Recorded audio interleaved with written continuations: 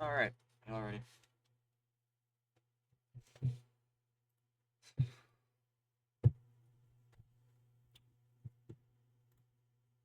Beat it off. 4 a.m.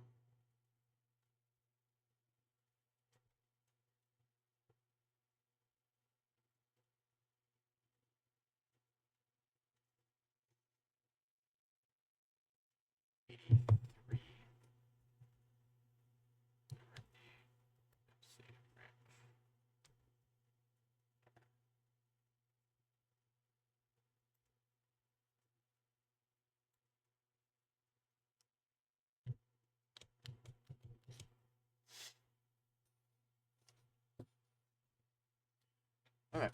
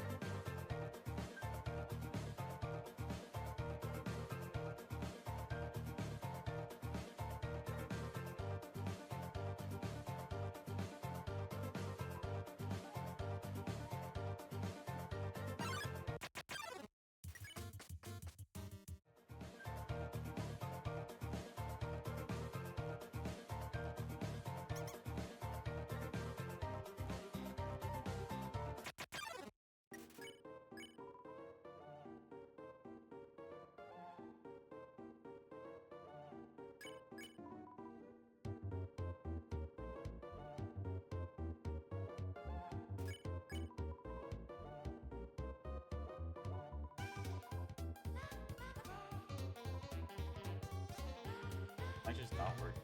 I might just tweak it out today.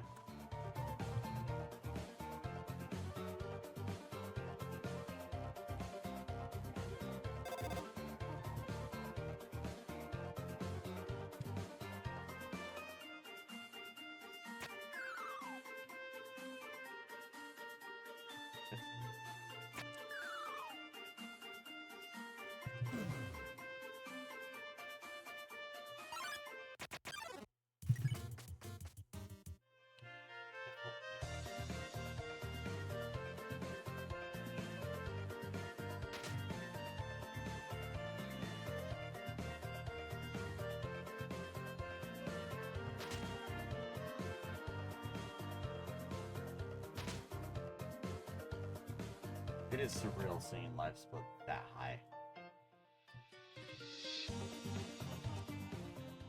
Okay. It's monster time.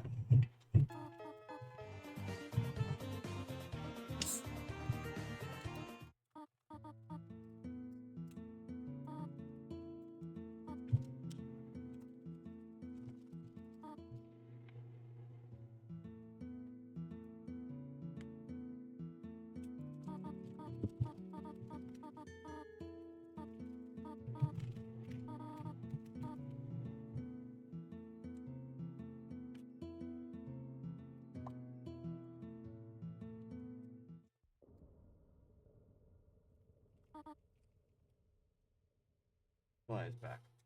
Fly's water now. Fly's water.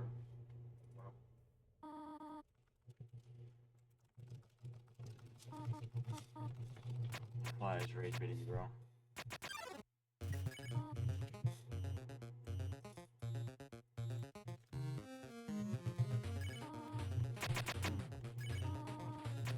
Good monster.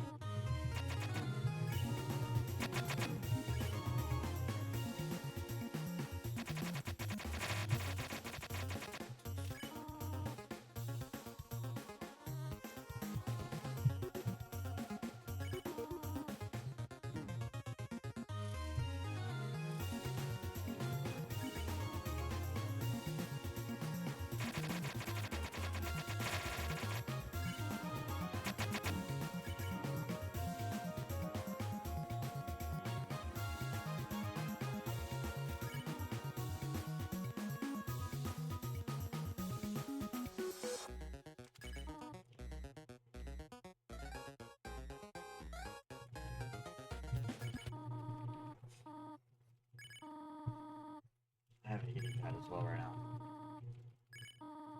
Just remember. What am I doing? Sorry about that.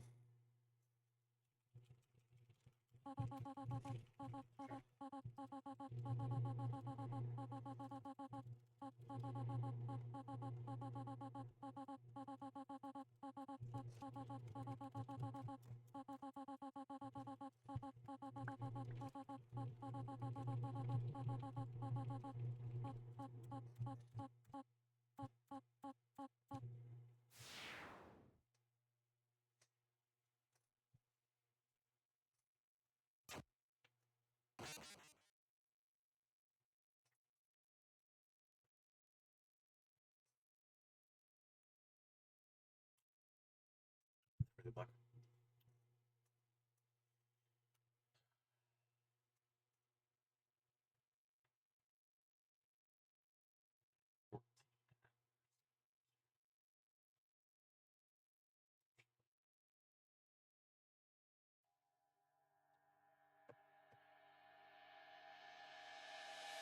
What?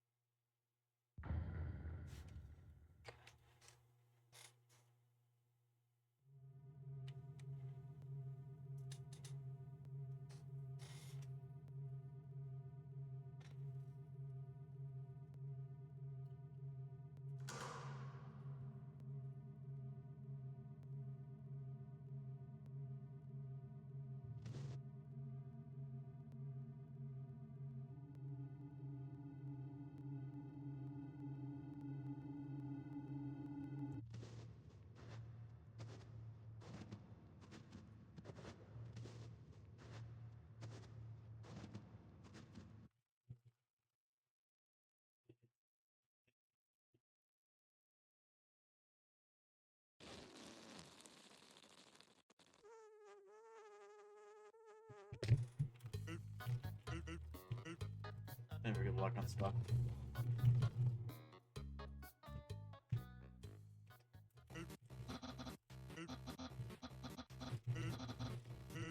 I'm just curious.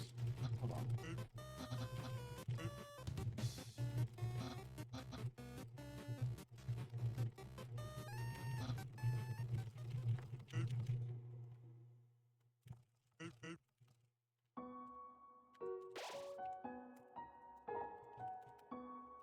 more.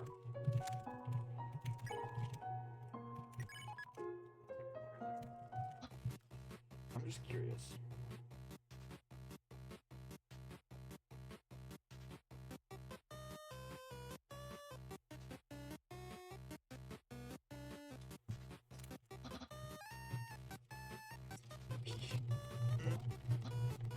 I need.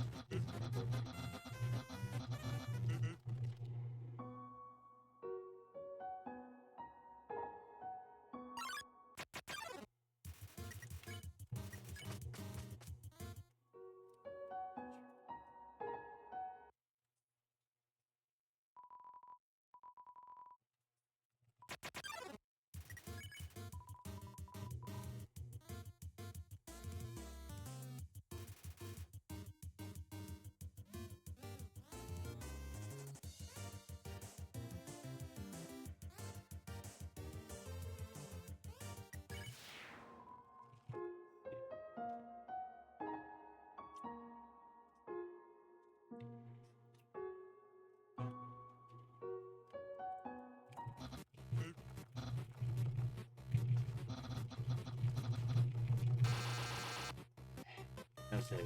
Yep. You know, I'll leave with that. Let me grab my pencil.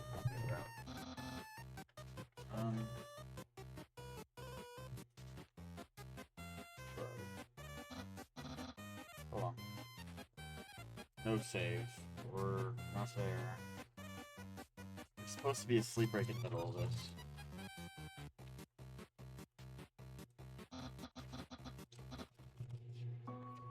But it looks like it kind of slows, like... How do I say this? Never mind. I was gonna say, it kind of looks like the branches are shorter. I just looked, it's absolutely not. It's tutorial and pirates that branch.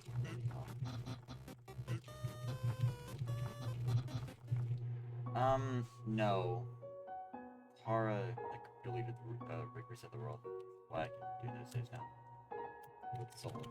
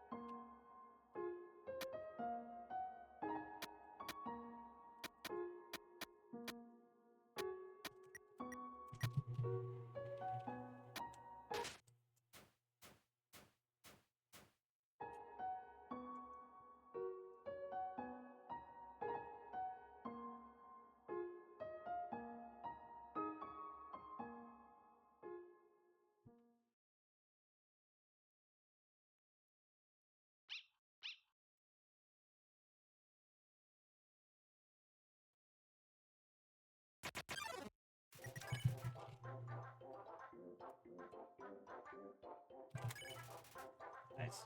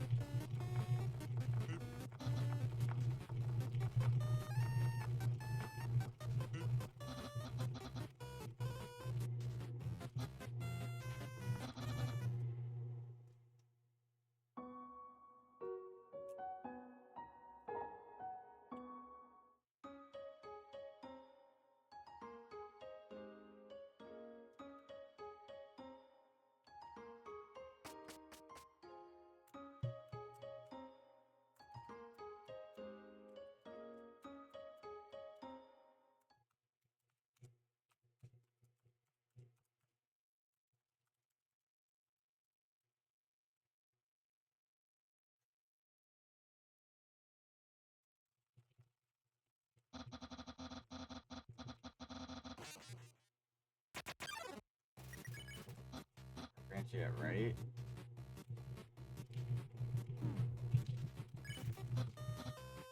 It's rough.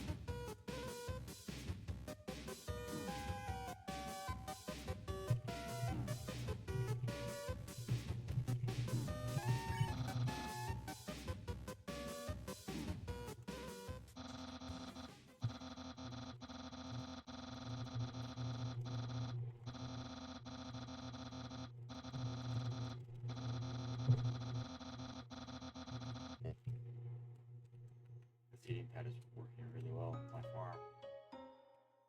The forearm really sore for some reason.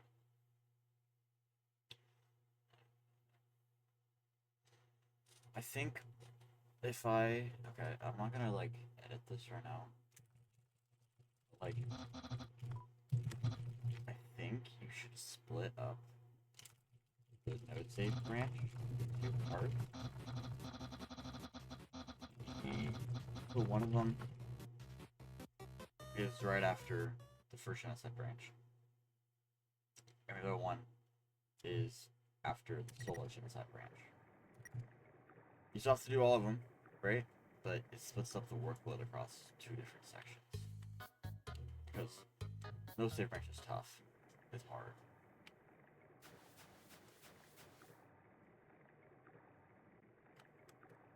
There's probably a reason it's not, though. I just think it would be easier like that.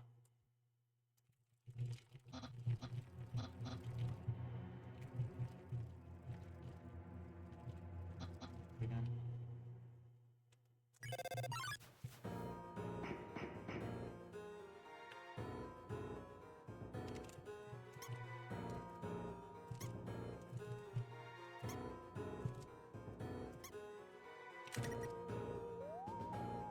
Dropping a bunch of frames.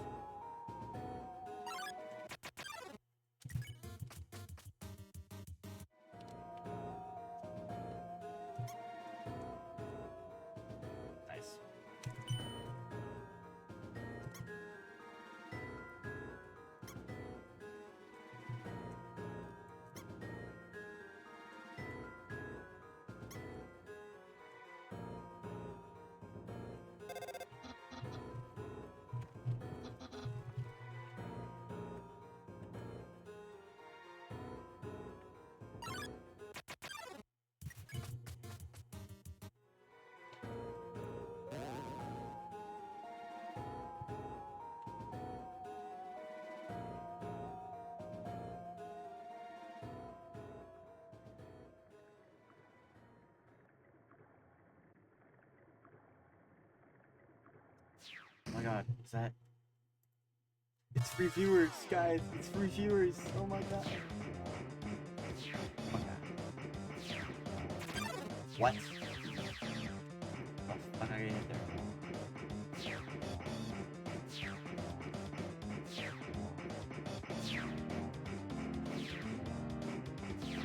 Fuck, nice.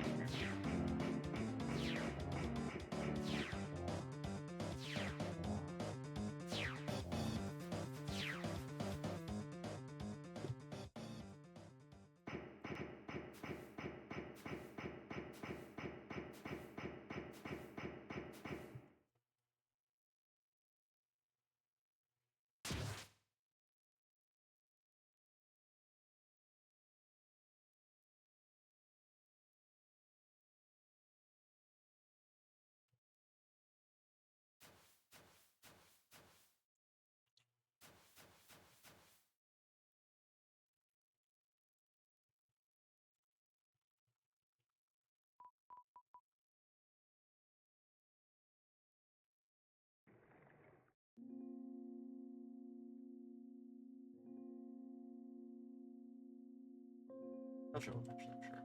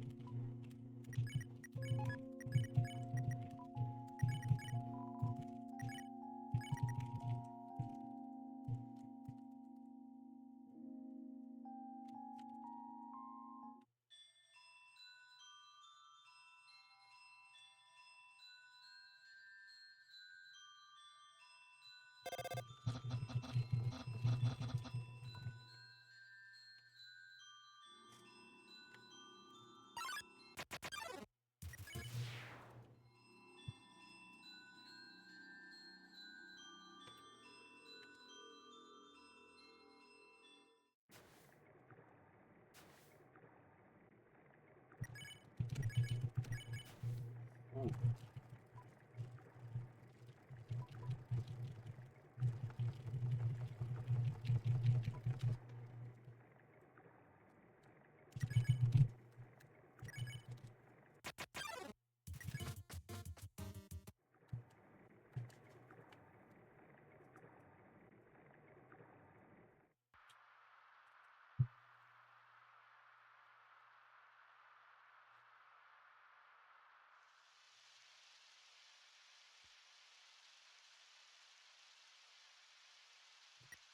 Super.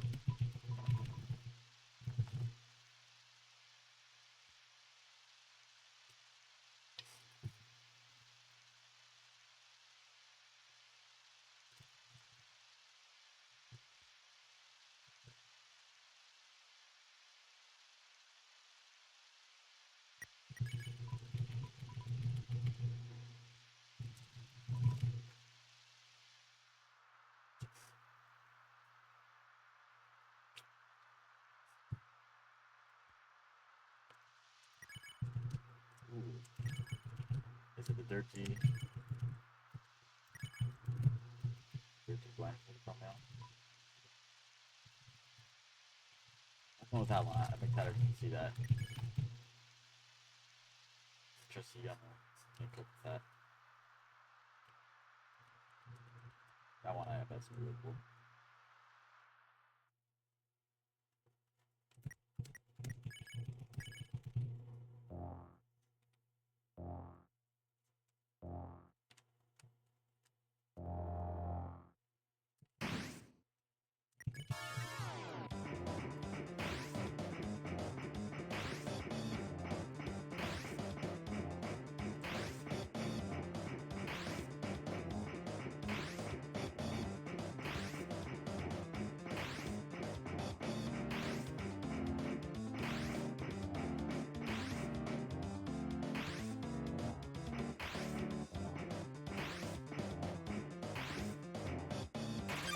Considerable community.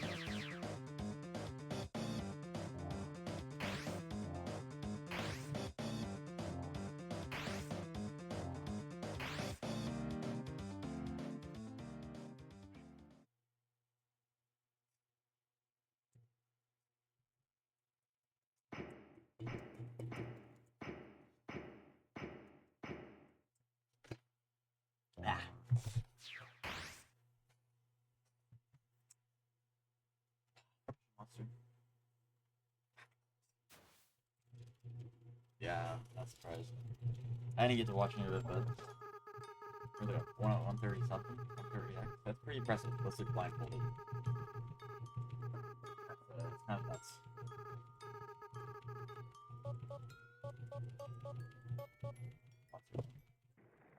Yeah. But, you know, just time saved for next run.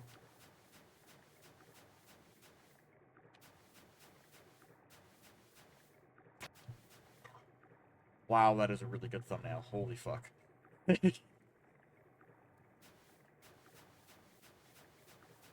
Oof. Yes. I know. I know. Jesus Christ, that is insane! What the fuck? Oh, dude, it's like one of those fucking GD thumbnails. That's actually so good. That is probably your best work, dude. That's really out.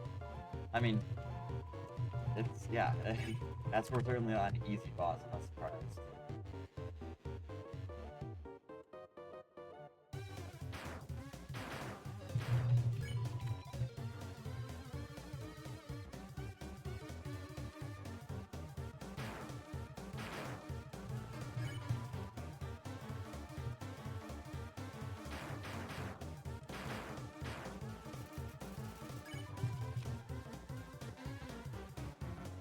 That might be one of the best thumbnails I've ever seen get TSR. I think that's really fucking good. Wow. Let's hit that. Oh. Nice.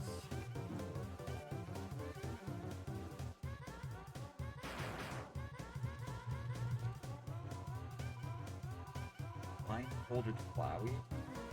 Ugh! Kirk, why the fuck would you, like, even mention that? That is... Ugh.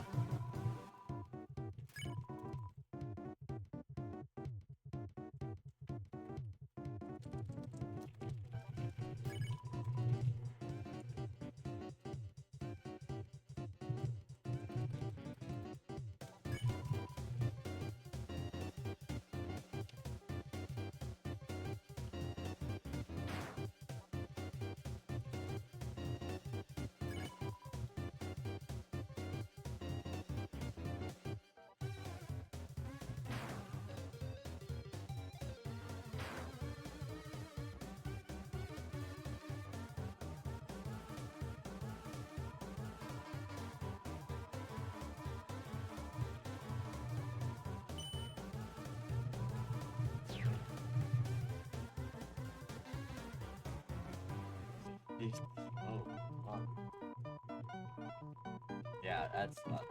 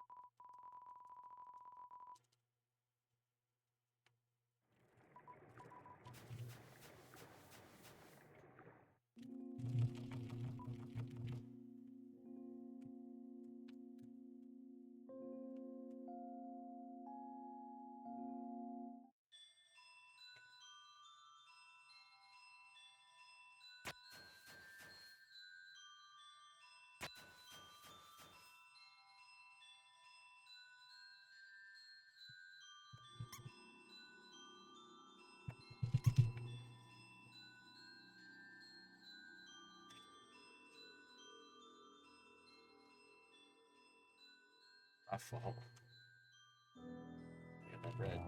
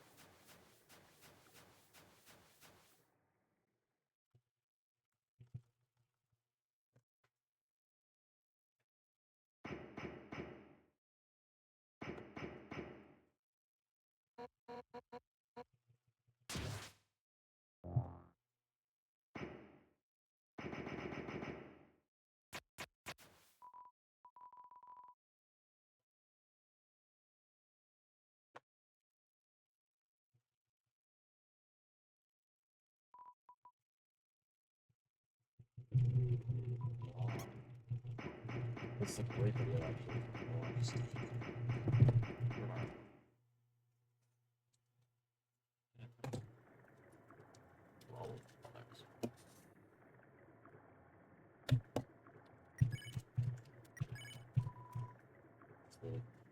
History of world records.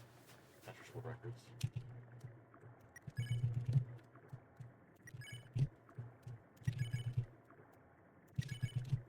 Fuck you.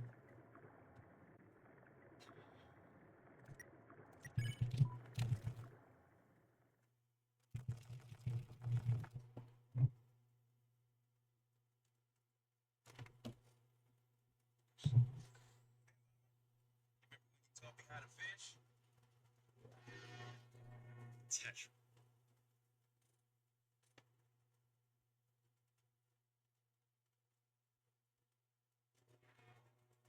Tetris. We all know it. All of few games that are lasting place in Tetris. Different versions releasing on your every Very. Oh yeah, I saw Flock in a 4. I like the last ending.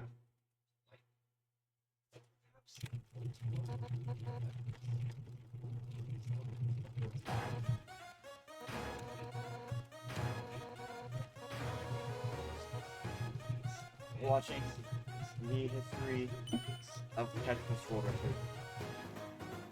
And not Tetris bits world record. That would be a much longer video. Ooh, I should have healed. I haven't healed the nail now. Alright, well.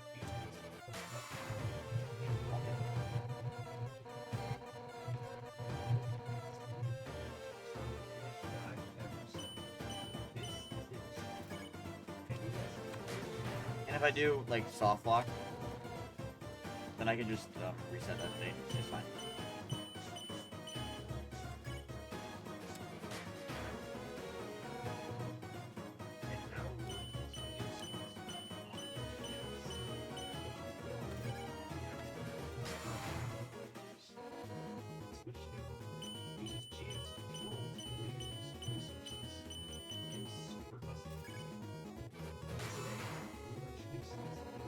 Word.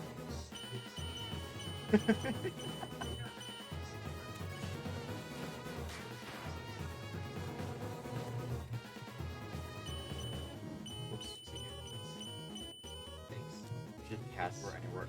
I'm not hitting password.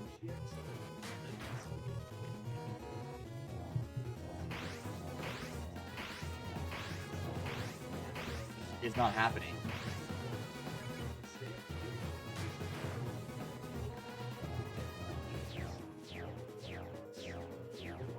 Well, yeah, because he's fucking blindfolded. Dude, everything's harder blindfolded.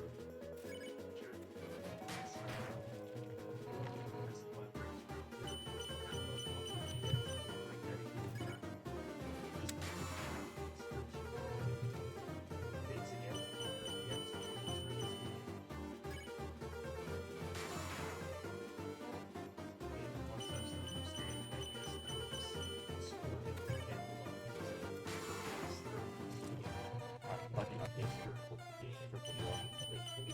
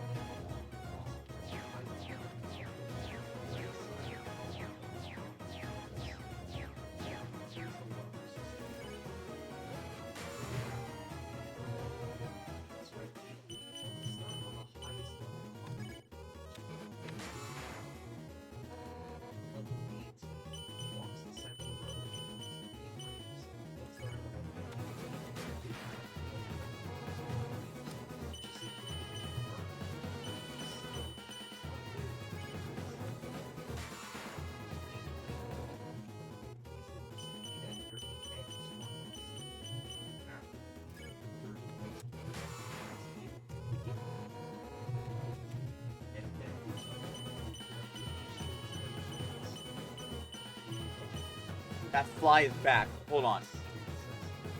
Where is it? Ooh, I'm gonna get that motherfucker. I'm fucking it. Where'd that fly at? I got fly swatter. This thing's fucked. Hold on. Where is this? Ew, fuck. Where did it? Dude, this fly has been rage baiting me for the past 3 fucking days. I'm fully convinced it's the same fucking fly. We're good.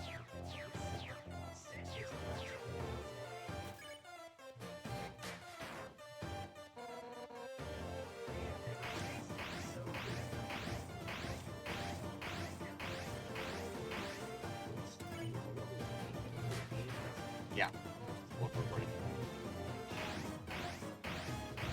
Yeah, I'm dropping a lot of frames, but yeah, I'm over recording, which is a little over a percent.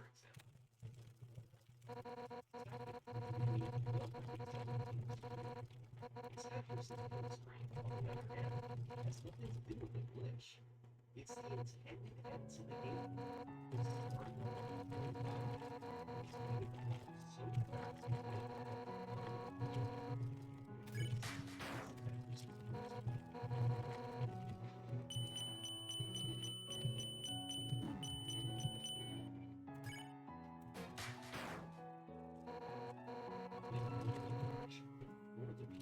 So it's physically impossible to move the pieces inside it.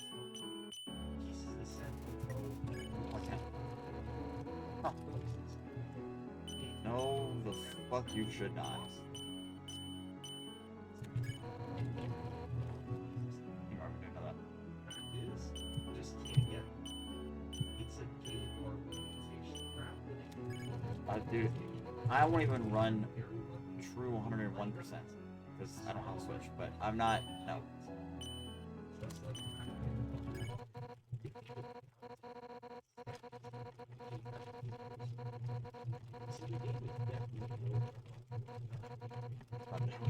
Alright. Have fun with that.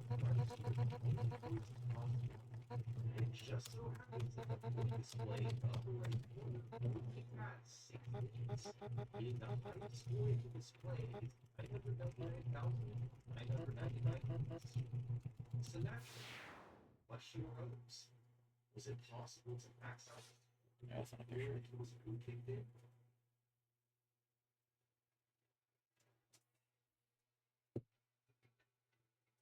Well, in order to get a max out, you have to make the most of 2 perfect lines. That means getting as many Tetrises as possible while avoiding other tier 2 perfect lines. Otherwise, it's extremely risky to play this way. You might need to build your stack up very high while waiting for the lump. There's not a roll with the rest. You can't break your focus for keys. Alright. But as brutal as the difficulty is, it's technically just possible to max out the score before the kill streak kicks in. There are actually reports of people getting all the way back in the 90s. It's difficult to determine how to treat these players.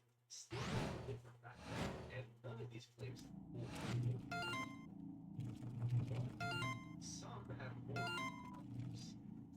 For Ackerman, winner of the 1990 Nintendo World Championships, was reported to have maxed out the game in the early 90s. He didn't report it, but being the winner of the Nintendo World Championships, he was one of the best Tetris players in the world at the time. Judging by his skills and the textbook of much to play, another max out game appeared in a 1992 edition of Nintendo Power Max. Player named Scott Hughes.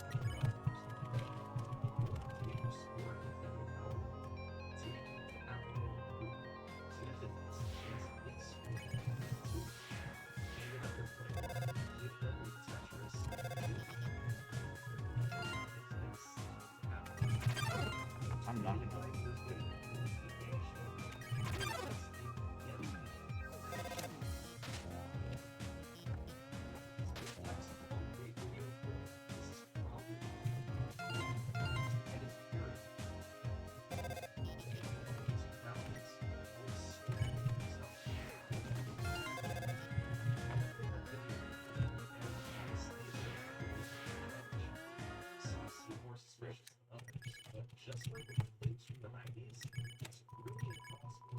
which of these internet legit?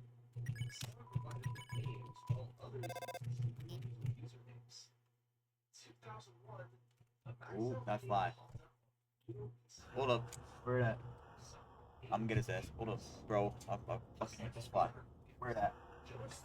I'm getting it. Right there. Come here. Come here, fucker. Where that? 2005. Ooh, this bro. Ooh, I'm gonna get this fly. Put up on his website. Tetris Master. Sure enough, in the release, Ralph pops Jonas again, saying he just reported one on Jonas dropped the video off at Trey's house.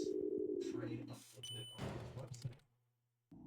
Then, that the world was first able to see on video a max out score of NES Tetris.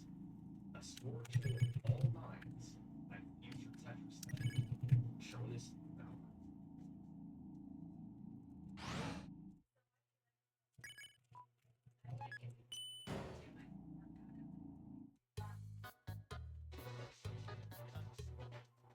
What you're watching is a massive piece of gaming history.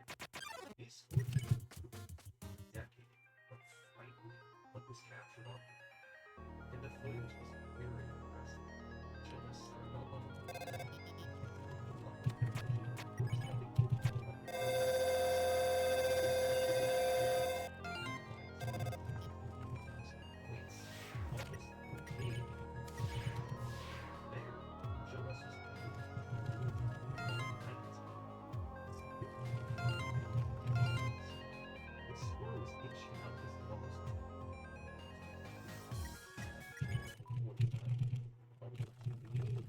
Still 60 pounds with only 10 legs to work with.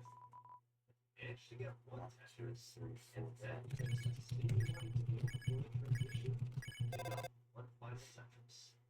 Kill streak kicked in, and the score ran all lines. Over the course of 8.5 minutes, Jonas had hit the max out NES Tetris.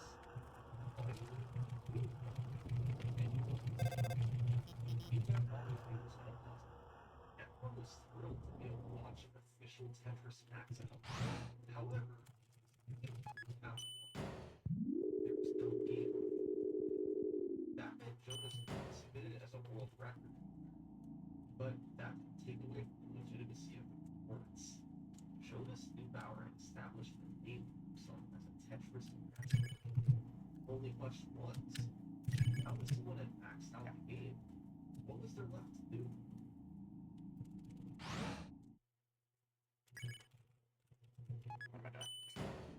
Oh my god. What was following dude here is while competitive retro gaming was still in its infancy, gravitated out. You were able to popular game like other type of retro gaming.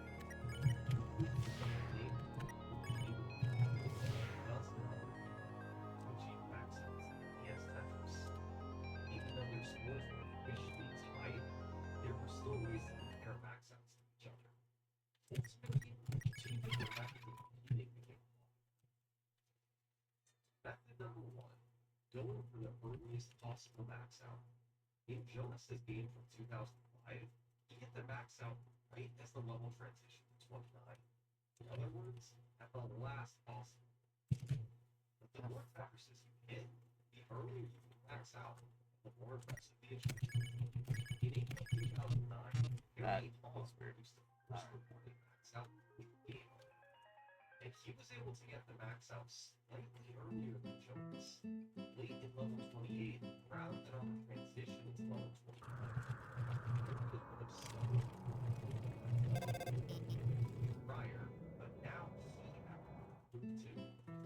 In early 2012, a player Scared. yeah, I think that'll work actually. 26. Much max outs. He played Tetris after Tetris started in level 19, just where he pulled away from previous players. From that, there were a couple way early max outs. Harry Hall played an early level 26 max out on tape. He did not know the score, only claiming it on a Tetris score. And in August 2014, a player named Super Cell, they maxed out the Wait, elite exactly. They scored these players' only goal was to get an early max out. As soon as that happened, they stopped playing what the game ended. It was several levels before the kill streak. However, not everyone wins. That's why there was a second method of winning. Playing the game all the way to the kill screen, and calculating the score later. In other words, try the highest score possible. Way higher points, you can still add up all the points achieved after your scores. Notice this first step.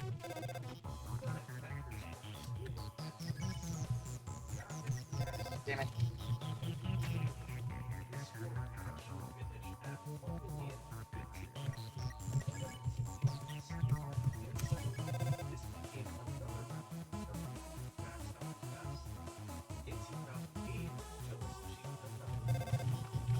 No soft walking there this time.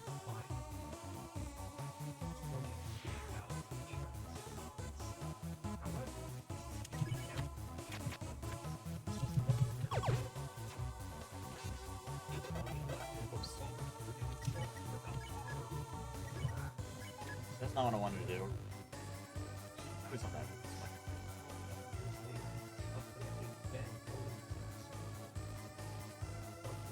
Yeah, I should have done that 100%.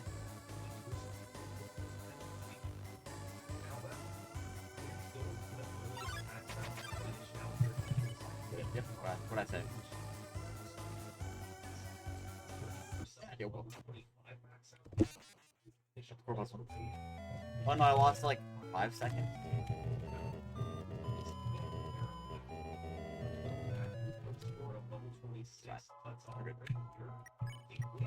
You're right, run dead. Set yourself. Right. I didn't think about that. I hate ads so much. YouTube ad made me do a pumpkin film.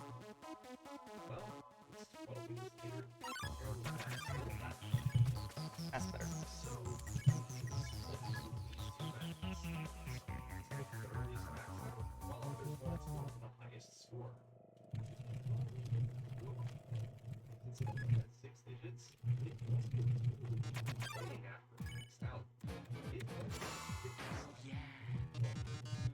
Yeah, interacting with the save points to heal is fucking terrifying. it is possibly the scariest thing in this fucking game. So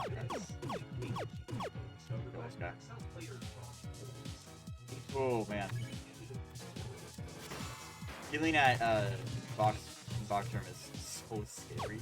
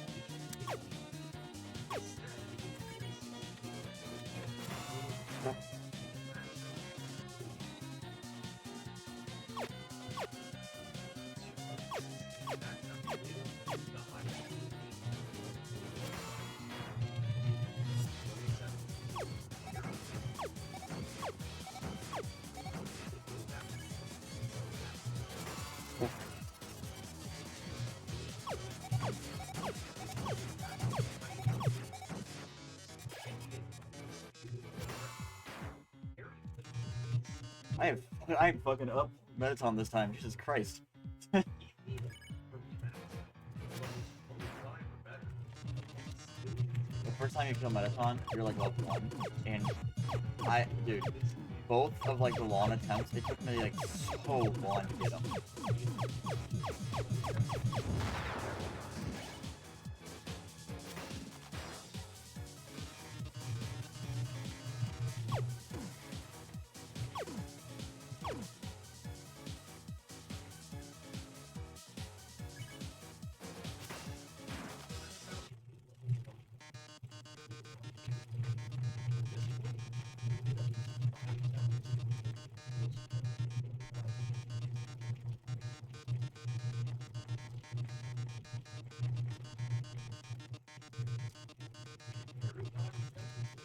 Still a few points short. His stack on the line is desperately. This activated the close range. He still needed 3,000 points. Well,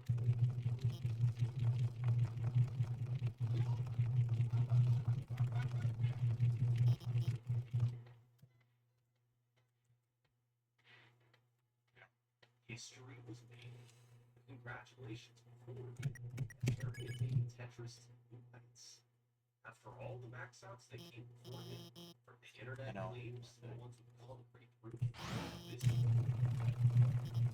except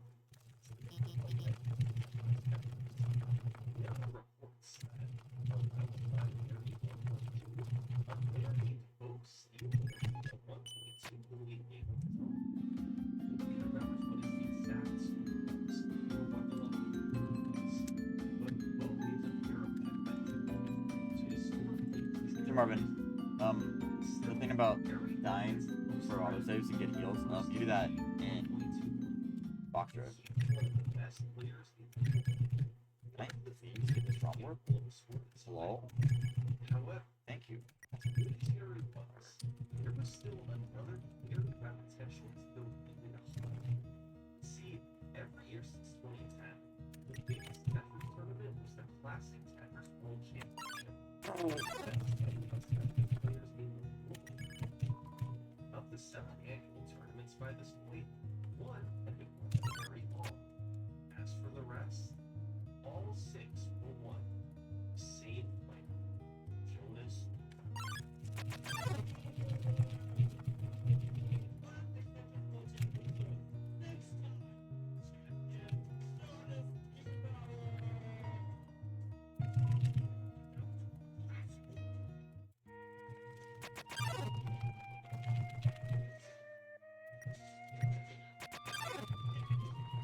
Dude, I'm going to become a communist. I'm gonna write a manifesto. It's in the works right now. That's out. Jonas had turned into a monster. Every year, he went head to head against the best players. Jonas proved better than the rest. You didn't get out of trouble with all these things. Jonas knew how to see the best of the rest of his players. Yet, all this, never really had something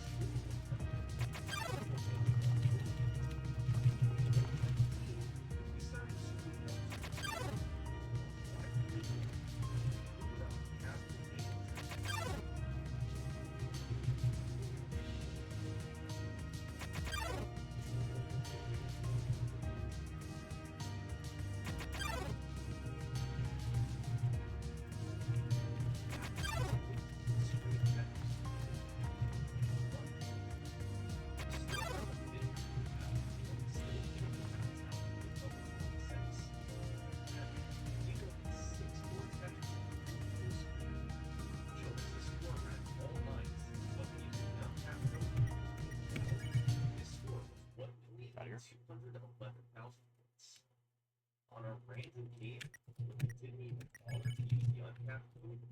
Jonas had just set world record. After this, the back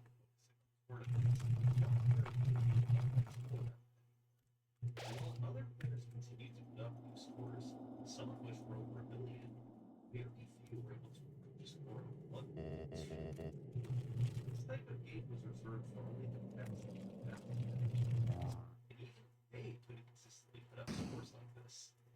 up a lot of money at Walmart. So, Jonas instead prepared 2017 World Championship. In that November, he officially made it 7 World Championship victories. 2017 champion! There was nobody else in the team. A year after Jonas set out to swarm trying to take it to a level where nobody else could. Jonas wasn't messing around. He was using the unnatural, even though right away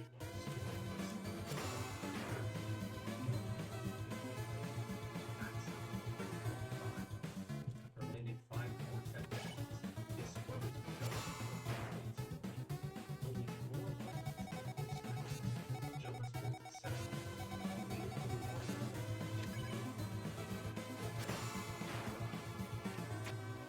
Let's go!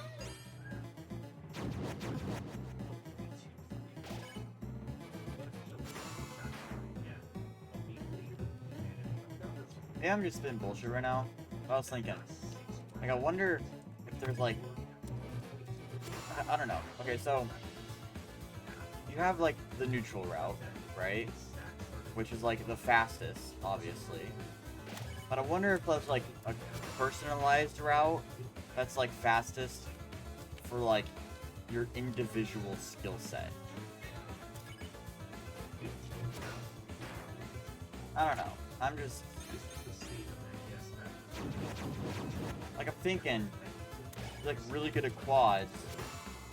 Maybe killing the Sunderplane or Pyro. Have more love for Asgore.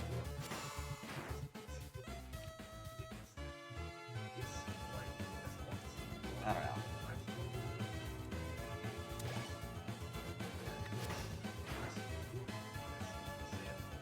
That's something I was thinking about.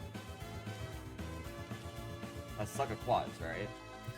But In 2016, a player named Orion posted a video of his first NES.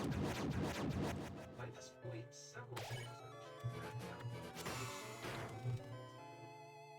However, when he posted a video of him, Orion did something very important.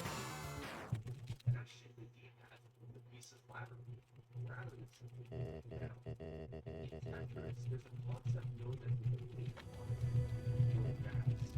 When you hold down the keypad in NES Tetris, your piece will auto-shoot to the side every 6 frames, or 10 times per second. This is quite fast, and leaves you with enough time to navigate even on the breakneck speed of autoplay. However, Orion is from Japan, and NES Tetris may not have any of these. So, his background is from playing the various other versions of games, including the Game Boy Edition. In Game Boy Tetris, when you hold down the keypad, the piece hesitates momentarily and then moves roughly 7 times per second. This process is too slow when playing in higher levels, so Game Boy Tetris players have to repeatedly repress the keypads to move their pieces to the scale. And since Orion was used to playing this and various arcade games, it was only natural to match the keypad in NES Tetris as well. But this actually gave Orion he was able to accurately match faster than DAS normally move the pieces, making the blocks just a little bit quicker than normal. It meant that once he moved 2 frames per block, he had a chance to deliver few points. He couldn't play for long, but it wasn't necessarily an instant game over.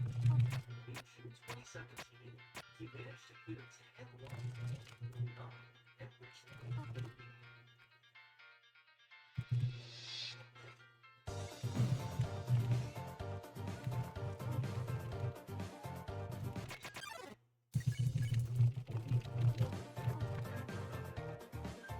Surprisingly, he had to use one finger tap to pull it off. Ultimately, though, it's just like Orion. If you want to make the score,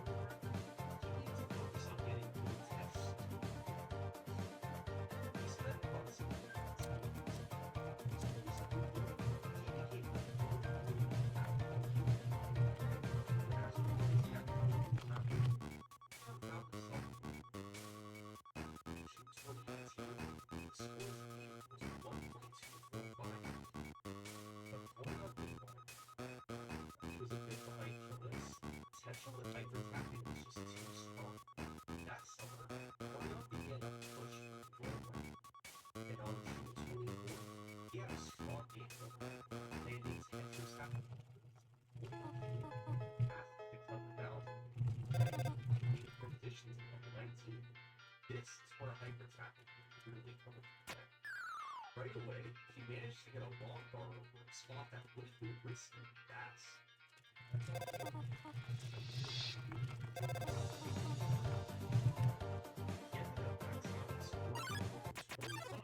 Just about tied Jonas' world record. San Francisco continued, and eventually, Florida found herself at 1.22 million, only one more to lose. Each exceeded 1 more times. Totally by accident, by the way. 100% complete. And complete. Hold on. I'm so distracted.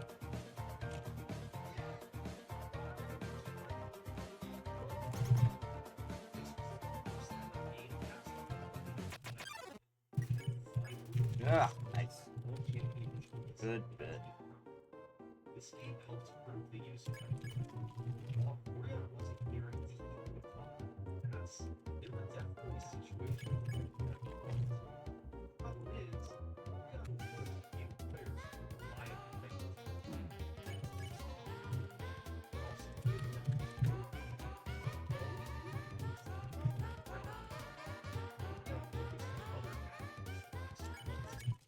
early 2019, take a breath closer to 1.3 and on March 5th, sketchy move came at 800,000. Only this one to hit the third on the wall. That's where hyper-tracking becomes in that accidents late on. That's perfect. Third button to the full screen. At just enough to 8 more Tetrises and finish off one more.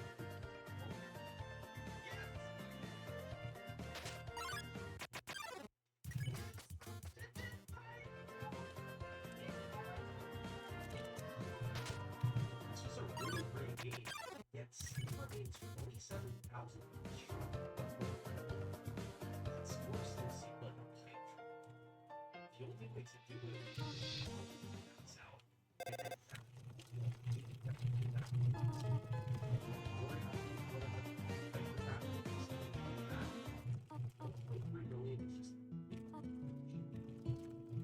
I'm thinking pay attention to this fellow. Or, well, that's true.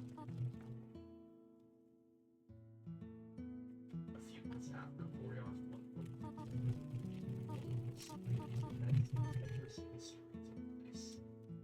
one day in June 2019, a man named Tyler Peach popped up in the Discord server.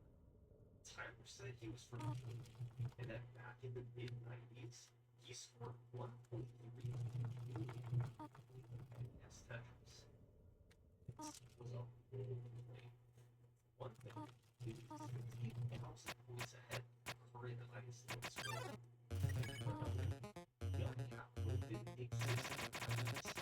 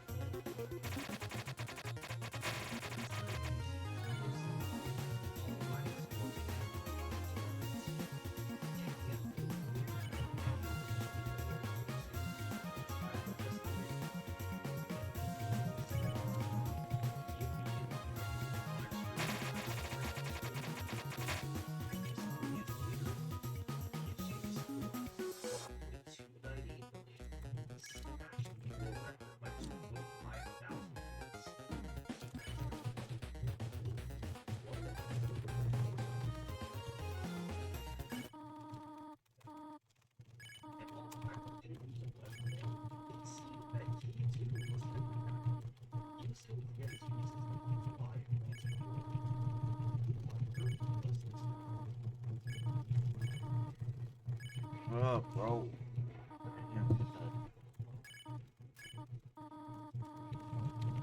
15 hours.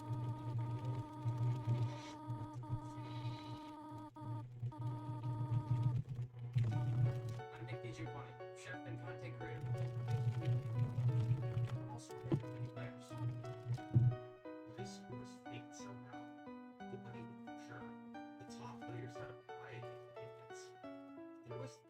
Tyler's gameplay that screamed it was fake. The circumstances were just so weird.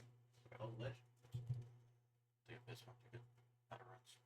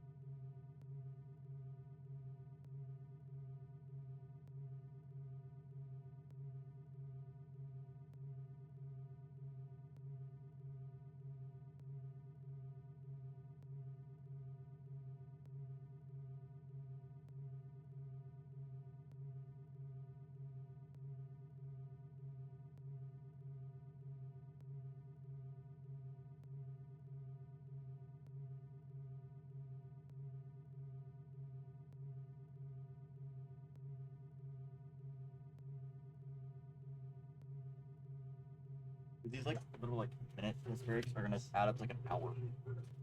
Ugh. Story sounded too insane to me. Well, months down the road, you know, Tyler was 100% legitimate, but he wasn't a real person. Tyler was actually the alt account of one of the best Tetris players in the world. He was the teenage prodigy, Joseph Singh.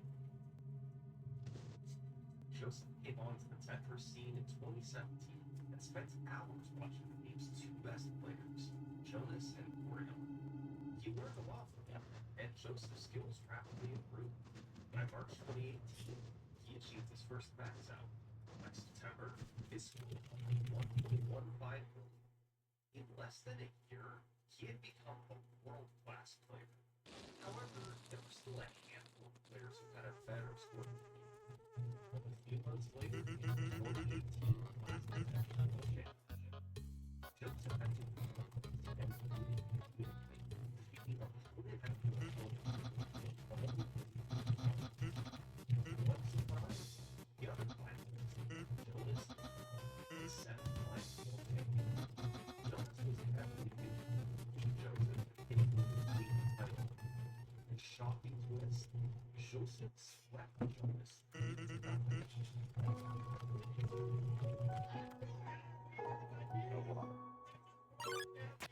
That is not what I want to do. But despite that, he didn't have his goal.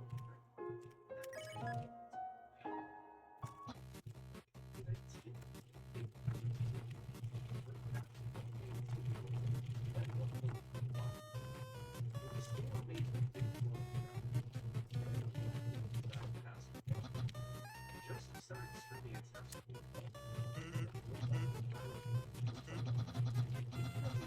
many attempts there. One of them ended up breaking the world record. So, he decided to win.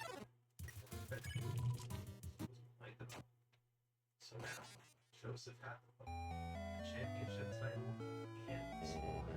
Beyond that, Joseph had a multi-skill skill that no other Tetris player had. He could actually play full screen. Joseph was a hyper and a very good game to aces quicker than anyone else. Kill streak takes him 29. After 28, he became the first person to make it to level 31. Later, he became the first to make it to level 32. It was amazing. Joseph needs are not dancing playable, but Joseph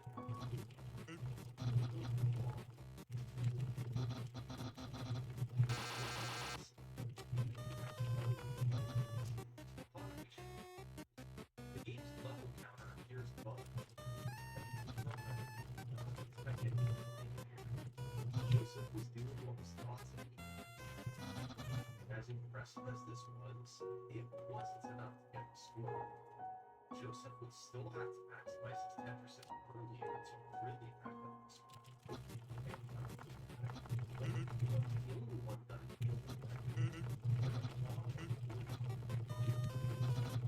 had a great bridge trying as well. And so, it became a three-way race between Harry and Joseph for the first 1.3 million yes matches. Harry was the first to strike. In August 2019, he got a new high score of 1.275 million. This was short of the 1.298 world record. Those who thought Tyler Hughes cheated considered this score. Still, it could be 1.3 million. Harry would have needed 1 close to push him over the top. Instead, he was the more recent record leader, and his personal best remained at 1.273 million. Perhaps his hyper tap was good enough to get him there. He got a max out at level 25, and only second tap was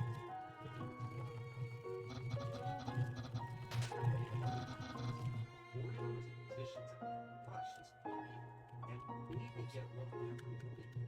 You can just get one final.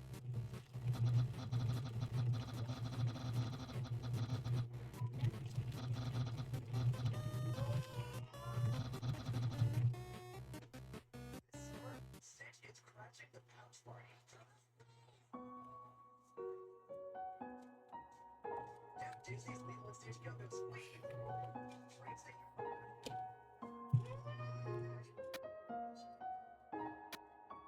Warrior got Madison couldn't get the last measures he needed. But Tragic. one with the best chance at 1.3 million was Joseph. He'd already got 1.298 million on Tyler. He only needed a tiny improvement to get him there. That December, Joseph found himself in nearly the exact same position as Warrior. A max out at level 25 and needing one more Tetris, 1.3 million. This could be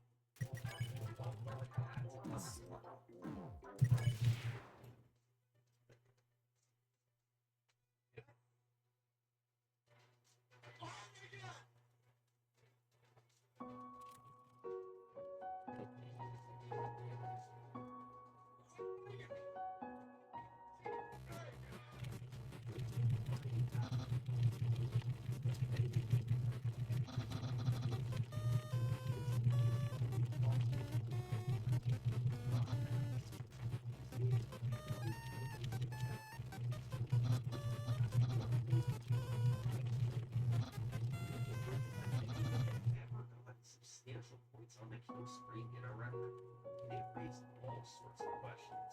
Was this move realistic to replicate? How many kill screen points could you get? And since he was past 1.5 million, did Joseph get the score record's 1.4 million? Yeah. This score would have nearly sounded impossible just weeks earlier, but now there was a blueprint. We'd already seen Joseph get 1.3 million points going into the kill screen. If he could land a few Tetrises and get 100,000 points on a kill screen, how would you know? Joseph would be totally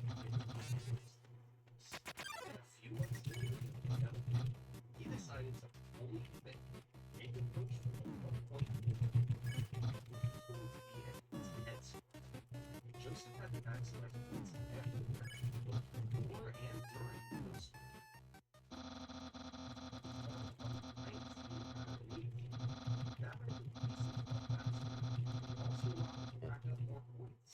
Potentially 30 to 40,000 over inserts and Joseph needed every plot. Yeah, he couldn't afford other lines. He he had to give the exclusively overprotector since the maximize points. Yes, up with all this was, it was actually really easy. The hard part is then scoring 104 just with 4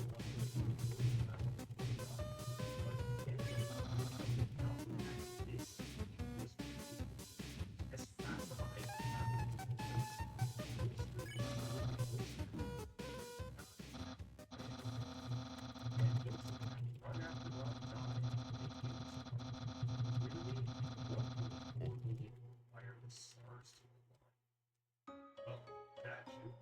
Joseph would get a chance. He got a max out at level 25, into a screen just shy of 1.3 million points. He'd been here before. Now, he had to make it to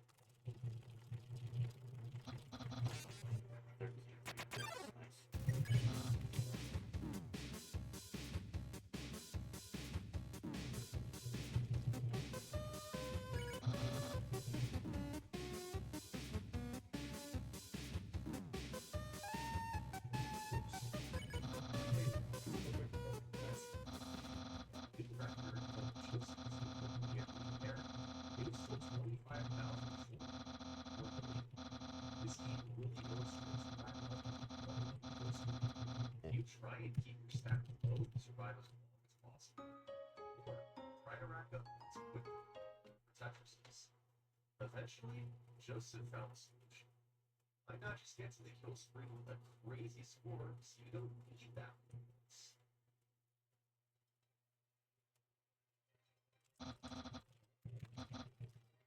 Dude.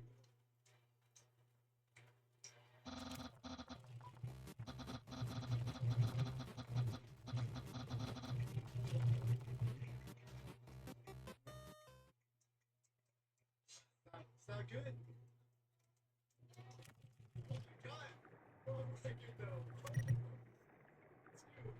This ace was insane. Scoring just one Tetris on kill screen would have been enough for him. But Joseph couldn't survive long enough to get a Tetris. He topped out just 10,000 points short. Still though, clearly he was close to it seemed like he could be away. Joseph started the game at level 8. Set a score of 1.38. This was the highest ever score for a game from the start.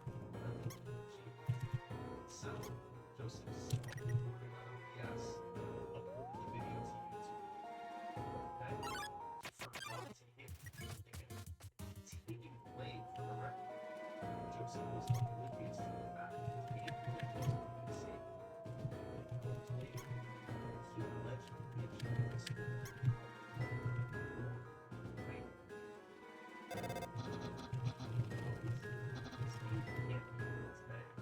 he was streaming into this one of his friends was recording audio of said call, including him freaking out.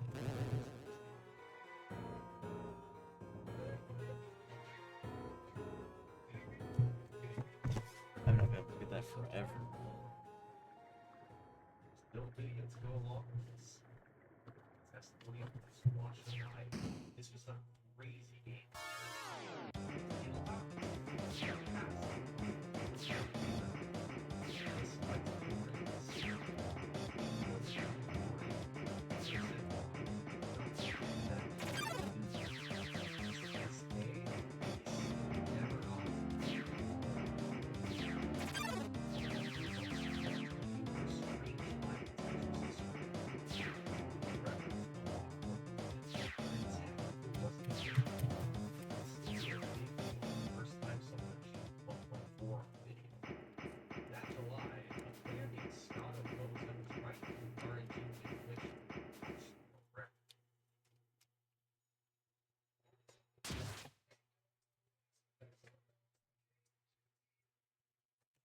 He was able to use a task to predict which pieces would come and plan ahead accordingly. However, his score of 1.5 million. So, the focus was back on I want to one stood above the rest. His name was Dog Playing Tetris. In June 2020, he became the second person ever to achieve a score of 1.3 million. He was trying to get 1.4 million alongside Joseph, and while Joseph stopped playing after recording 1.4, Dog didn't try it. He was perceived as the most likely person to play. Following the hyper Joseph, so he had the ability to play for a while. Fall, his score was up past 1.35 million. He was pulling it in. He managed to get a max out Undertale level 24. Who definitely hit 1.4 million. The Tetris is kept running. Right, he hit the kill spree. The score was already at 1.367 million. He only needed 33,000 points on the kill spree. Dog Playing Tetris had them.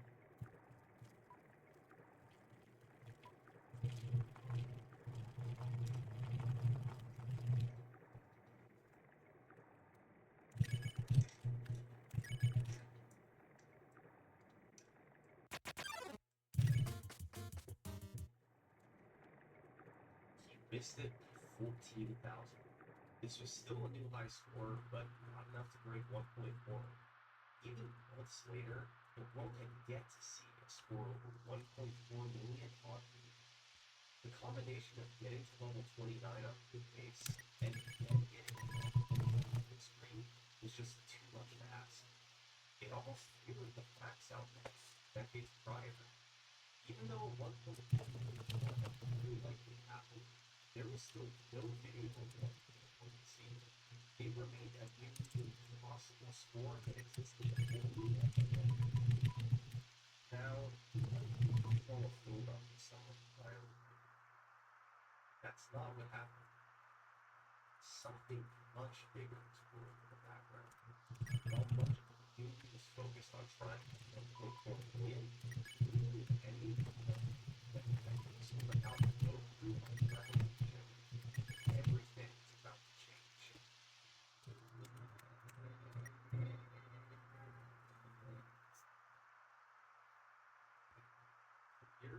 There have been two ways to play NES Tetris: Daps and Hyper Tapping. Daps was certainly easier, but Hyper Tapping had higher potential. That's how players were able to get points on the screen. Well, by 2020, Damn it.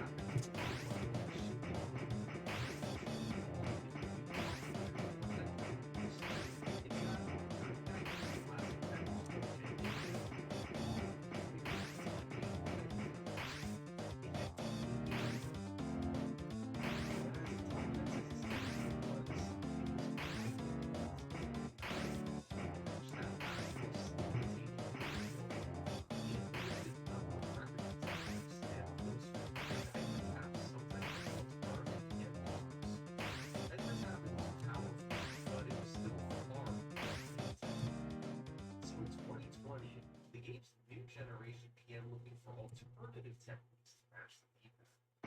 The leading theory was to try using multiple fingers instead of just one.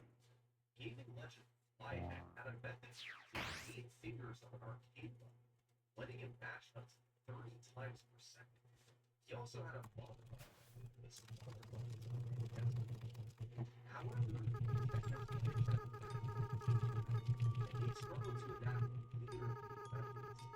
The D-pad seemed to simply be too small. They needed a bigger What button. if I can roll? That's when a player named Cheese found something. Yeah, any of Flyhead's videos and Oh, international flames. games search box. Then combined them into his own thing. The NES D-pad was too small of a button. I used the entire back of the controller as a button. Resting a finger on the D-pad, you can move your fingers along the pad. This allows you to rapidly press the D-pad up to 4 times or 5 times. That's just enough to make the piece go far left and right, and you can reach speeds upwards of 20 presses per second. It's also much easier Cheese Mountains that he knew it had cheese. He had just discovered Texas.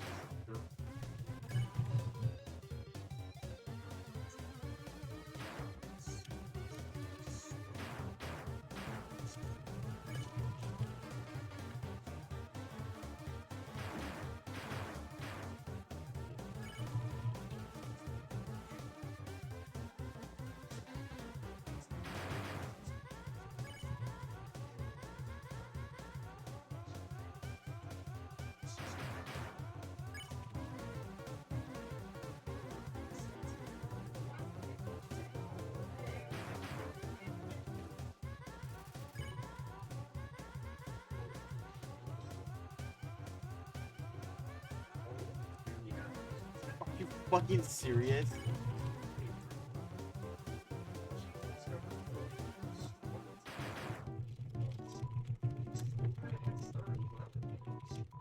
Eventually, he started playing in 2021. He had never reached the full screen.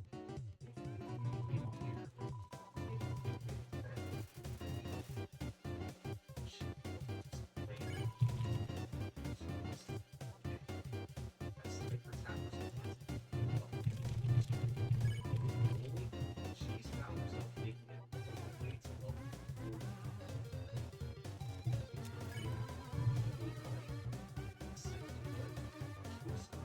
Can I roll this or not? Experimentation.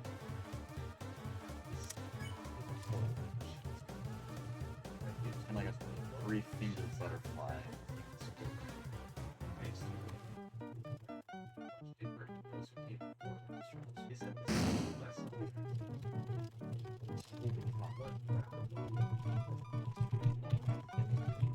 Ah.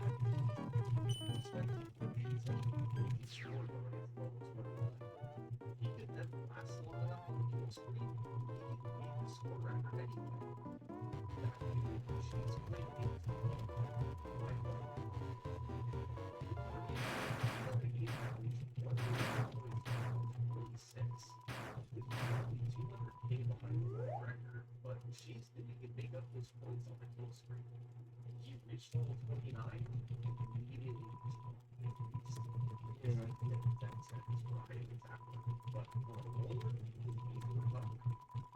from there, the gameplay just got crazier.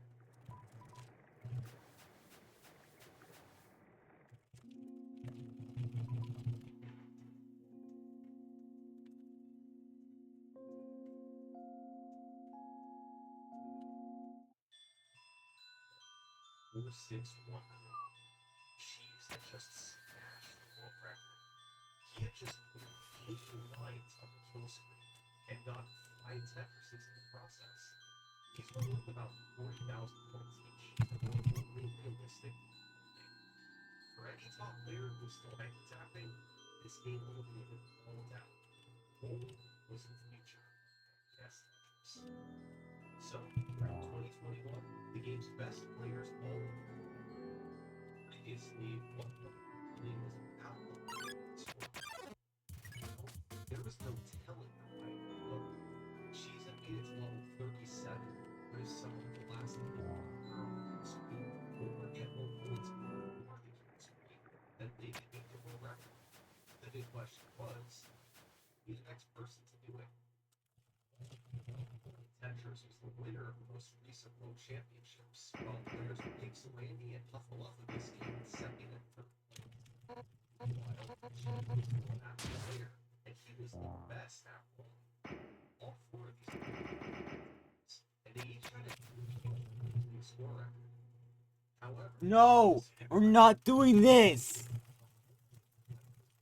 No!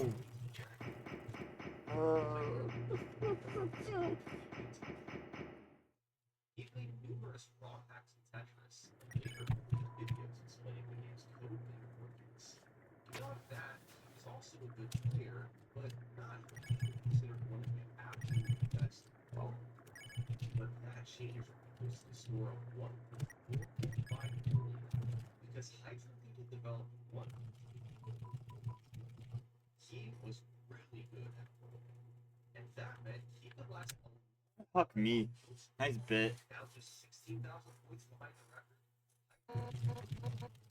In September, Let's skip around.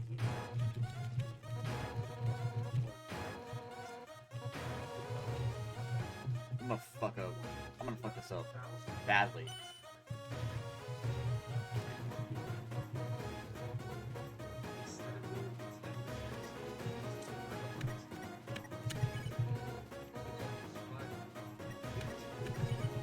I do not really remember how to do this.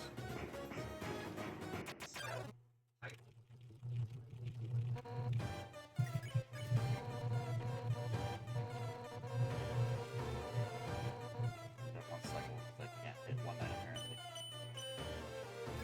Not bad though. Dying here would not be ideal.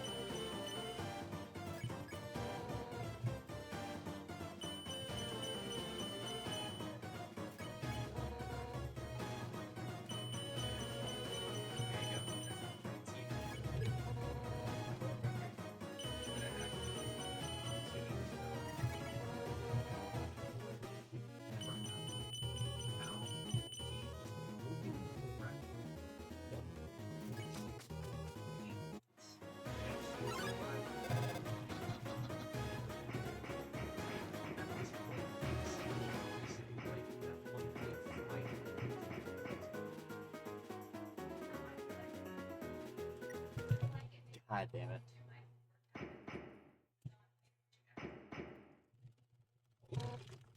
So long. It's great. His entering it wasn't anything special. If he could score a few more points beforehand, 1.5 million. Well, Edgar did kept one, and just a few days later, he got the pace he was looking for. 1.35 million entering the kill streak. This was nearly a quarter million ahead.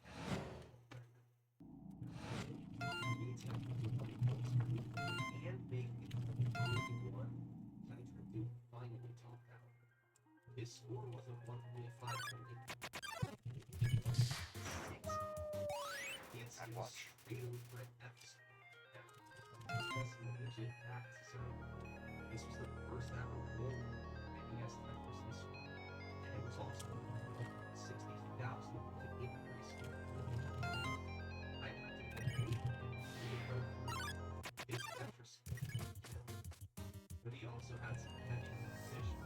As more time passed, the top players got better and better.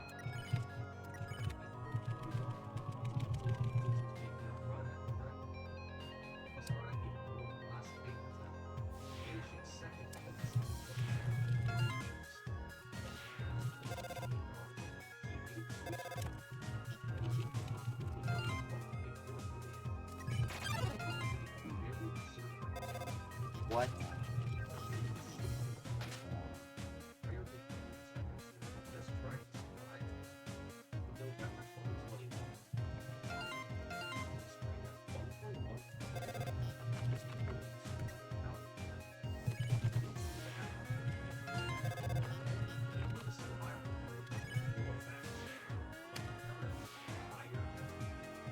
Level 30 and 40 and 40. Huffin landed 2 Tetris moves, but he was somehow closing in on the record. A couple minutes later, Huff reached level 50. This was the highest level anyone had ever reached in NES Tetris. Finally, Huff topped out. His score, 1.676 million, a new world record for speed, level, and points on the kill streak. His survival playstyle had worked to perfection. It was unbelievable to watch. He lasted through 23 levels on the kill streak. Bowling had forever changed NES Tetris. Gone were the days when you could squeeze out every point from the kill streak in the game. Now, players could just survive longer to make up those points. How high did the score go?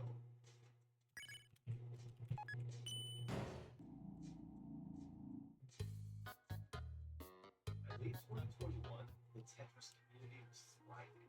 This was the most active it had ever been, and there was lots of competition for the score record. Only a few players from With Hyper Tap, a second chance. These chance to snag more. He played him score 1.67. Nice one. Like he still has. It seemed like a 2 million win rate wasn't. However, over the next few months, it became very hard to track videos true performance. He's got a habit of playing games, sometimes even getting a world record score, and then feeling so great about it. Sometimes he eventually uploaded scores, and other times he didn't. She's gave various reasons for doing this. Better spaced out YouTube uploads, to make memes with his friends, and sometimes just because he could. So, we don't have a perfectly accurate record timeline, but two little bits and pieces of it. She's allegedly achieved a new record of 1. However, it's unclear if this was before or after Hump's 1.176 million. We don't know what she's exact score is. That being said, Cheese didn't vault all of his scores. He was an amazing player, and sometimes he had to play live, like when he had to qualify for a tournament. Since this was a qualifier, Cheese was just going for a decent score, not anything crazy.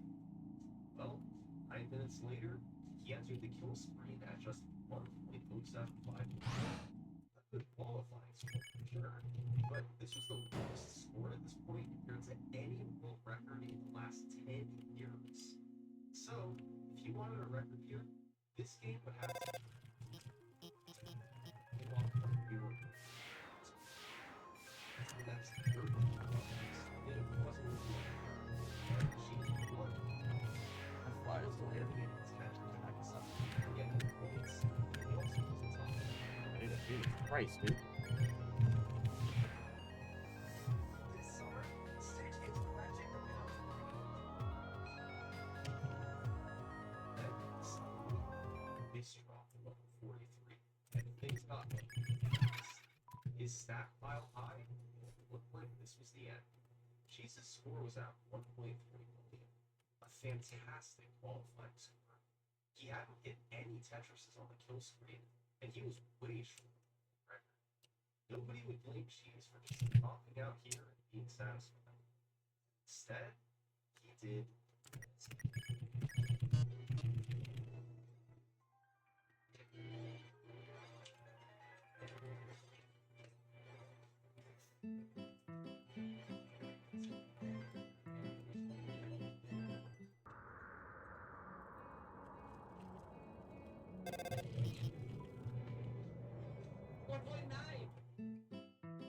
Let's go! Oh my god!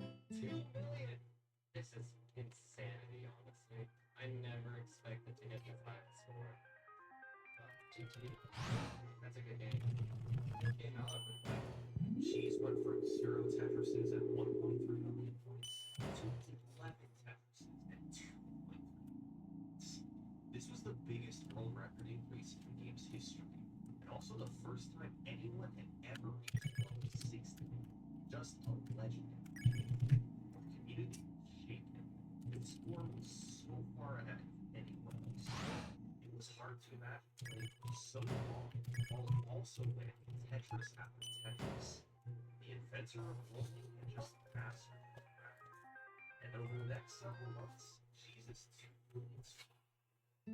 While others tried and did improve their scores, none were able to crack 2 million. The world record would be a major outlier. Yet, despite this, once again, in January 2022, he set a score of 2.7. Okay. This was another record score, hitting the game has never been made.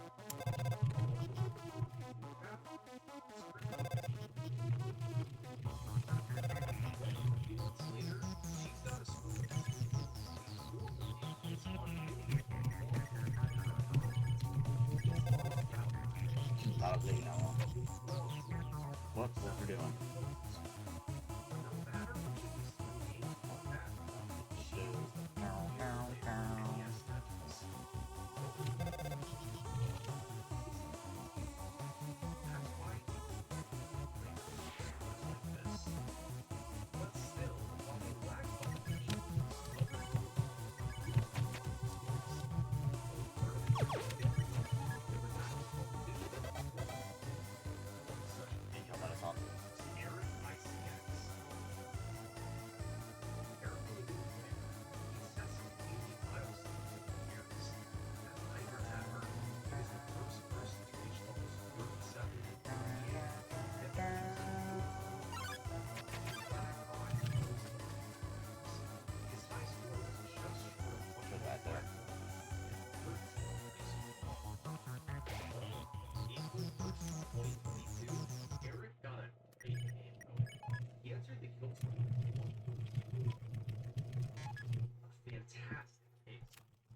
Minutes later, he passed 1.5 Ugh.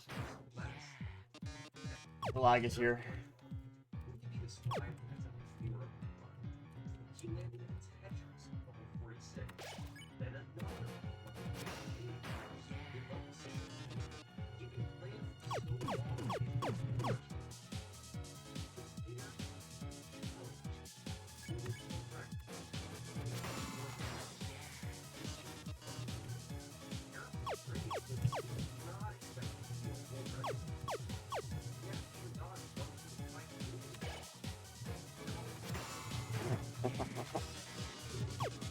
This is stinky doo-doo fart.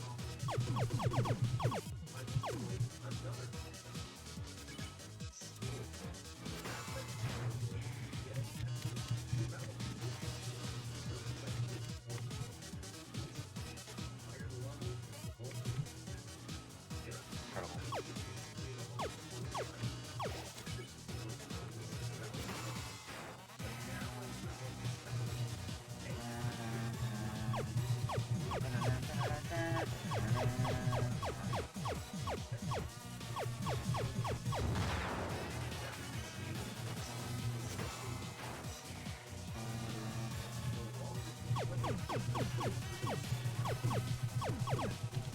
Oh.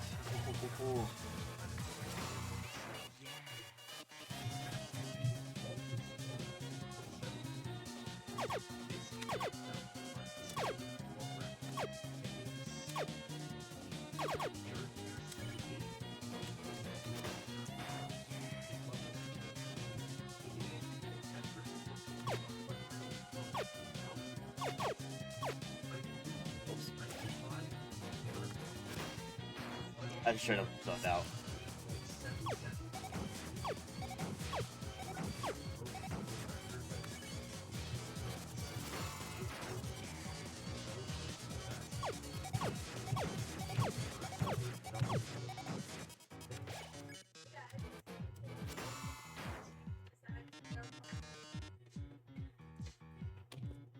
The hexadecimal digit rolls over for a second time after 2.2. When he boosted his score,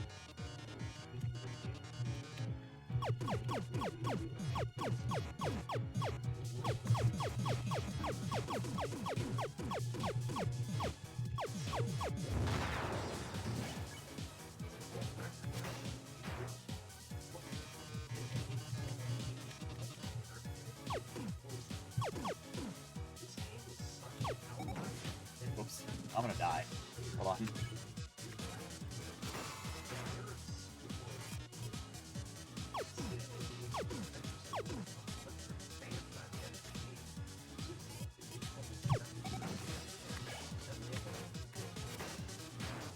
Jesus, dude.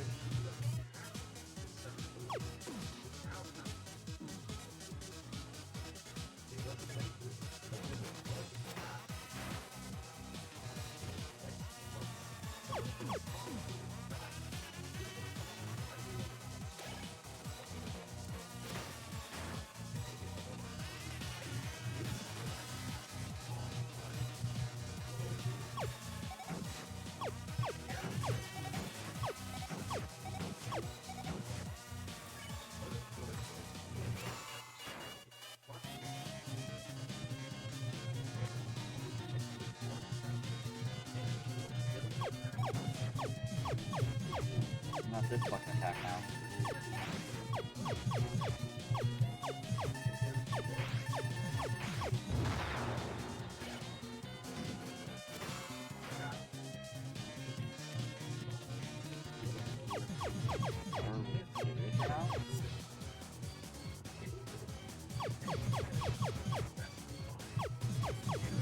Wow.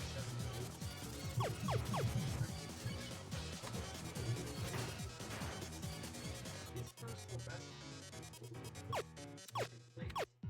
These were quite possibly the two best Tetris players in the world.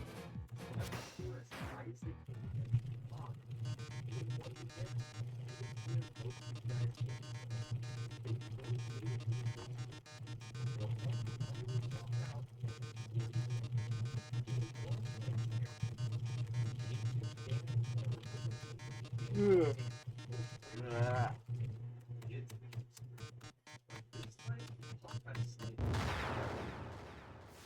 to 950k. They both survived to level 40, with Huff retaining his 28. A few minutes later, he was arrived at level 50. This point, the demons were rare. The pirate is free of Tempest performance. Only 4 games have ever survived to level 50. The fact that this one had both players still alive is astounding. Nope, fucked up. But they both sworn.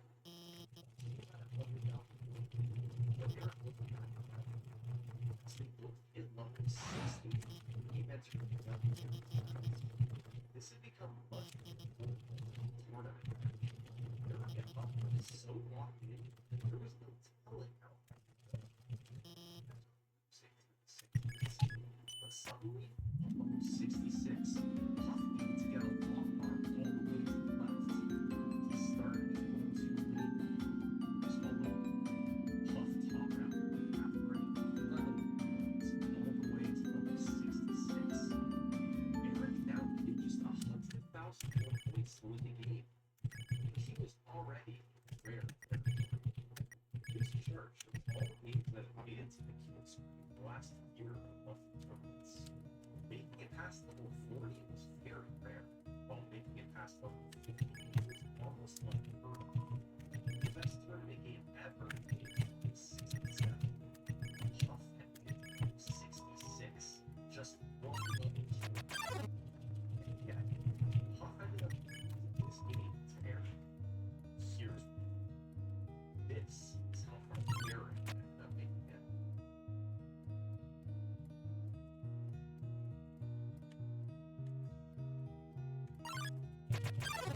Oh, I hate that motherfucker. God damn. That shit's still going.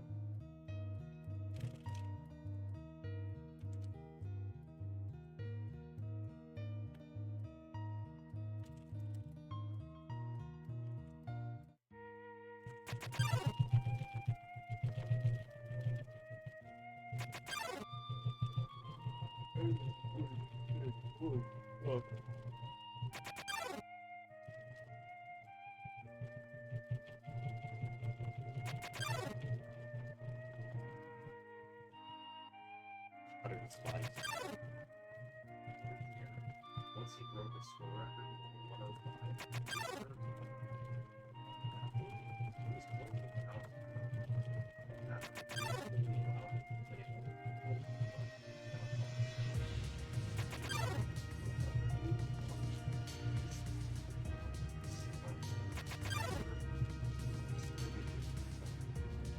At the end,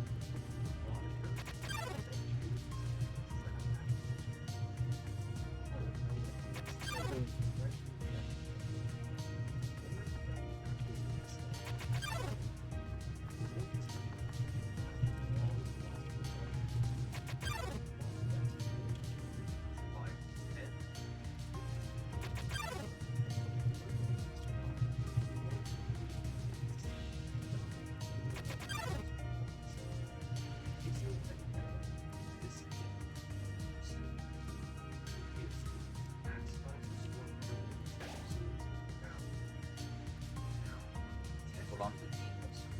You fly. Oh, you bastard. You rat bastard. I'm gonna get that motherfucker one day.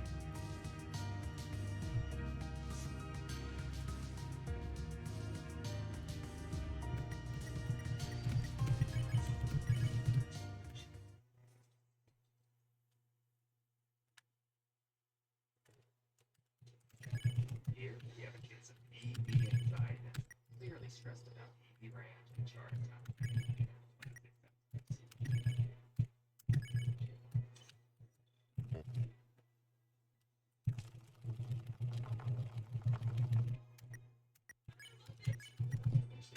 More rage, less charge time.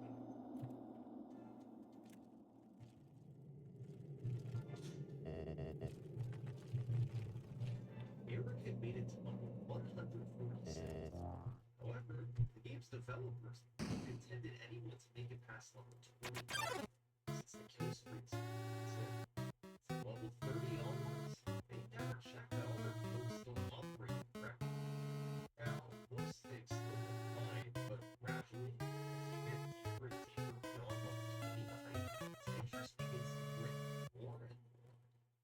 first sign of this is the level counter right above the start level 30.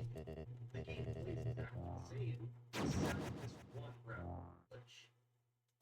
Upon reaching level 138, the game starts to deteriorate. One friendship level starts at 9, and then levels. This is the most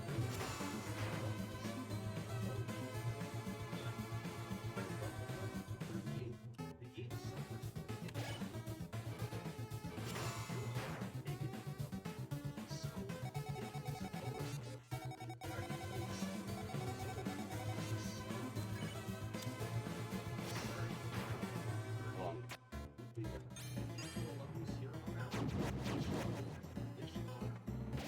some are straighter looking, others but for the most part it doesn't make that right.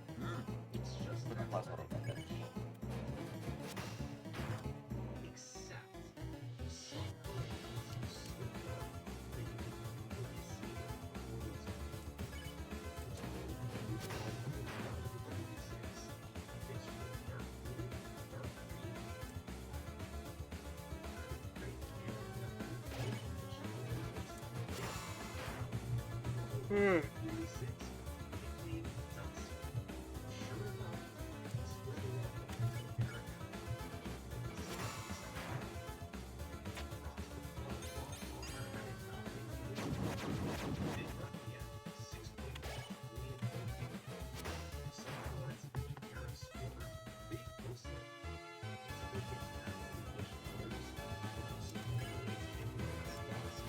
Dang. Good at that.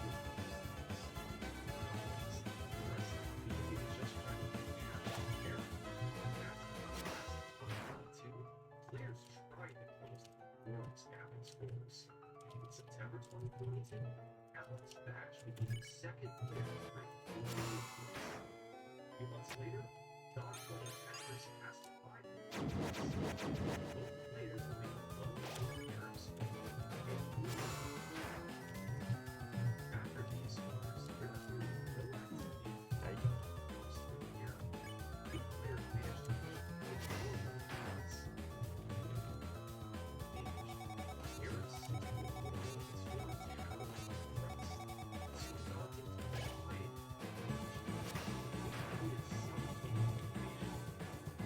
right around then, February 2020, they got that information from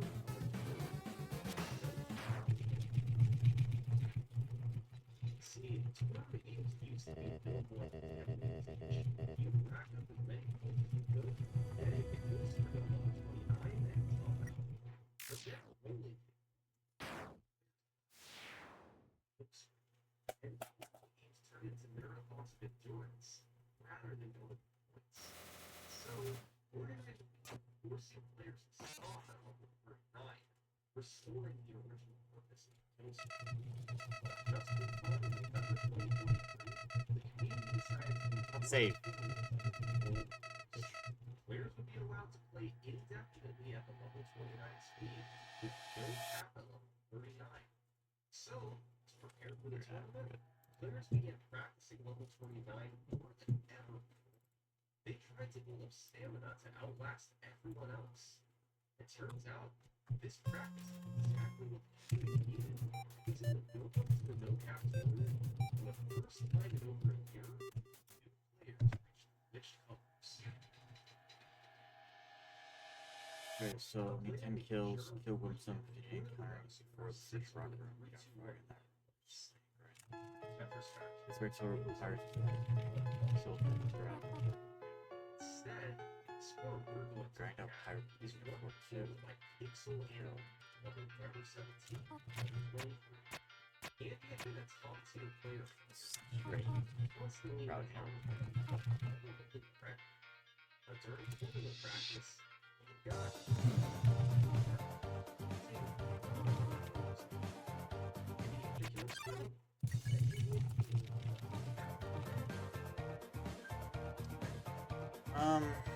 that was weird. Ooh.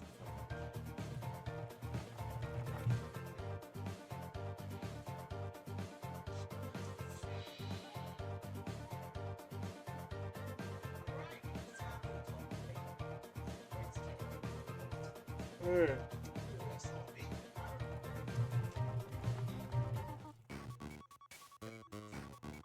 When I go up, it's slow. Then 60. Then 80. Oh. Exploding. Okay. Like, it's cool. Yes. Massive level 20, and you're still rolling. Just 8 levels away from push towards this snaps. Oh, it was a sudden like get out of here. Level 138 in antique push towards 8 levels still pushing dusk. Wait for the bizarre looking colors. It's moments away from level 126. It was time for this. Yeah, he got there. Till he was ready. So that on your way home, can you grab an energy drink with as much caffeine as you can fucking. Alright, give me Whimsun. Right here. Bang. Whimsun. No. Seems like a 50 or something. So yes. He did it. It was immediately.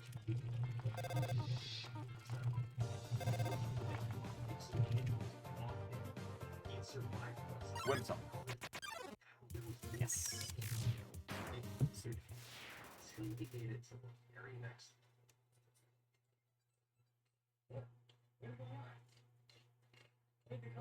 I can't see it.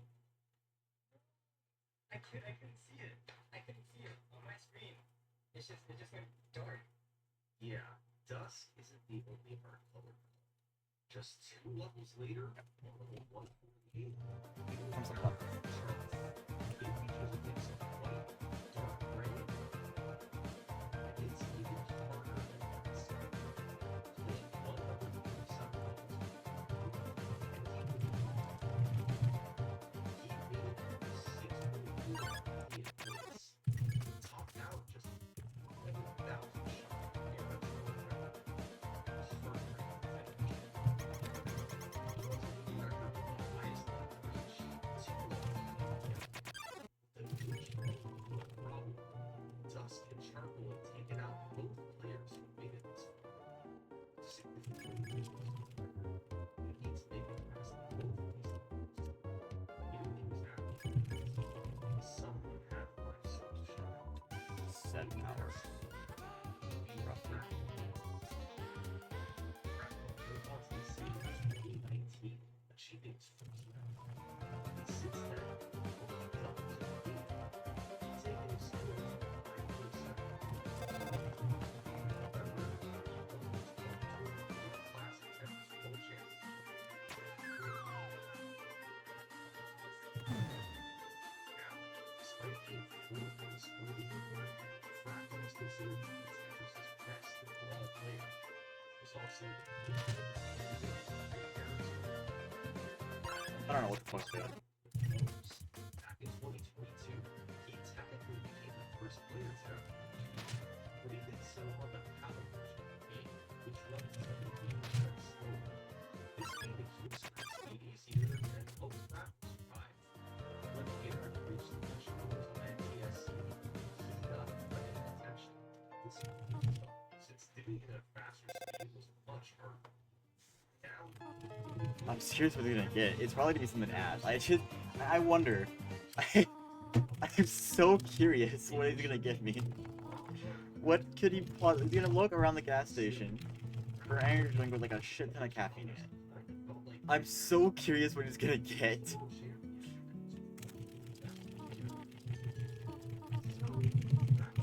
just won the record. Instead, he set his sights Can't take it like another 20 minutes. he wanted to Break. reach any Tetris' true kill streak.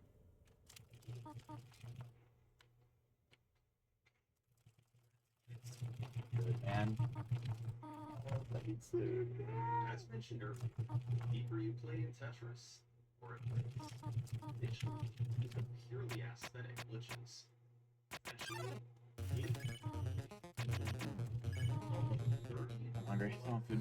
is on level 138, colors glitch. Level 155, the game. And against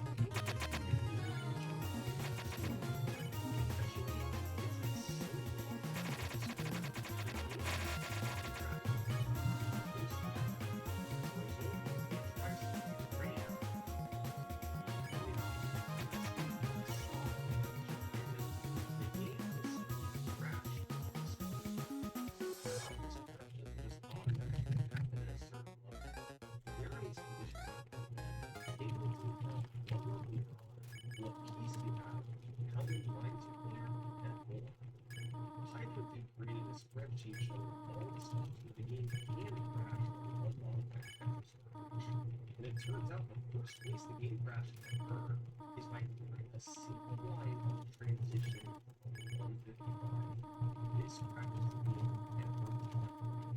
However, at this point, multiple players using an original Tetris craft instead didn't want to play the Tetris chip.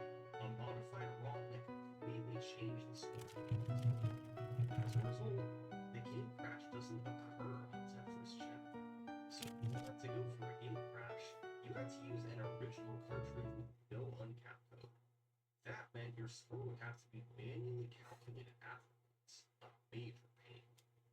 A fractal loop, it would be worth it. For years, level 29 had been called Tetris' kill screen. It wasn't a kill screen anymore. Players could survive on that speed for a I'm gonna break down. long time. But this game crash was the true kill screen.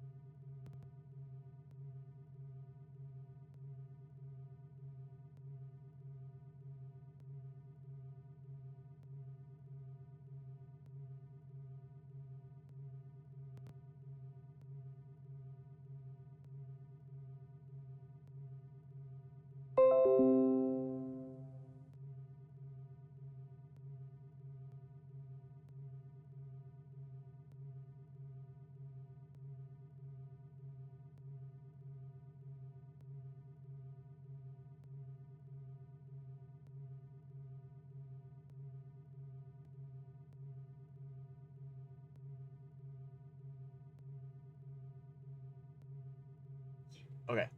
Ooh. I don't know when, but seems OBS has decided to again. I'm back. One. Choose from clinical and abstract. There's Okay. evidence to support that. Hello, chaos. He had a really good chance to get this crash.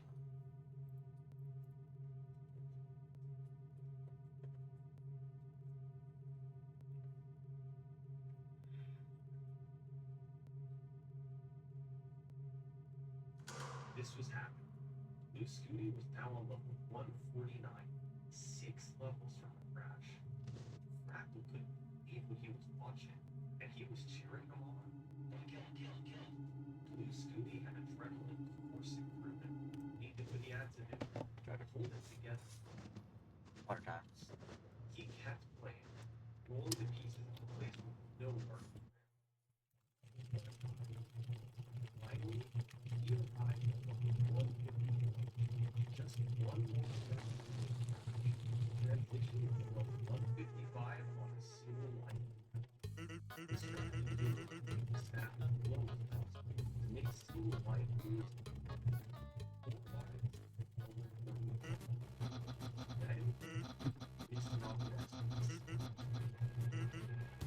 His stacks I gotta drop on it.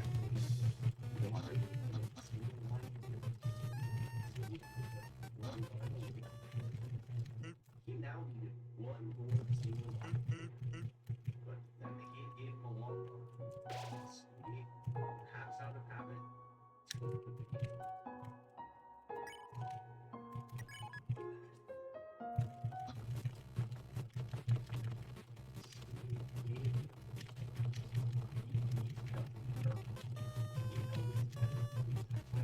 But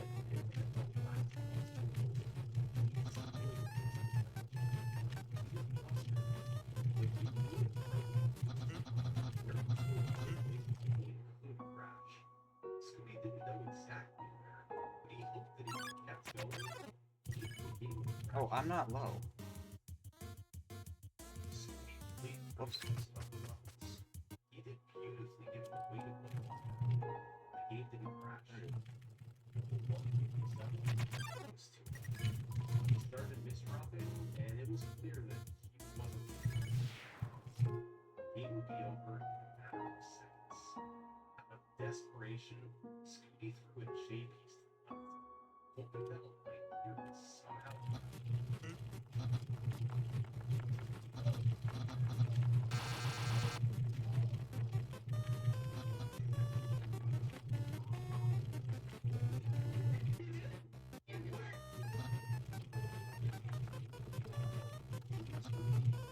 needed Tetris. Kill screen. It's where Tetris gives up and says you win. Had Scooty missed this one line clear, it's unlikely he would be able to get another one. Luck on his side.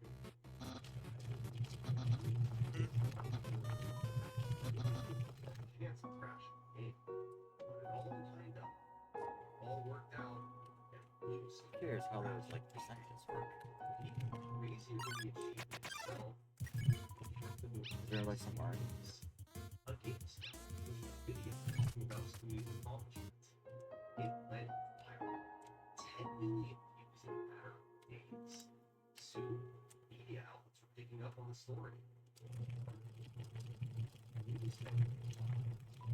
Scooty was there, running food shows.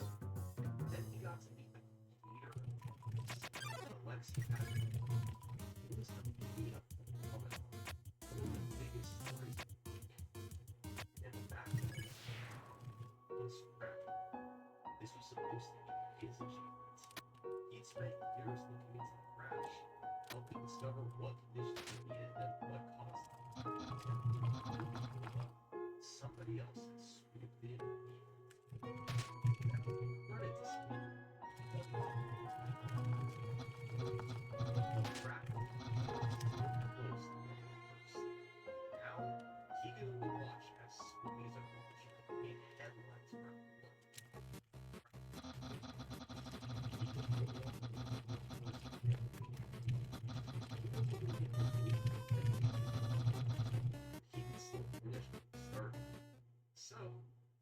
continued trying to get his full game finish. It took a couple weeks. On January 3rd, 2024, he cleared a single line transition to level 7, 8, 9.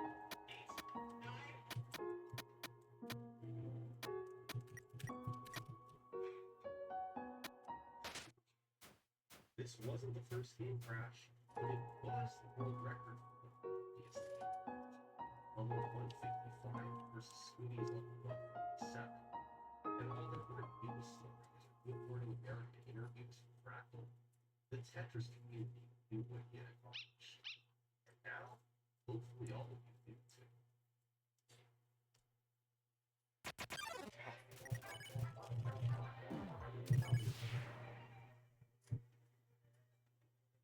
Thanks to the game crash, the Tetris community had a spotlight on it. New players were getting into the scene, and veterans were playing more than ever before. But now that the game crash was out of the way, people turned their attention to the game. One of the most obstacles is the highest score of every game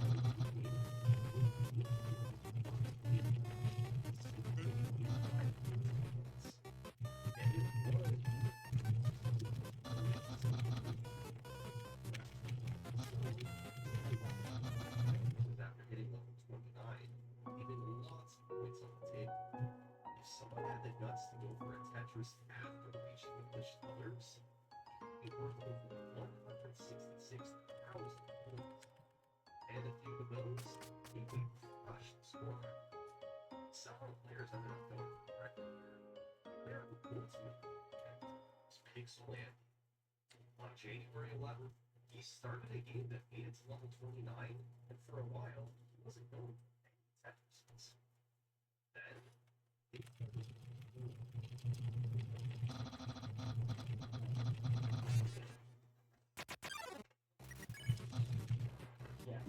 Yeah. by level 130, he had already broken the score record. English colors. He didn't stop there. He continued hitting his 137,000 His game would not place right. His game would end anything, even in time he was racking up the points. And leaving the level 148, Andy topped out. His final score was 8.9. Jesus Christ. More than a 2 million point improvement to the world record. That's the power of landing Tetris of the league. Stealing the way. Score had one last. Now,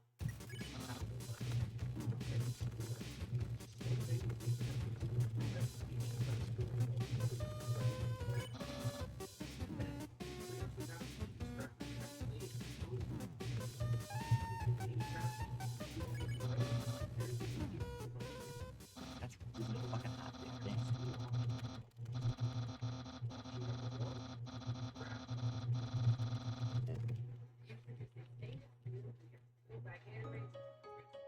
You're up the Gatorade.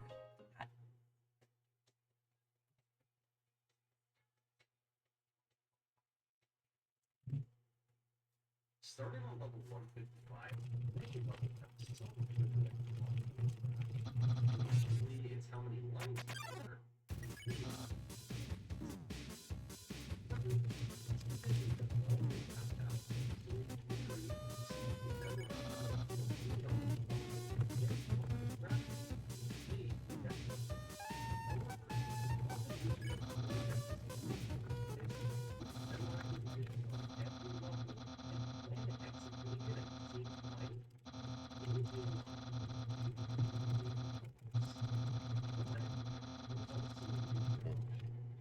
Players can simply go back to playing on Tetris Gym, which patched the crash, and not have to worry about crash dodging at all. Now, some might argue that this isn't exactly fair, because if you played Tetris on the original cartridge, why are you allowed to catch the album? There's no virus on this topic, and you can come to it.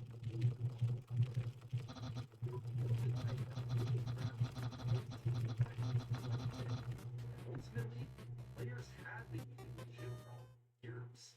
The race for the game crash was a fun one-off challenge, but now posted that it was back to playing on Tetris 2. And with the crash patch and players breaking new boundaries, these guys had a base 10 million hits. The classic Tetris YouTube channel began hosting weekly race to 10 million events. Speedy, Crackle,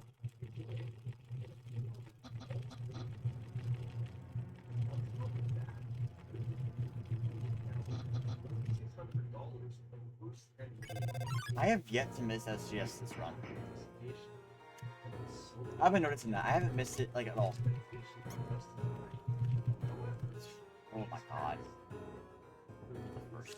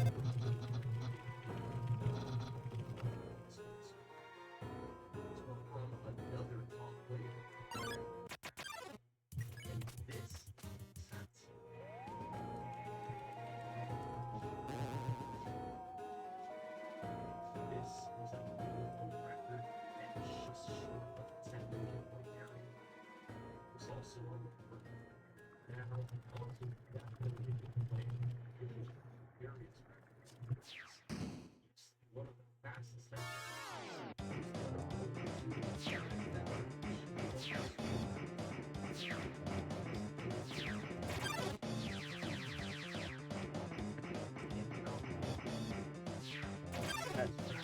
I'm distracted by the way. I like to see putting on my hat shit.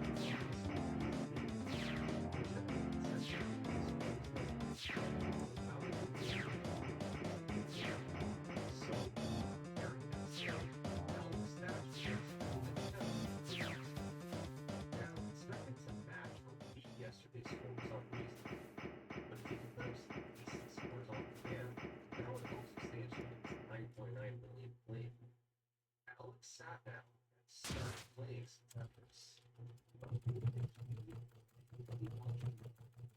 That this was going to be the greatest game of Tetris ever performed. Started off like any other. Reached level 39. Decided the game was too good. To get the game. So then you did like with the rates now. Kept climbing through levels and Ow. very low. Eventually, This guy's are he passed level 100. Yes, level 100. Sheesh, intelligence. The game was starting to get serious, but Alex stayed very calm. On level 100, he had numerous bonus. As he reached the dark palace, he echoed the words of gratitude. Something Eyes wide open. Eyes wide open. Eyes wide open. it worked. Alex played through the 150s, cool timing. and it was he was playing on the original cartridge. Since he was on Tetris Gym, he was able to keep going. It's crunching the pouch party. Damn, Disney's little Sergio no squeeze. Disney's little Sergio no Disney straight PG.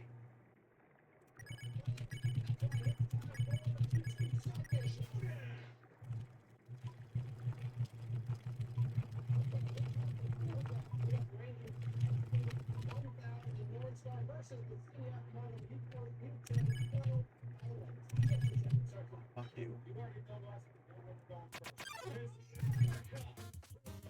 Machines ever made for playgrounds over 45 years. Something developed and owned by customer feedback and mobile materials. While our friends across the world, this effort is adventure attention. When I think of it on multiple videos, realize that reference has that outside our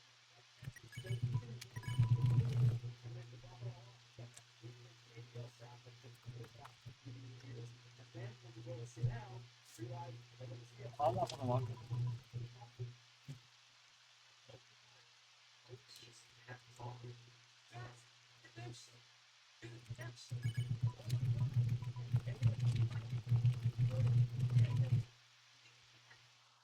Got nothing on me. I'm gonna keep going.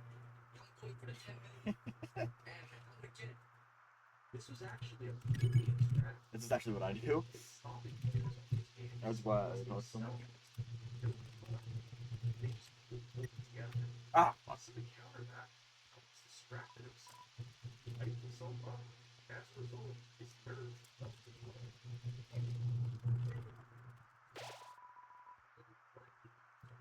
Holy fuck. Across 10 million points. This was now the official Okay, gold block record. it. He earned $2,600 bounty. And he crossed level 1 and level 200. Over why? He wouldn't be quiet. I don't want to be quiet now. I wish On level Ah! Come on, man.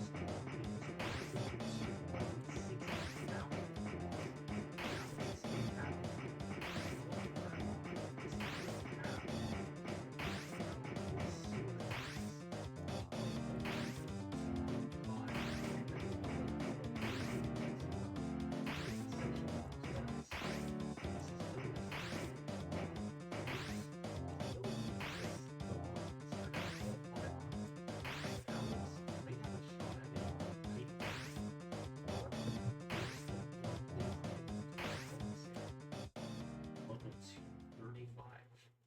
In NES Tetris, levels last 10 lines.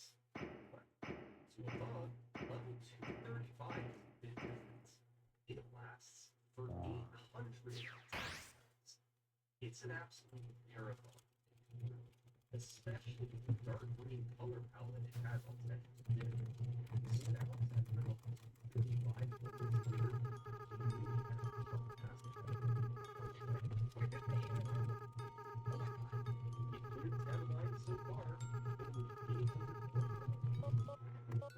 Alex thought talking.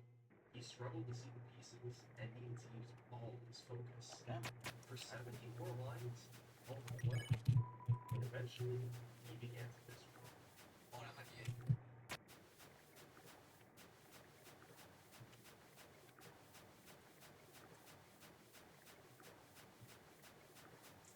Oh my god!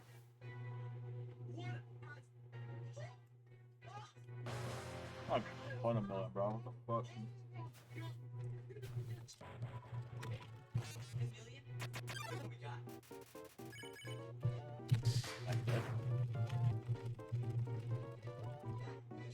I'm sorry, that's like 16 million? God damn.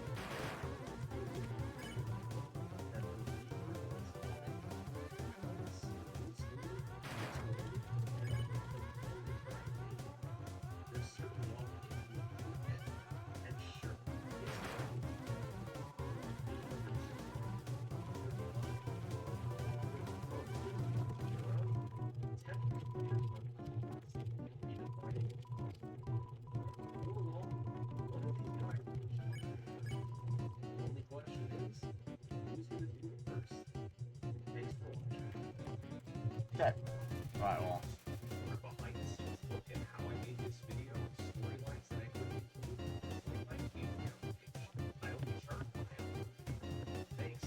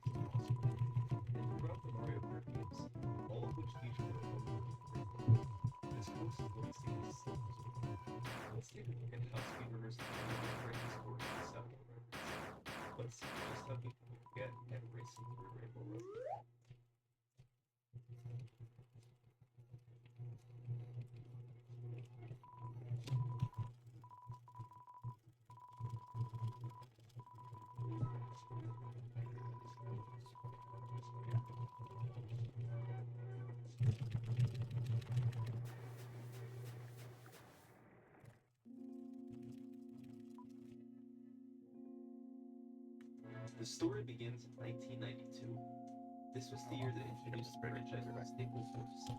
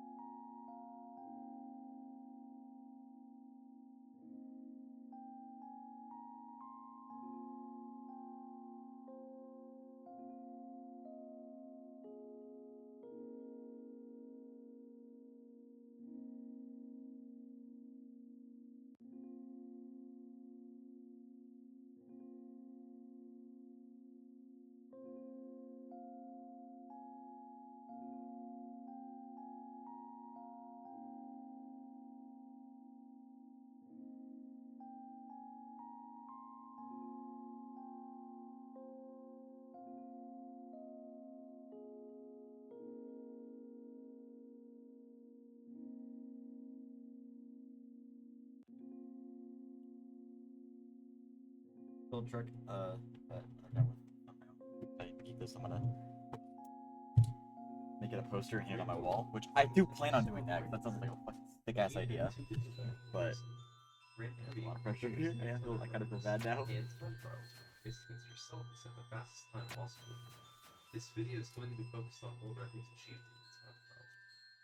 The goal of time trials was to race 5 laps around Rainbow Road as fast as possible. And today, the leaderboard is split up into NTSC and PAL world records. The NTSC version of the game was released in North America and Japan, while the PAL version was released in Europe and most other regions of the world. The main difference between PAL and NTSC is the frame rate. NTSC is 60 frames per second, while PAL is 50 frames per second. I meant to kill that. This led Fuck. developers changing a lot of the code between the two versions, Alright, hold on. resulting in race times that are a few seconds faster on the NTSC version. I need to leave the room. The very early history of who could race around Rainbow Road the fastest is extremely difficult to find. Given the difficulties of accessing the internet in the early to mid-90s, the overall world record was not particularly well kept track. The earliest agreed upon records on Rainbow Road were in the late 90s and early 2000s, with the NTSC I'll take it. records including the top. While video proof doesn't exist for many nations, we still have a pretty good idea of what the records look like. They had all likely to be Caliber or the race, but they had the highest top speed on the main road. They probably took full advantage of hopping over corners, a technique used to gain small amounts of time on each lap. One technique that could not be used, however, was boosting. By turning around a sufficiently large section of the track, holding accelerate, and pressing the wheel button at the right position, the race begins a small speed. However, at easily turning for 74 frames, or over a second, or so driving around the road one of the most dominant runners in the early 2000s was Jamie White, an NTSC player who, in a 10-day span in January 2003, set 9 world records. Are you serious? He didn't have any manual strategies. He was just extremely good at the game. One of the best players Super Mario Kart had ever seen. On the PAL side, Sami was the first to verify it, while KVD and Geo traded the record back and forth throughout 2005, before Kart 7 snagged the right back in the year. Then, in 2006, a revolution was discovered on Super Mario. Tragic.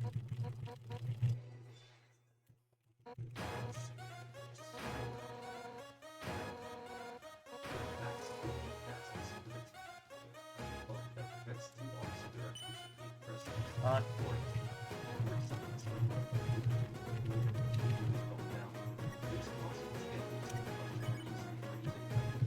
I just like forgot how to roll work for a second. Even while going over the screen, you begin to feel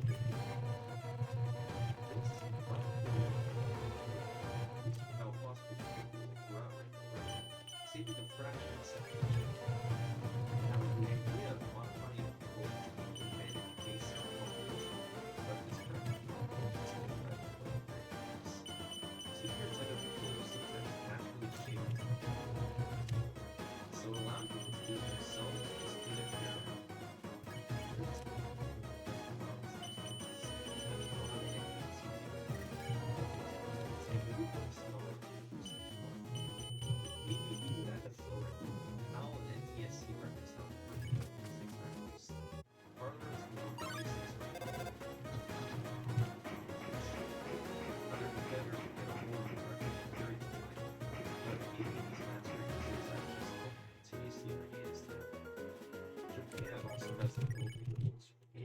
And in June 2012, a player known as Marisa posted an NTSC time of 123.5 along with a video.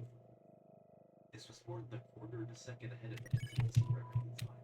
And the way Marisa did it was by A, just driving really well, and B, by utilizing a technique known as hot boosting. Ultimately, Marisa will boost by zigzagging on the straight path. Since you can't normally build a boost while hopping over a corner, it's sometimes necessary to spend a little extra time on the straight path boost, causing the hop to be a little bit later and having to be a little bit less hop. However, super is two hop buttons, L and R. Keep in mind one of these must be pressed the entire time. Okay. You press one of these hop, and then by speeding right back to the video, the game will allow you to boost. Since you cannot continue building your boost while in the air, zigzag will still be steps in. A fuddle. You can get Some bullshit going on. It's extremely difficult technique and ultimately succeed in break. This record is a bit controversial for Western, mostly due to a lack of communication between executives. So far, the closest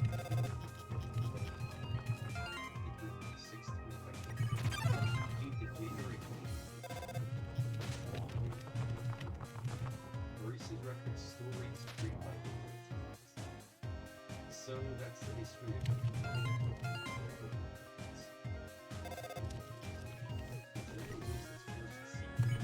its legacy it has been used for versions. This is Mario Kart 64. Mario Kart 64 was the first game in the franchise to be in full 3D. Uses can now go up and down instead of just Like, what can I build? Oops. The end result, however, is this.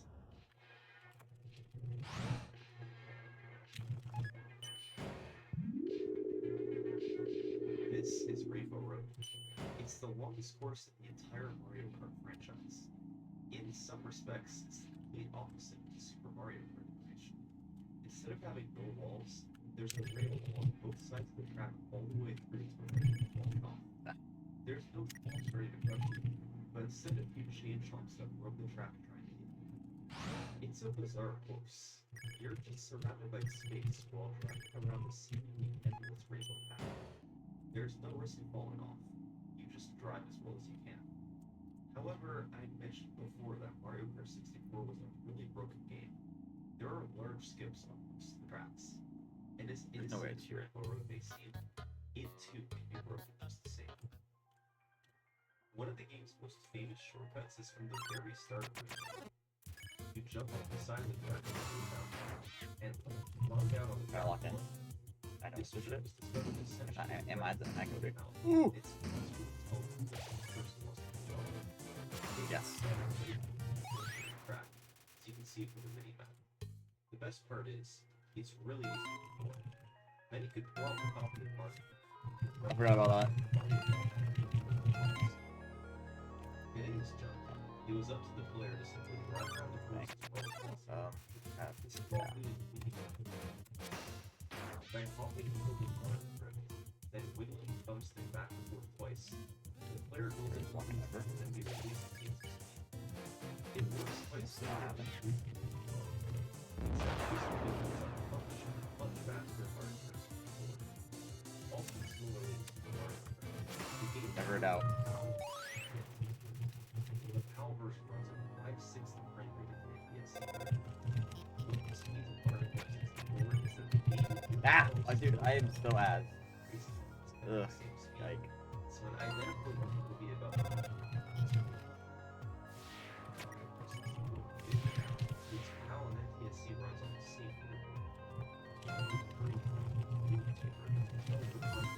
We have Winston, the Molten always go to Waterfall,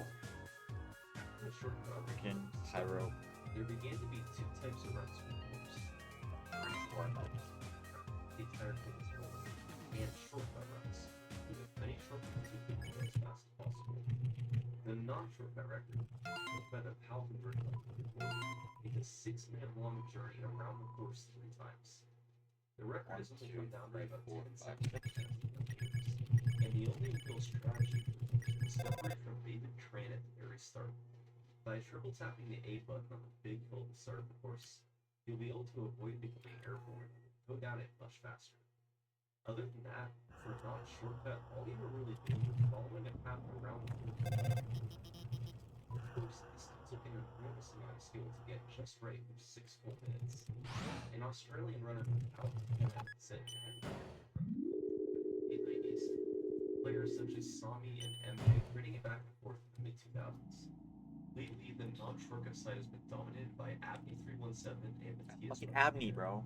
These runners all use either Toad, Yoshi, or Peach, since they're the fastest characters in the game. Hey guys, it's to meet you. Ah.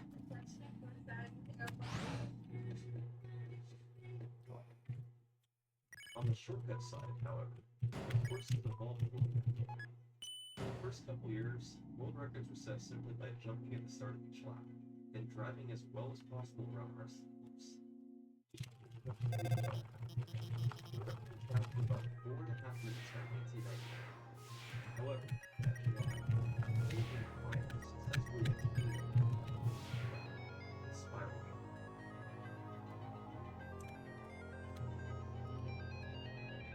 By doing a mini turbo, then jumping as far to the left as possible over the railing, it's possible to just barely make it over the spiral on the left.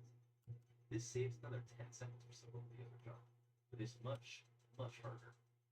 Like the left, using a more consistent, but slightly slower method than called braking before the jump over the rail. The recent history of this record is pretty amusing. Players Carlo and BAJ both held the record for a few years in the 2010s. Then, in early 2015, Abney got the record with 3:56.36. He got the spiral jump 3 times and drove really well all the way around. It was a time that was a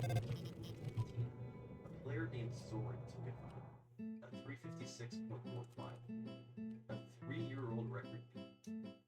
Well, later that same day, Abney beat him back with 3:56.07. Zorin wasn't about to go that set back, so he got to grinding in more.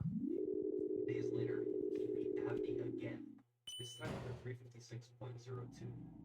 It was an incredible feat, firing right back the guy who held the record for 3 years straight. A feat that was only overshadowed by the fact that for the second time, Abney beat him right back later the same day.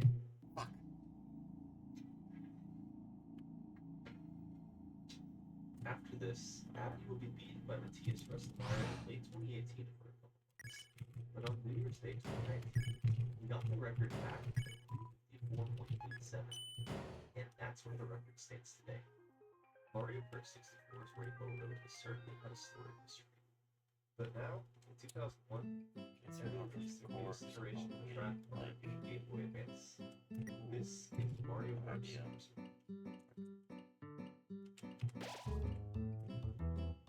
This game has probably received the least attention of all games in the Mario Kart franchise. But as it turns out, it can grow through just as much as any of the others. The track's similar to Super Mario. Not a wall of floor. It seems like all we can do is drive around the course and head back. Good night night as well. All scripted.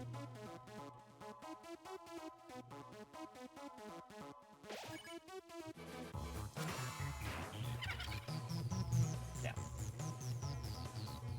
Rainbow Road is surrounded by bunkers on each side of the mountain.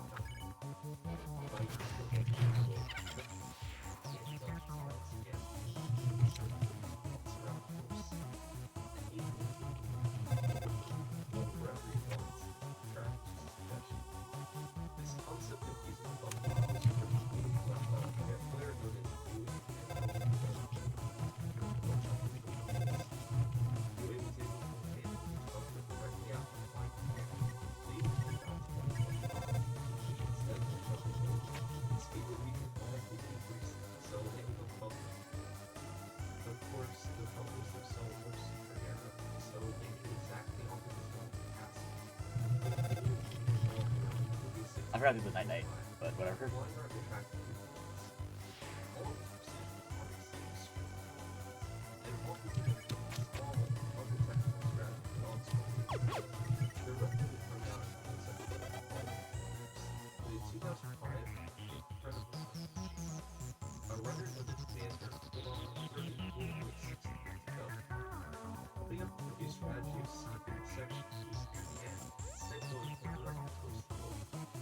Strategy seems about a second across all the groups. The idea of how hard it is to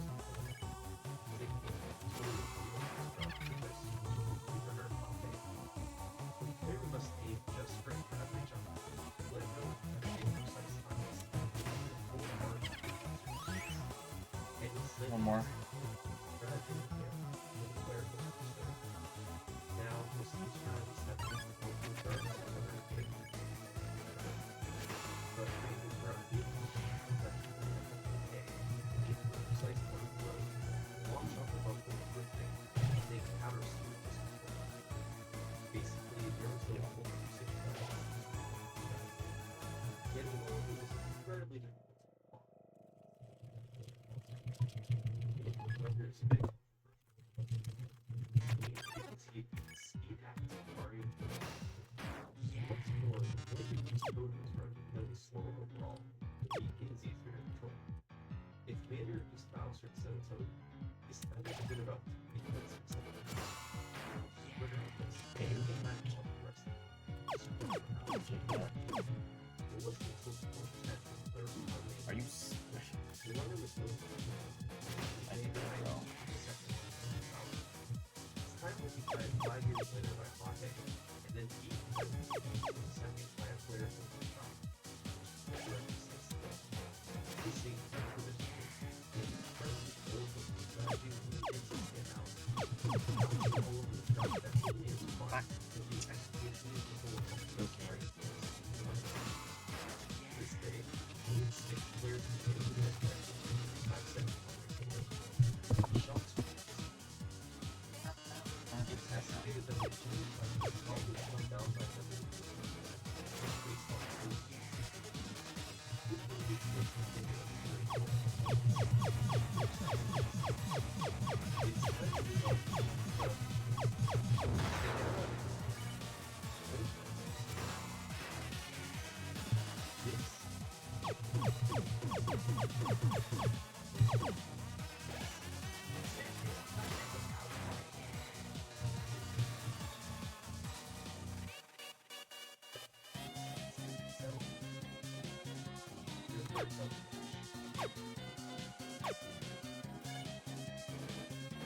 It's just like the other games, as soon as Double Dash came out, players rebel and fast.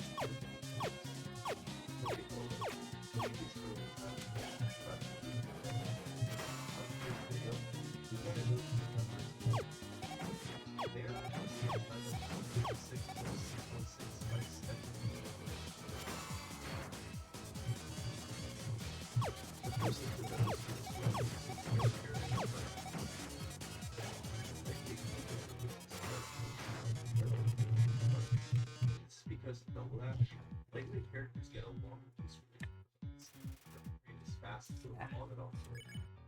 Double Dash is several sharp turns in custom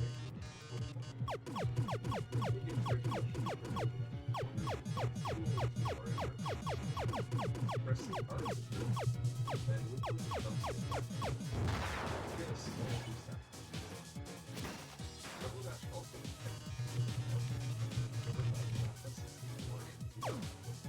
by letting go of the start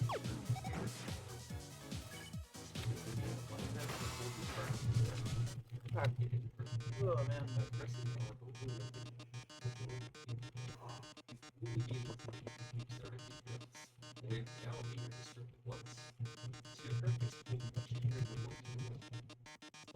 Get better turns on the turn taking time to add it up over 3 laps.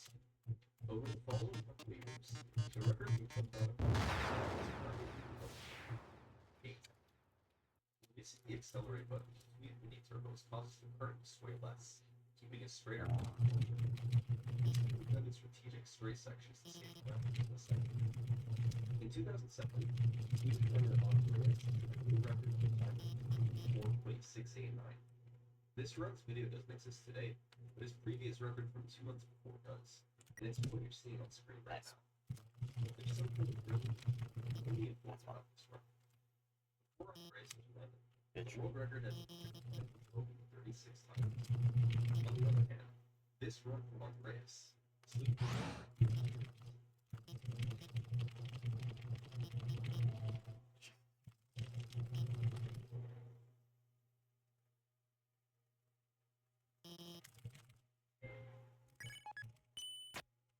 He entered that as well.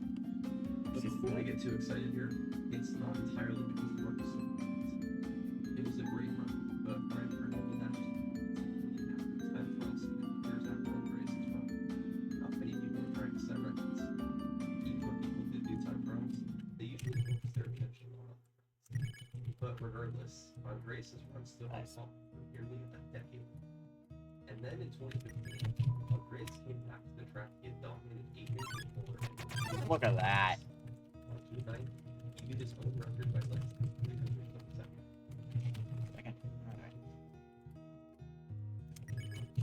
A few weeks later, Swedish rival Carlson beat Andreas, and then an American player named Andrew beat him. Andrew was one of the first record holders to play on the 60 Hz source.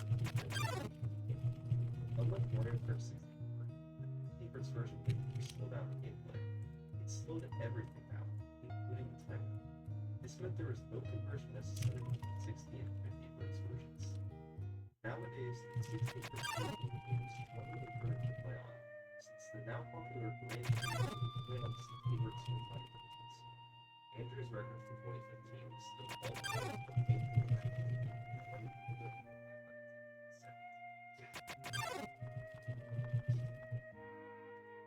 That's where the world record stands today. To recap, the world record was beaten 36 times in the first 4 years of the game. It will then be beaten just 4 times in the next 12 years. This record is extremely solid, so it's possible it could without another second to the number one Flash. Now on to the year 2005, let's go back to the end. This is Mario Kart DS. One of the most notable mechanics of DS is the most people play purchase the fully with this over and over, players can use all the way is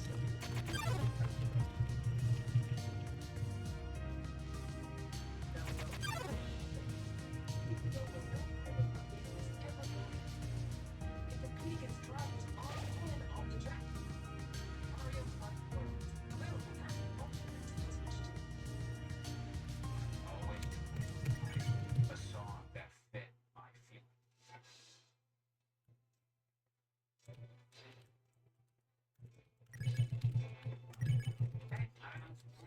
Most enemy C25 mixtape. I chose this mixtape because when I got casual version of it, yeah, I wanted a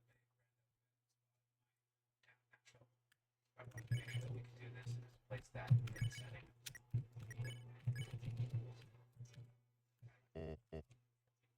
So good for me. These are at that much positions.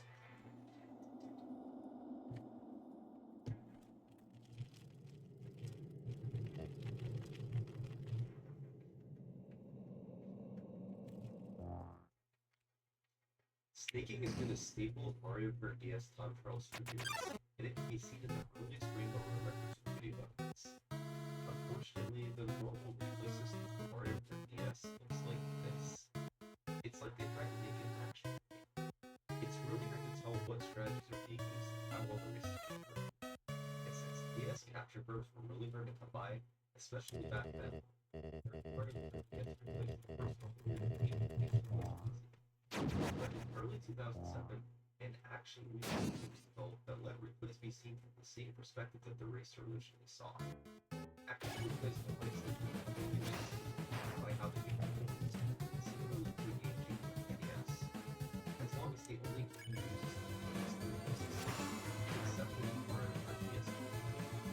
The first time the racer introduced After someone check Task Manager, what's taking up the view?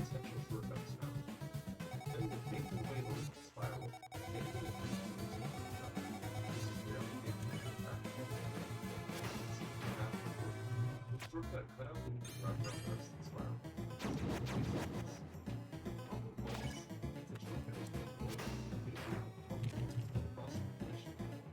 Nobody's quite sure why. It was theorized that something to do with the jump places they were. Some for a while,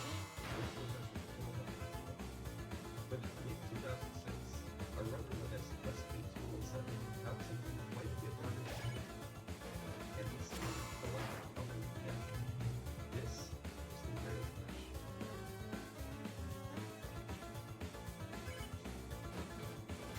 By using a mushroom with rhythm and pumping it just the right angle, the player can use force that make inside the rail flash.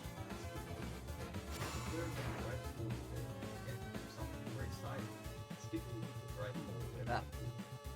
If done correctly, it saves up placements. It's incredibly difficult to avoid every time and on top of the rail. Us two is able to get a time of 1.7 to the rail push, but then the player knows how to move the rail from 1.6 to 1.7. After you can use the rail push, then the stick is impressed by an edge allowed for a big edge. By driving forward here to load the next checkpoint region, then turning around and boosting off the track, allows you to think you're further ahead than you are and see the mini map. After the time it takes to go out of bounds from the number 2, this script saves about 1 second. However, it is how much easier to go. Over the following several months, the record came down 7 by 7 minutes. The first program was easy enough to do once the laps. But when it came down to the race was. The record had come down to a 151 by 2000. A player would not a 1.6 with 3 checkpoints. However, the video is going to take it out. Today, it's record the time as ever having been a I'm actually kind of nervous it's going to be 28. By 2011, Hunter MK Dasher managed to get the time down to 147 by 3 pipe shortcuts and 2 rail shortcuts. This is where the record took for about 3 years, until the middle of 2014, when MK Dasher found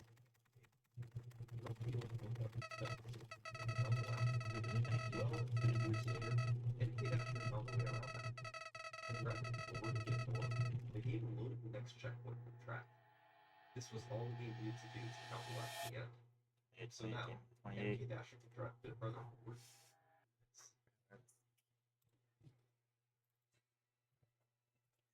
You know, Sony, I really hope you got some money.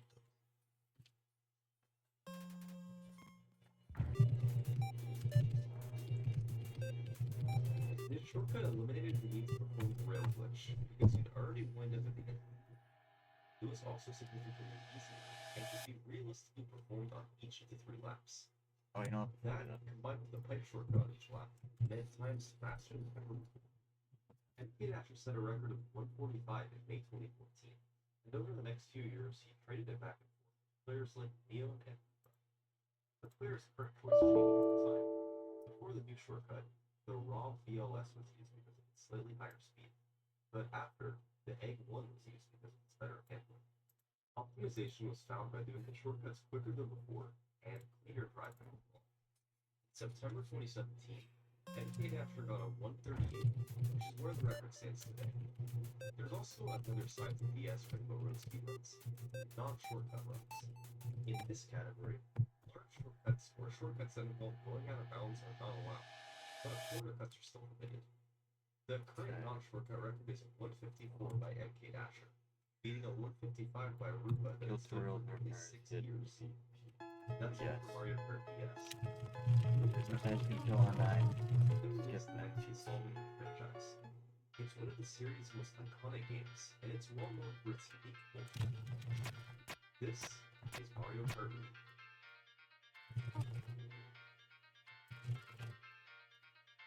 Mario Kart Wii Rainbow Road is notorious for being all of its speed runs. It's incredibly easy to fall off the edge of this implement. Of course, as a iteration, some players were faster at due to Mario Kart Wii's in-game online leaderboard system. Time trial records can be seen instantaneously this way, and can even be downloaded to race against. So, unlike many of the other early time trial games online by veteran players, even some of the early it was smoothly 11.380 by Neil Super. His win was essentially just a speedy playthrough of the track. There's a few important things to pick up. His character was Funky Kong, the fastest in the game. His vehicle choice was a bike called blooky. In Mario Kart Wii, there's two main types of vehicles, bikes and carts. Carts are the upside of moving the player a longer than something for time, but bikes of the player will often be reviewed during these sections, with the front wheel looks like it's faster. There are also two slightly different types of bikes, outside drifting ones and inside drifting ones. Bikes with outside drift throw the back wheel out while turning, so it takes longer to line the front up forward after. Bike drift is like a wheelie much sooner after moving. So, for nearly every course in the game, an inside drifting bike is chosen, and one of the best things for flavor. This was very quick to figure out in the game at least, which is why Yasuo was using his bike in careful coordination. Over the following months, the limit would come down to another driver with a couple of them, but being the luxury of being able to couple with purposes. In late 2009, a player simply known as Cole was the first to get a record for ball hopping to start. By hopping the track with slightly more start, it's possible to get the club clear the track flow. This saves time because the player is moving forward in the X direction the entire time, as opposed to slowing down to go where their speed is mostly going in the line of motion. This trick would further be evolved by using the front wheel, followed by cat outside drift, by drifting and toppling over the edge, continue to rotate the left. When the vehicle hits the road, hopping causes the game to push away at speed. This speed is enough to go the woods and around any corner of the track. Since a car with outside drift is better on Rainbow Road than a fight with this makes Rainbow Road the only record in the game except for Mario. Over the following several years, the record will be found by crafting a second time, just for optimizing the driving around the course. Some of the most notable record holders were Japanese runners KK and Miguel, who set some world records on Rainbow Road 2011, and Katie, who had the first time of 2:24 in February 2016. This time stood all the way to January 2019, and a player simply known as Bob beat it by 4 seconds. There may not be many actions left for Bob, there's at least one to make a mention. But the crazy part is, That's really funny.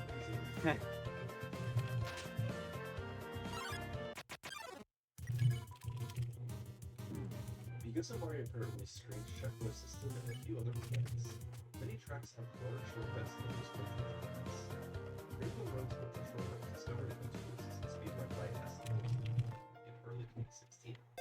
The player must go forward and hit the railing with his hand, and turn back and follow along the small space between the railing and the track.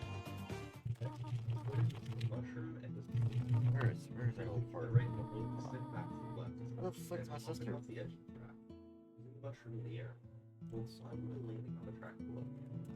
This trip requires an incredible amount of precision and skill. The spinner must be lifting at an angle of rotation, because the player must get far enough back in order to move. The player must hit the track at the right angle and have a chance of making it to the track. What's more, there are invisible out-of-bound patches across the gap between the track that must be avoided. If they're hit, the game recognizes the player as being out of bounds and left. Epsilon's tool assisted speedrun, or TAS, was essentially just a demonstration of what was happening. Using tools like slowdowns and re-records to create a theoretical speed. Today, more than 3 years after nobody's been able to execute this trick in real-time speedrun of the track. King Alex is probably Right, yeah. he estimates they've done more than 10 attempts. Some of his recent attempts have gone good fingers, but 50 out-of-bounds plays that have run. Whether King Alex or something well, they'll definitely be really That's all for this game. Now we're going back to the This is Mario Kart 7.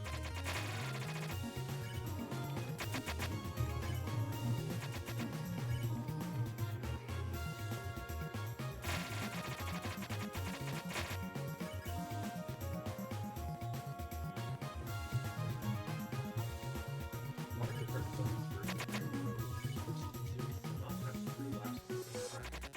Instead, it's more than multiple, dividing with 3 sections and points. Rainbow League is widely regarded as one of Mario Kart 7's finest games, and as a result, it's great for speedrunning. Unfortunately, the Mario Kart 7 display system is similar to Mario Kart DS's.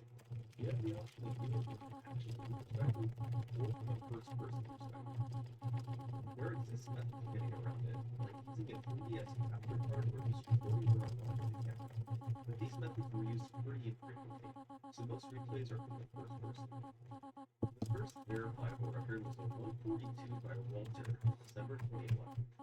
The re-edition of points considered for a new challenge.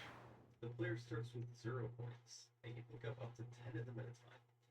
Each additional point adds a little bit to your speed, so the strategy around each turn wasn't simply to go as fast and as optimally as possible. There was now the addition of trying to pick up as many points as early as possible. Mario Kart 7 also introduced gliding to the tracks, where the player could slowly glide down to the ground after getting airtime. Walter used this to his advantage and performed a small shortcut on the second segment of the track, where he glided down to a lower path farther ahead. He also cut this corner at the very end of section 3 to end the course. As with the other games, the first record was missed. The record time came down by about 5.5 seconds by late 2012. Some of the most prominent record holders at the time were Dako, Nassi, and Naiko.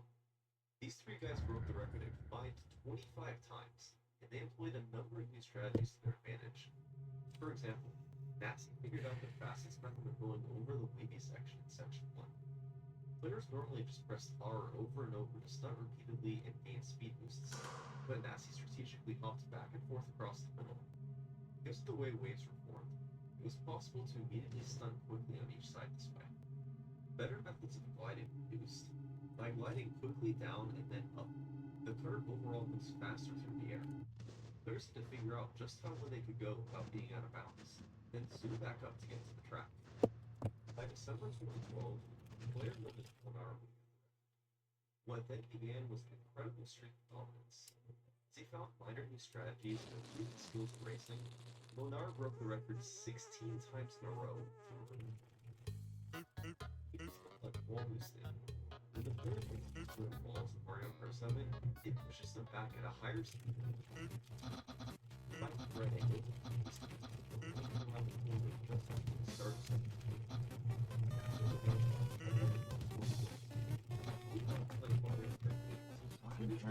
Mario Kart 7 he had taken the track to a new level while and it seemed like hardly anybody had what it took to knock him off the top. But there were a couple of players who had the chance. Blooky 7 and Theo. These players each had their own experience. They were both legitimate contenders. Diogo was a seasoned veteran. He'd achieved world records in a handful of tracks, and Rainbow Road was just the next Close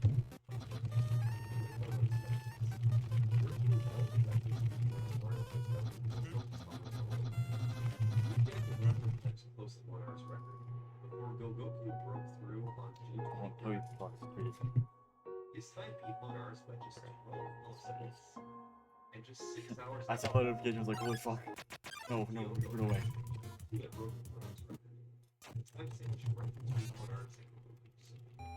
However, between these two records, Gogoku obtained the quest for Yoga moved on to play hard. Gogoku poured everything he had into it. He eventually realized that Rainbow Road had a magic number, 135, a time on the outer limits to be realistically. His record was a 136.261. A quarter of a second off to get it to 135. Over the following half decade, Gogoku would embark on a journey to find out.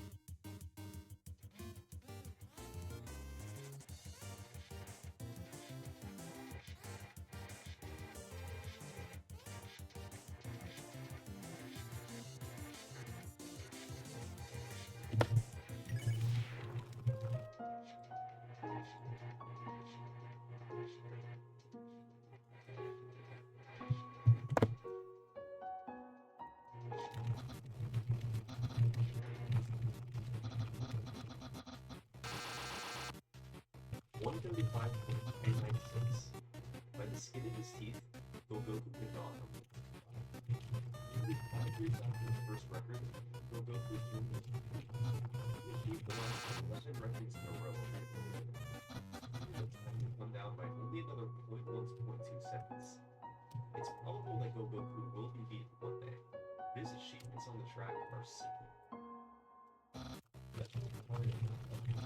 After decades of journeys through Rainbow Road,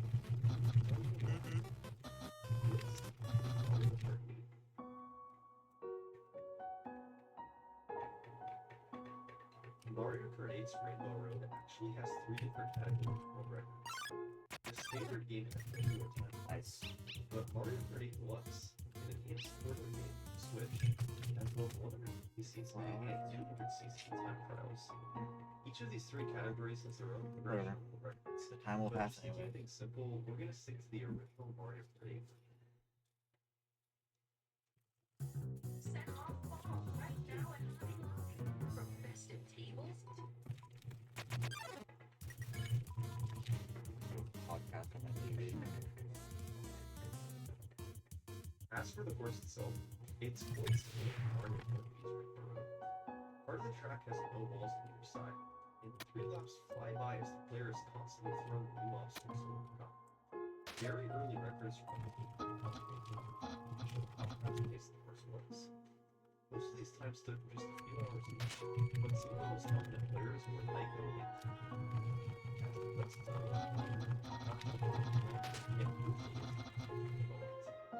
the most famous one of these is Fire Hopping. After getting a speed boost, whether it be from a mini turbo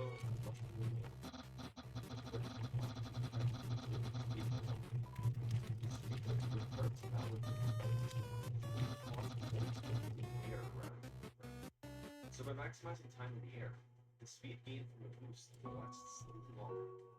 In order to further extend the speed of the boost, the player can also perform its latest feats. It looks quite similar to fire hopping. It typically is performed immediately after. By suddenly doing small, quick drifts over and over, speed is maintained more so than the prescribed before. Since fire hopping only works right after a boost, demon sliding is useful to continue preserving speed from the boost. The easiest way to tell demon sliding from fire hopping is smoke from the tires. If there's smoke, then the player is demon sliding. Other techniques include brake drifting and soft drifting. Brake drifting involves tapping the brake button repeatedly during a drift to cut corners tighter, similar to R-Tech and Double Dash. This is used on Rainbow Road during the spiral turns that require the player to stay toward the center of the surrounding car. Soft drifting involves aiming the control stick up at 45 degrees. This causes the mini turbo to be charged faster, at the cost of a less sharp drift. Rainbow Road's record slowly dropped over the course of 2014, largely due to these strategies being used more. But Mario Kart 8 as a whole had some As time passed, the community developed, and every single record was Mario played by the Nintendo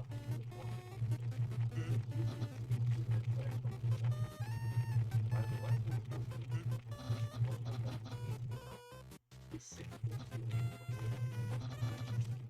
and naturally, as time went on, players got better at demon sliding, soft birthday, all these minor little strategies that happened.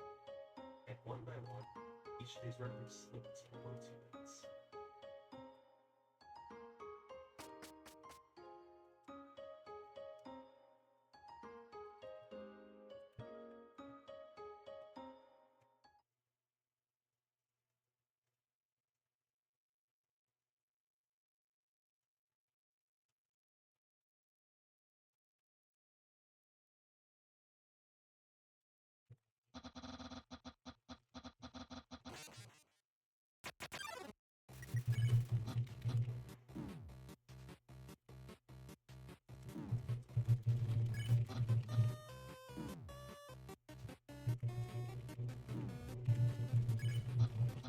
By the time 2015 came, just 2 courses remained. That was rage, and there were patients. That left one course to record of 2 minutes. It's now 2 minutes and 9 people.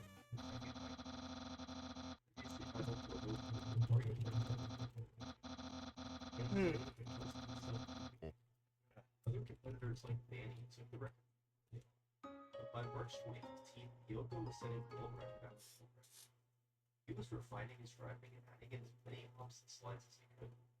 One strategy developed by Japanese player Light was fire hopping instead of sliding, where this trick command the line. The fire hop is really a surface like this is ineffective. And it is that by an angle that controls 45 degrees, fire hopping is much faster. He also took advantage by hopping right before a glider had to just finish the exit. The glider comes out shooting over the distance. Then, later that month, yes, first lap. After his second one, Europe companies were selling.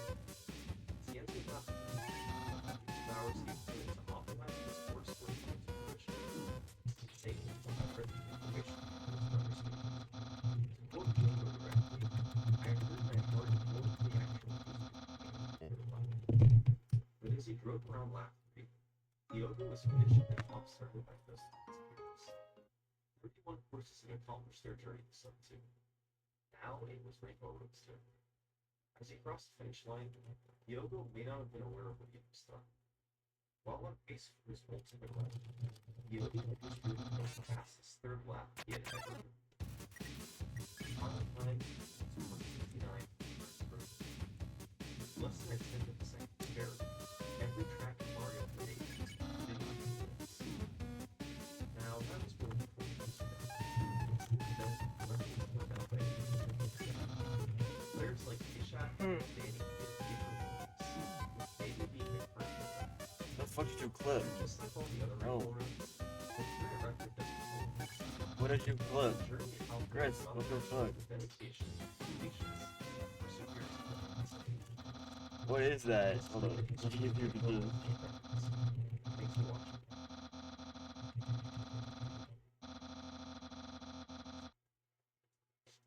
Hey, I just wanted to let you all know about upcoming Mike Tyson's Punch-Out Speedrunning tournament that we're hosting. It'll feature some of the top players in the world, and it'll be taking place throughout the next couple months. You can watch it at twitch.tv/TKO tournament. Hope to see you there. That's what. That is just funny as shit. It's the music mod one.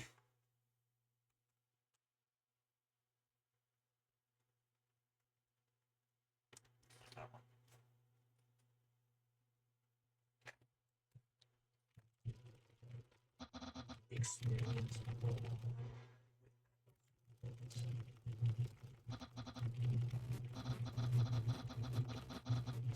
Oh, internet drops.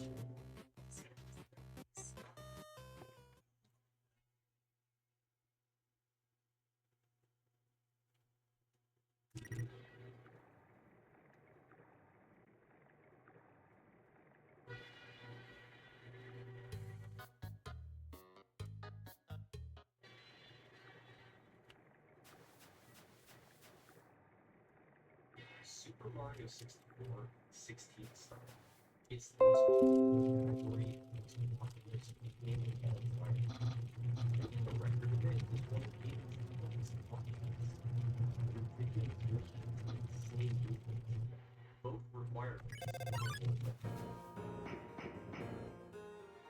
just a lucky few able to call themselves correctly, and with the incredible level of competition, it's hard to block from wrong. But let's take a look at those gameplays and see how they did it.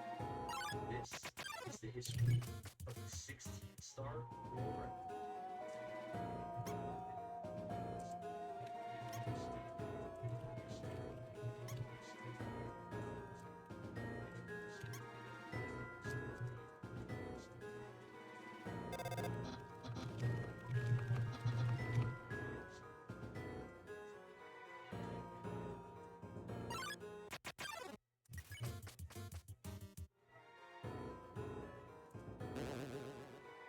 Super Mario 64 has 120 stars to collect. There are speedrun categories that involve collecting all of them. However, the developers only required you to collect 70 of them to beat the game. That's what they needed to make it up the endless staircase and into the final stage. For years, 70 stars have been in Super Mario 64. But years after the first release, that number suddenly dropped to 50. Eventually, these are lower again. This time, at March 2004, the number fell to just 16. Super Mario 64 can now be completed in under half an hour. And in the summer of 2004, the first 16-star speedruns of Mario 64 were performed. There were a handful of records set over the course of a few months, from players like Cyberwrath and Christina Korsak. But the dust settled a bit when a runner named Illudude set a big record. In November 2004, he beat the game with 16 stars in 21 minutes and 56 seconds. And here's how he did it.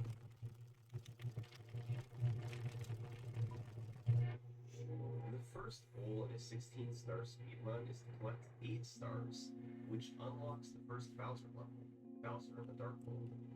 He got the first star by going into Bob-omb Battlefield and ground pounding the chain shots all through the level, unlocking the star. One of the fastest ways to move in Super Mario 64 is to long jump, so Illudude chains together over and over whenever he could. Next, he went into Womp's Fortress to collect 5 more stars. He got the first 2 by going to the top of the stage, defeating Womp, and then climbing to the top of the fortress. He then quickly got the star on the ledge by silently, then opened the cannon, used it to blast away the wall, and shot himself into the star to collect it. A slow process that ate up around half a minute. Finally, he got picked up by the owl to fall into the cage and collect another star. That was more than 6 stars. The remaining 2 came from sliding down each slide to collect both stars, despite a bit of slow movement along the way. Illudude was then able to enter Bowser in the Dark World, where he used long jumps all over to move through the stage. It took 2 throws to hit Bowser with Bomb, but eventually he got the job done. Now that he could go into the basement, Illudude's next goal was to collect 7 more stars. The first 2 stars came from shifting sand, where he got 1 from quickly jumping at the top of the pyramid, and the other from slowly waiting on top of the pillar for a bird to arrive. The next 2 came from Lethal Lava Land, where Illudude boiled the Big Bully and collected 8 red coins. His movement wasn't ideal in any of these sections, as his only real strategy for moving fast was to long jump whenever he could. Finally, the last 3 stars came from collecting the Tool Star, then heading into Hazy Maze Cave, getting the Emergency Exit Star, and the Watch for Rolling Rock Star. Now, Illudude had 15 stars, which spawned Vips the Rabbit.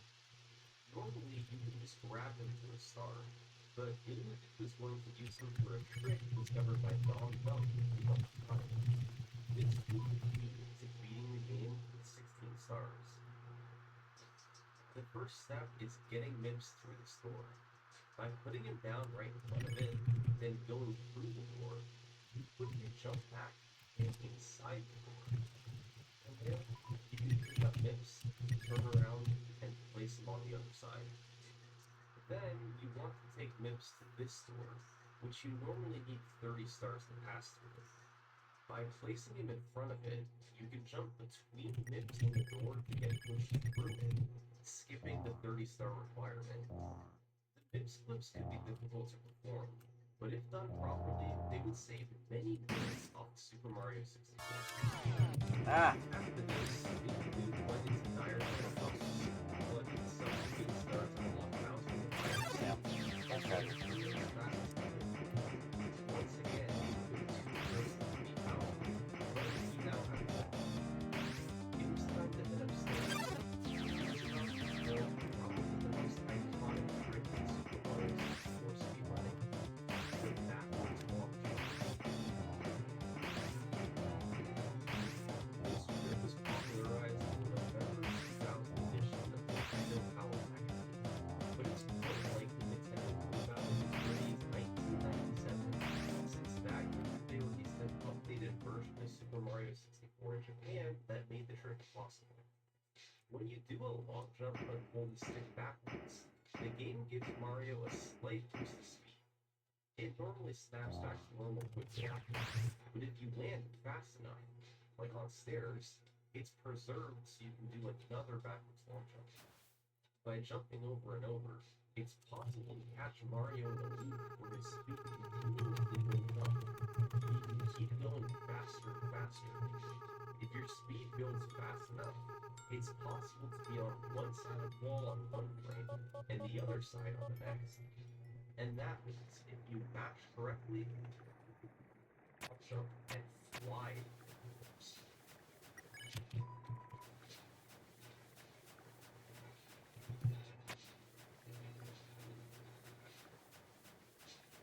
Able to perform this on both the 50-star door and the Endless Staircase, bypassing the requirements for 50 and 70 stars respectively. Then, it was a matter of making it through Bowser in the sky and hitting Bowser before he got to him. It took him 6 throws, but it was enough to finish the time of 4:56, world record by a significant margin. This run was pretty good for 2004, given how new Mips clips and DLJs were. The movie didn't have much time, and some things pulled out the tracks. And about 6 months later, a player named Kirby Carter lowered it by about a minute. He definitely didn't beat up but we still mostly using long jumps. Even if this player throws on Bowser, the old is extremely good. However, the biggest revolution introduced in this run was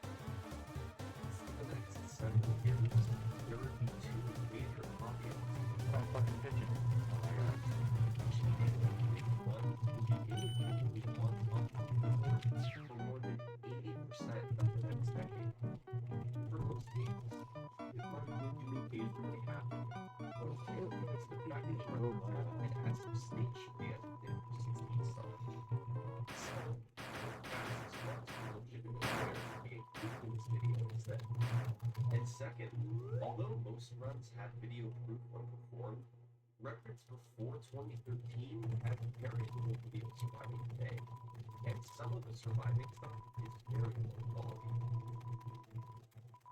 Many runs were live streamed at the time, but the videos weren't saved.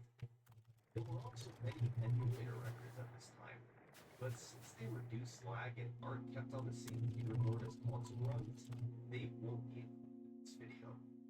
It's a bit tricky to analyze runs from this period, but we'll work with what we can. After Kirby Carter's 2046, a player named LeCoureur103 would rapidly lower the record down to 1908 over the course of 2005. He posted his times on the Speed Demos archive, but videos for these runs seem to have never made it online. So, despite lowering the record by a minute and a half, there's not much. Then, by 2009, the record seemed moved to Japan. In August 2009, 4 players set a record: Sho, Shigeru, Katz, and Takada. Most of these runs don't have surviving video, and the ones that do were live streamed with 2009 levels of quality. So instead, we'll skip to December 2009, when we finally get a run with a complete video from Takada. Remember, Kirby Carter had gotten a 20-minute run in 2005, and there were allegedly 19-minute runs later that year. Will it talk again in 2009? How about a run clocking in at 17 minutes, 18 seconds? To put it bluntly, this record was on another level.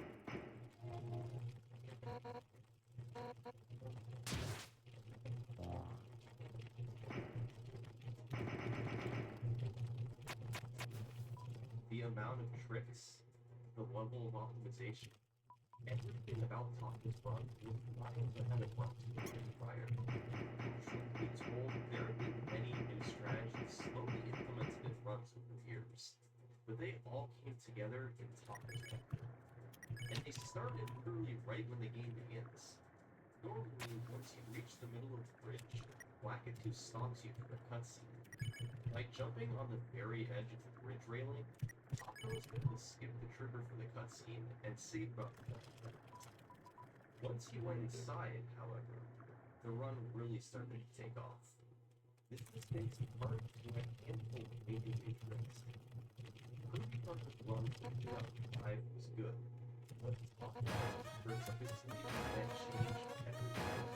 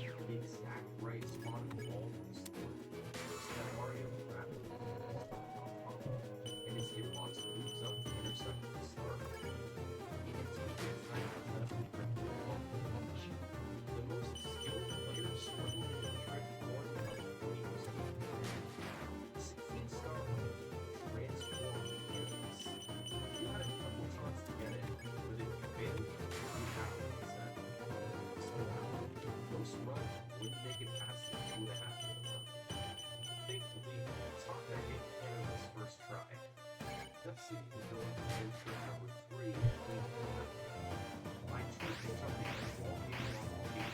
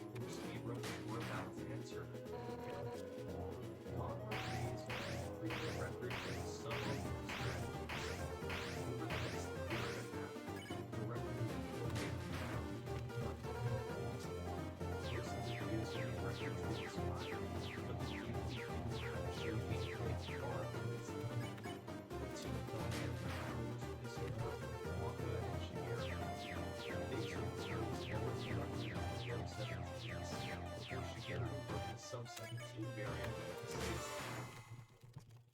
Going up the record back in 1652, he had a breakthrough stage, LBLJ. LBLJ stands for Blocky Backing Formula, and it ordered to be breakthrough October 2016, where Mr. Bone talked about the low where exposed ledge. He cleared up and possibly do a backwards long jump. And it turns out he was right. City showed it off in a task a month later, and it was eventually adopted by runners. By backwards long jumping into the basement ceiling, which extends upwards, you can land here and jump towards speed. The black area outside the front door with a lot of speed still built up. Then, you rotate the camera precisely to steer Mario's speed. If done properly, Mario will shoot through it and land next to the entrance for Bowser to go. This ultimately saves time because many of the 8 stars games that open the door are slow, like ground pounding multiple times. By ignoring the 8-star requirement, players can now just get the key right away, collect 3 fast stars in Rock's Fortress, and head straight to the basement. Save half a minute of run. Armed with LBLJ, Shigeru would continue to grind 16 star from 2010 to 2011. He would pull away from Taka, lowering the record deeper than 16, while optimizing his movement and tricks along the way. It was starting to feel inevitable that somebody would break the 16-minute barrier.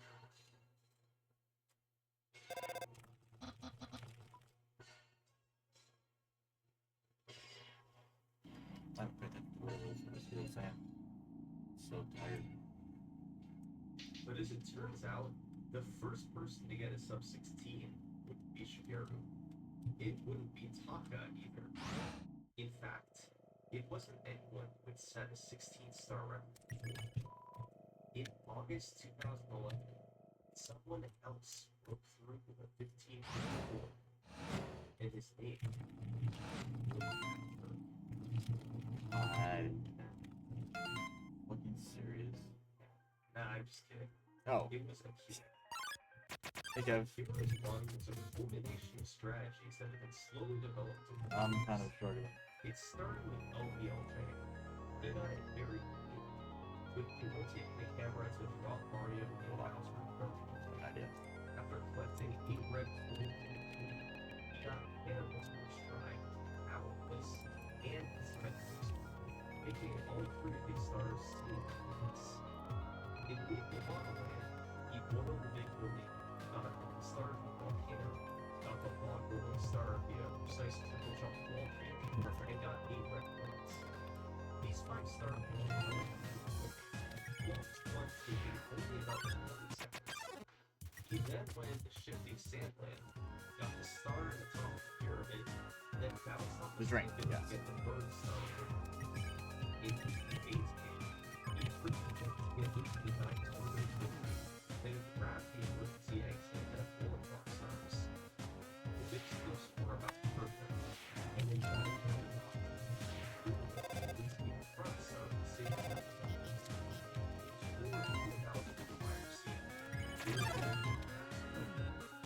both the backers Oh, all yeah. instantaneous, and we nailed every Bowser trick to wrap up sub 16 minute. This seemed like it would be the last hidden barrier ever broken in 16 star. I'd say take it past 2. That being said, there was still some people to take lower. About 6 months later, Latora would grab the record for the first time with a 1552. Using a bit of time to bad movement early, but saving time at the end with inner Bowser in the sky. Not to be outdone, Akira would beat them by a full 8 seconds with 8 gold points.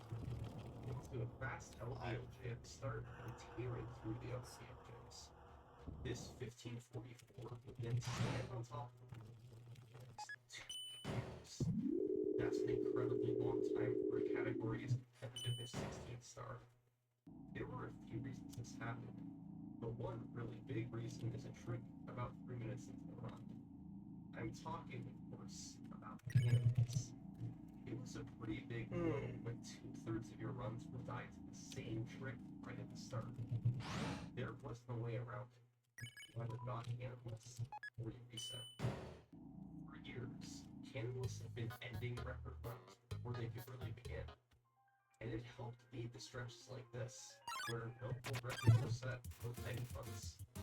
If someone could just figure out a way to set it up consistently, to grab the star every time, it would open up so many new doors in 16 star.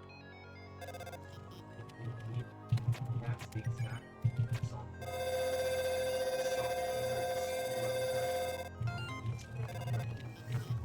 Breaks in off of the time, you can manage it. Even the original Super Mario rules. Once he sets his time paper, it was a way to solve cannons. On October 8th, 2014, he came out with this complicated setup. You would grab the ledge, pull yourself up, punch twice, reset the camera, Results. walk straight down, adjust the You camera, fuckers. pull yourself up, back flip, punch, walk straight down again, set the camera again, then pull yourself up and walk down. If all this was done properly, you would grab the star every single time. Beyond this is how slow it was. Even if done quickly, the setup cost 10 seconds over normal cannonless. That's a significant amount of time to run like 16 star. But luckily, later the same day, runners Death Tech and Gothic Logic would find the route. You didn't actually have to do the first part of the setup. You could skip straight to jumping on the ledge next to the plane and perform the setup from there. This meant you only used 6 seconds instead of 10, which was a bit more reasonable. And the whole process still lined you up perfectly to grab the ledge and collect the star. It's no exaggeration to say that cannonless setup is one of the biggest finds in speedrunning history. Those 2/3 of runs that died in cannonless were now gone. It now had a near 100. This made the record so much more.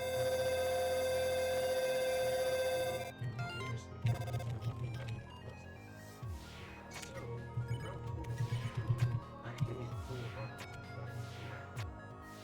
what resulted was a Bro. mad dash to push the record down the ways of much. Nice. I'll take it.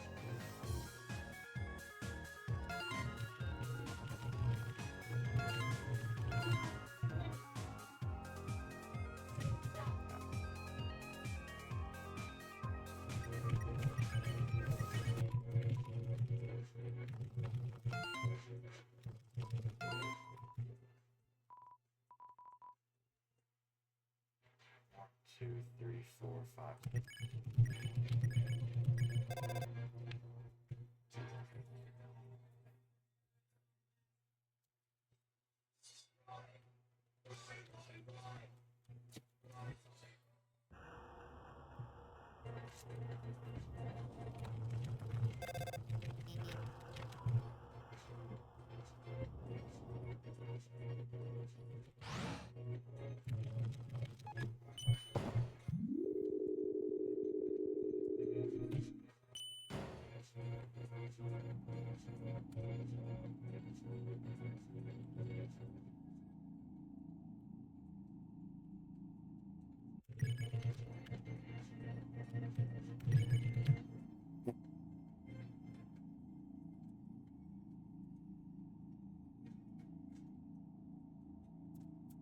Oh, I missed, you fucker.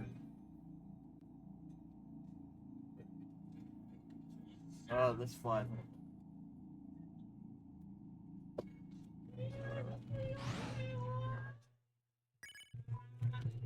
By May 2016, Zaya had taken the record all the way to 1524.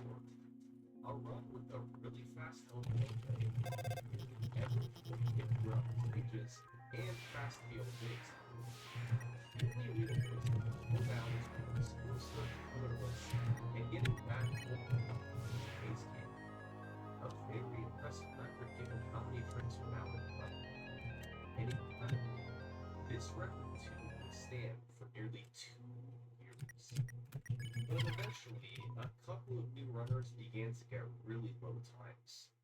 Their personal bests dropped below 16 minutes, eventually into the 1540 range. And it became evident that both of them were going to make a push for the record.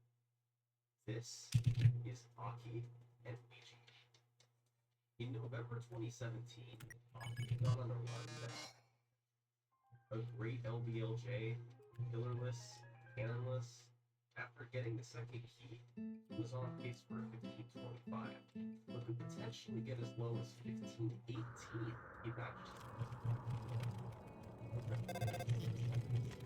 it was all going to come down to LJs.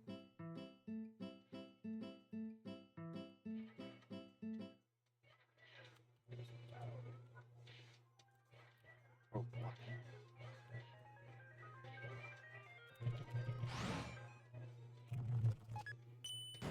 They were decent, but not good enough for a record. He finished with a 1528, 4 seconds behind Zaya. But a few months later, he'd have another shot at it. 4 seconds ahead of his last run, he once again needed to reveal his.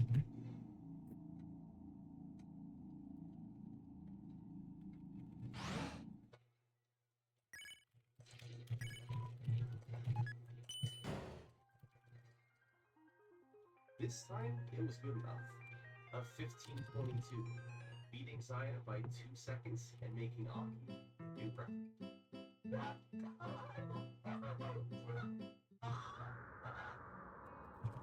a few days later, it was Luigi's turn.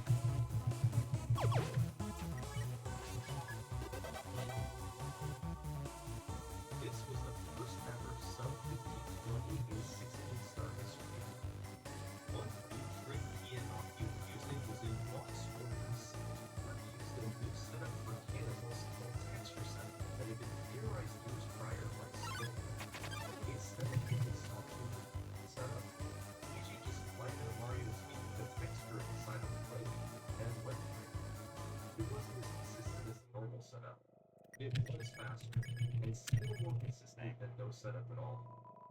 Compromises like this had to be made now that the remaining time saves were disappearing.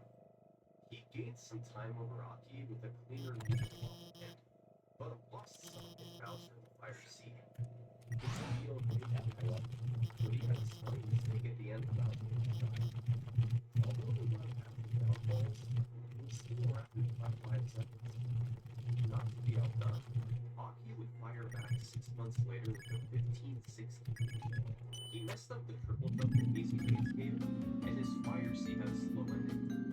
He made up the time of PG, however, the faster whip scrap of standing, and cleaning up his mistake in Bowser in the Sky. He also threw Bowser a bit faster each time, saving a fraction of a second to throw. At this point, when the record was lowered, it was typically only by a second or maybe a few seconds at most. When records get as precise as 16 star, where players have done tens of thousands of runs each, taking time off in big chunks was pretty much out of the question.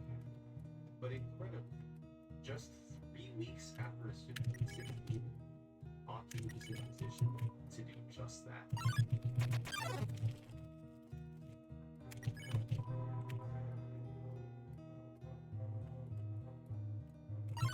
As always, it came down to the BLJs. No pressure.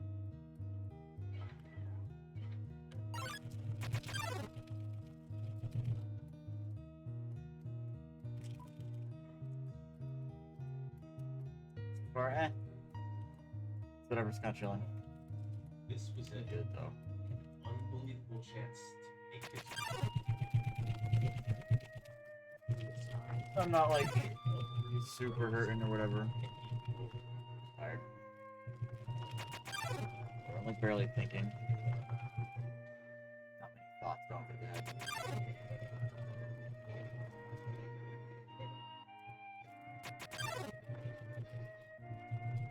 But, you know, there's a lot to say.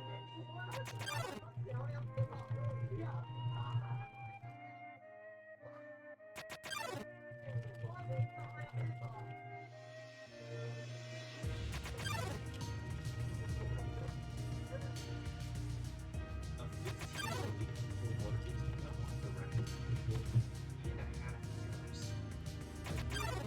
From start to finish. The mistakes in Easy Maze game and Fire Sea were cleaned up, and his movement overall was optimized for flexibility. As you'd expect, this one stayed at the top of the leaderboard. 6 months later, it was still second place was 8 seconds behind. To have a realistic chance of beating this, you need new strats. Rollers had just about completely been compromised. As good as Austin was, we weren't how James wanted to take the record under 15 weight. So, as 2019 came around, he looked into what else he could do to save time.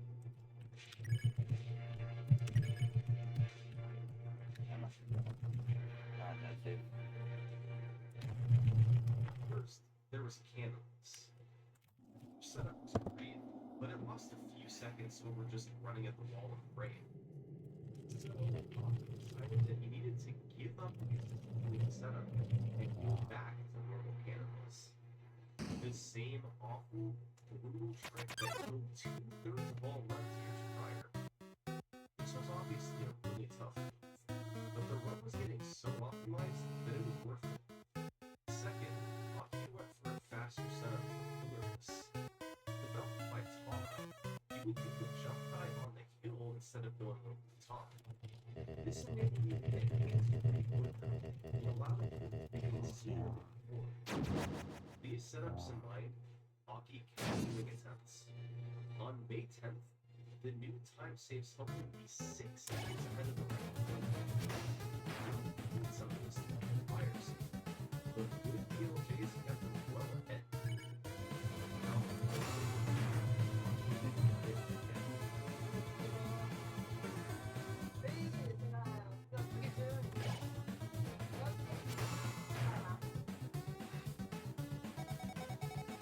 Incredibly, this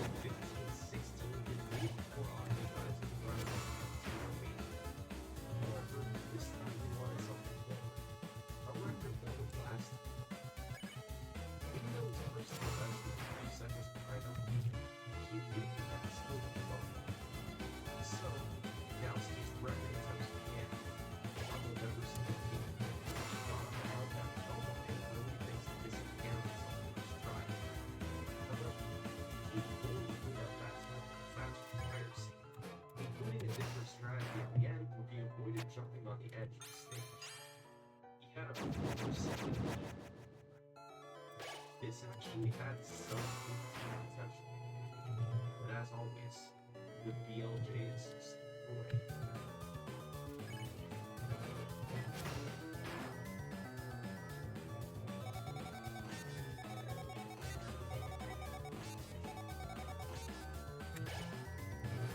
They weren't great, but his best possible time was still 1 second ahead of the record. If he could tear through the stage, he'd have a chance.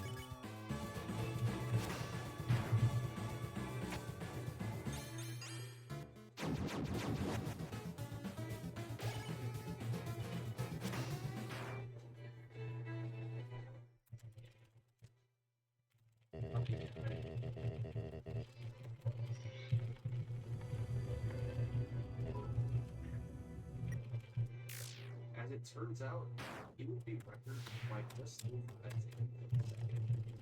For the first time in a year, Aki was no longer the record.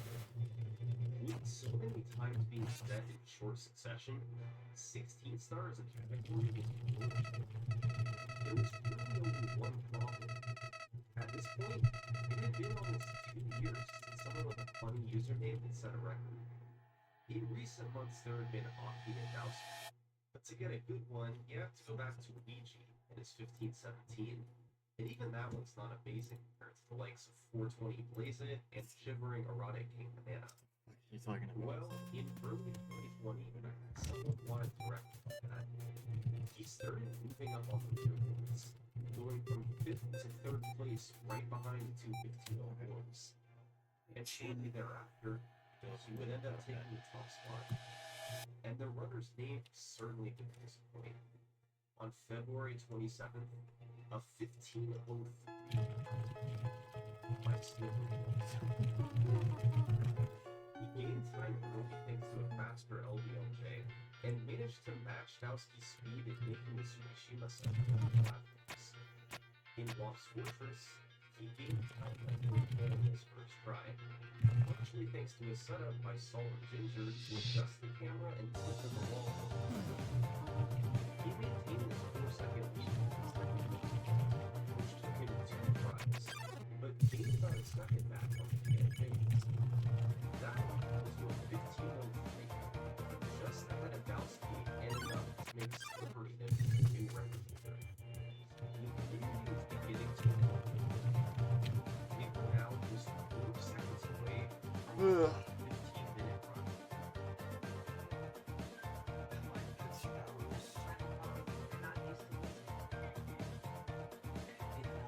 I'm pretty sure from.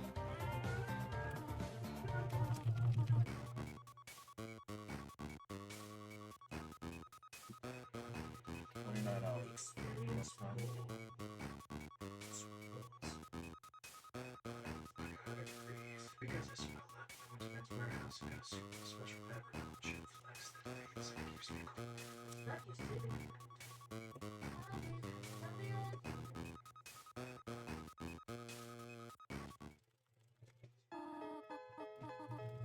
The last time a minute barrier was hit was almost 9 years prior, with Akira's 15:54. Now, a run in the 14s was seeming inevitable. But what time saves were left? Well, this time the 15 include potential time saves with a 4 seconds lost into the mid split, and a few seconds that could be saved on the real phase. But beyond that, there were still fractions of a second to squeeze out all of them. LBLJ, Lava Ray, Bowser in the Sky, all through subtle faster strategies or improved movements. Those time saves all added up to a run well under 15 minutes. But someone still had to take it there. And one player would make it. After getting a 15 or 18 Aki would get a very promising run going on May 1st,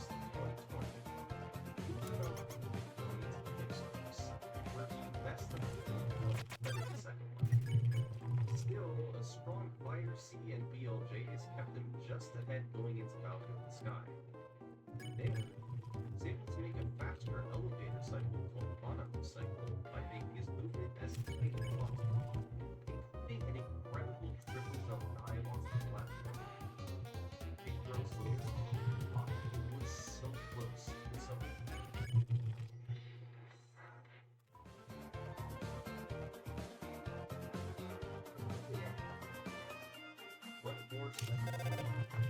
Hockey pushed onward over the coming days and weeks, getting great runs on pace that eventually died in sunlight. The biggest pull, of course, BLJs. Getting Mario to catch on the stairs seemed almost random at times. If you didn't get it to catch, you noticed it was run over, and even making it through usually resulted in losing time. But there was something he couldn't reach. He just needed one good run past the BLJs.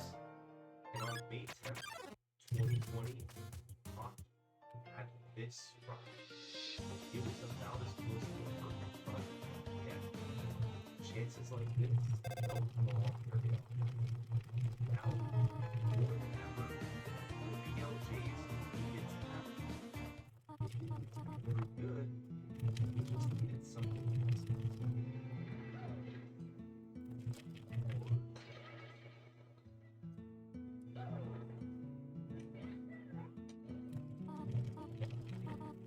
Or you get your perfect BLJs. This was his chance for the run of a lifetime. Here we go.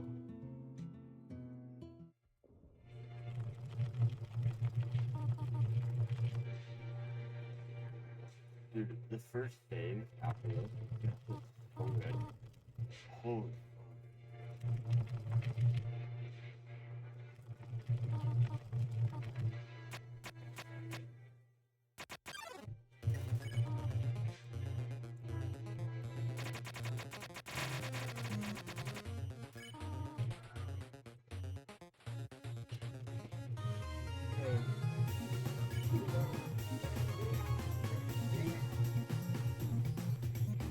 So fine.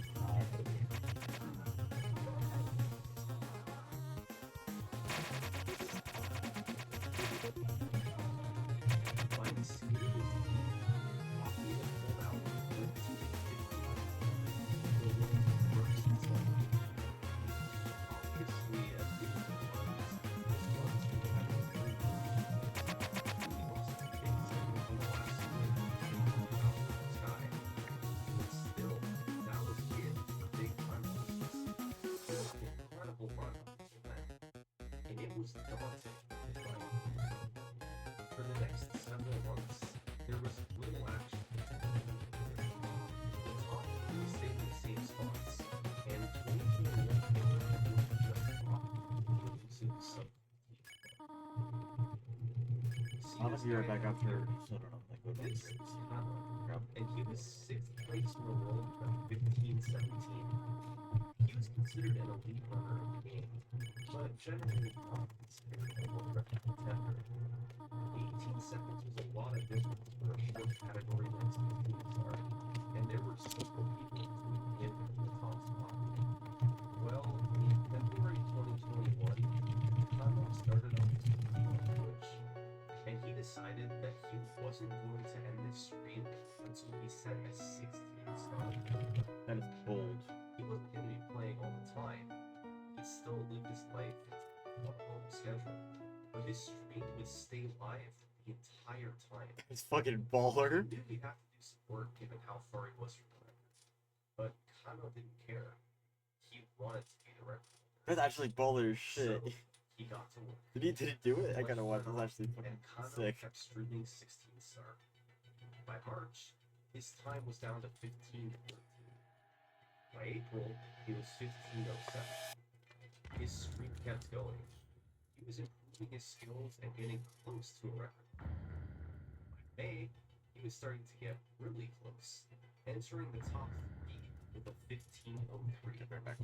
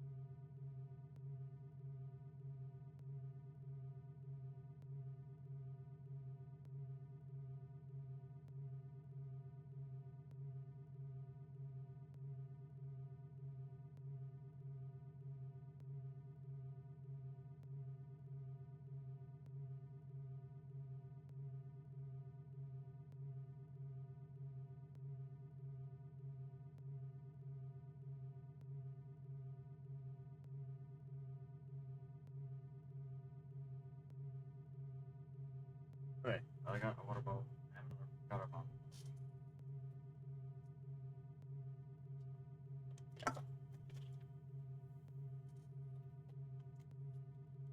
How much you want?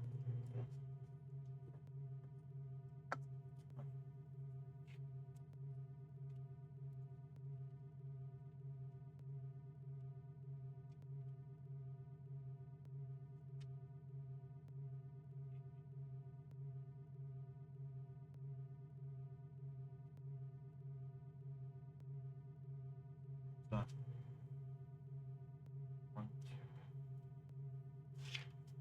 5, 7, 8, 12. Y'all have no idea what that means. Been here. 7 innings left. Oh my god. Okay, let's get innings done. Go. Piece of shit. And then past 2,000 hours until finally on June 12th, 2021, Kano had this start. He actually gained some time early thanks to a new strategy in shifting Sandland by circummark 994, but lost a bit on bips from slower setups and flips. He bled a bit more in Fire Seed from an accidental roundhouse, and his BLJs weren't as big as Octa's, but he did the time he could save from the Bowser in the sky. After a clean stage, weak throws separated him from the rest.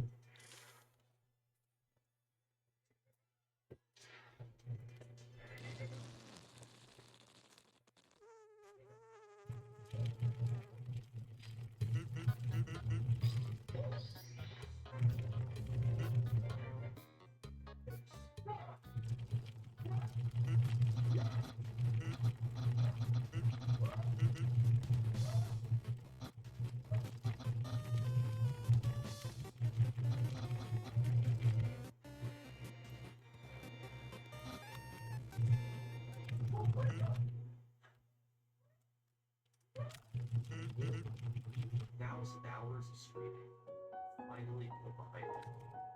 Kano went from 6th to 1st, up 15-17 to a 14-58, and unbelievable push that paid off.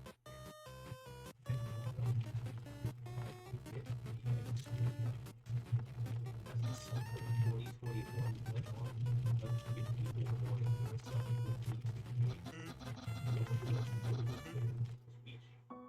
he had set a record 3 years prior, 15-7, but hadn't been able to replicate it. Still, he was considered a top runner. For years, staying with his record at all times. However, he never was able to take that top spot again, despite coming close on several occasions. At least until July 4th, 2021.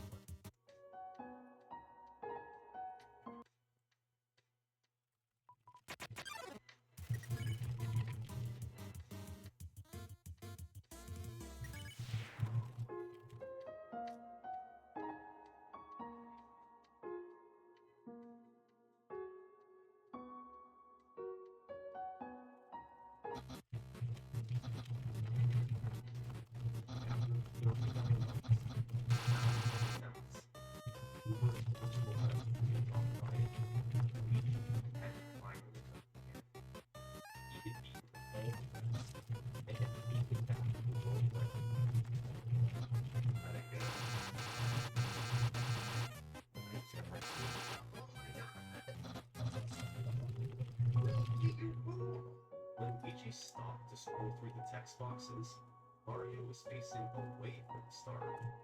All he had to do was turn around and jump to the star. Instead of jumping forward, it cost him the record. To this day, he's still trying to get it back. But that's not the last run we'll talk about. Because in August 2021, a runner from Epic snagged one final record.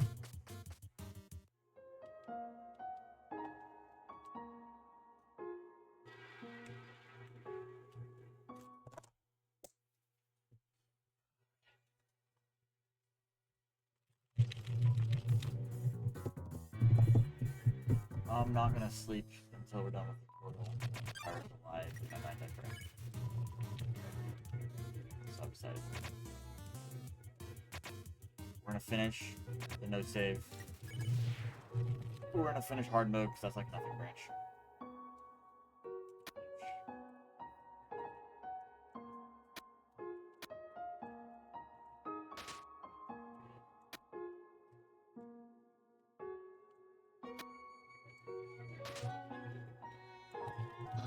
So, well, it wasn't easy. It wasn't all easy. Now, speed, kind of, little, what,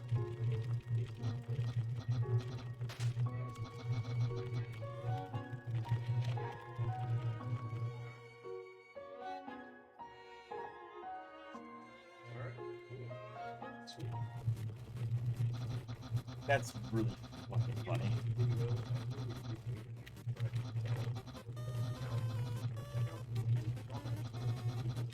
Research or honors the video. Thanks. Just give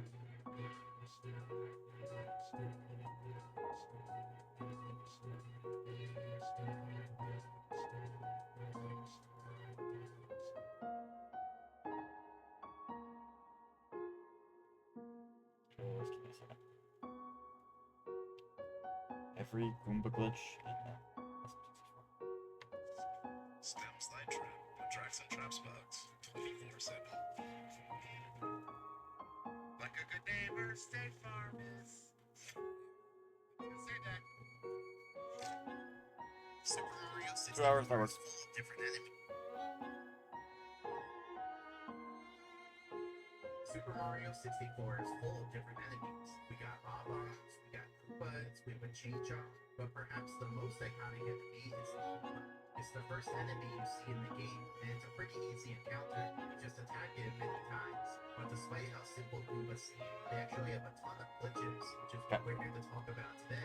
This is every Koopa glitch in Super Mario 64.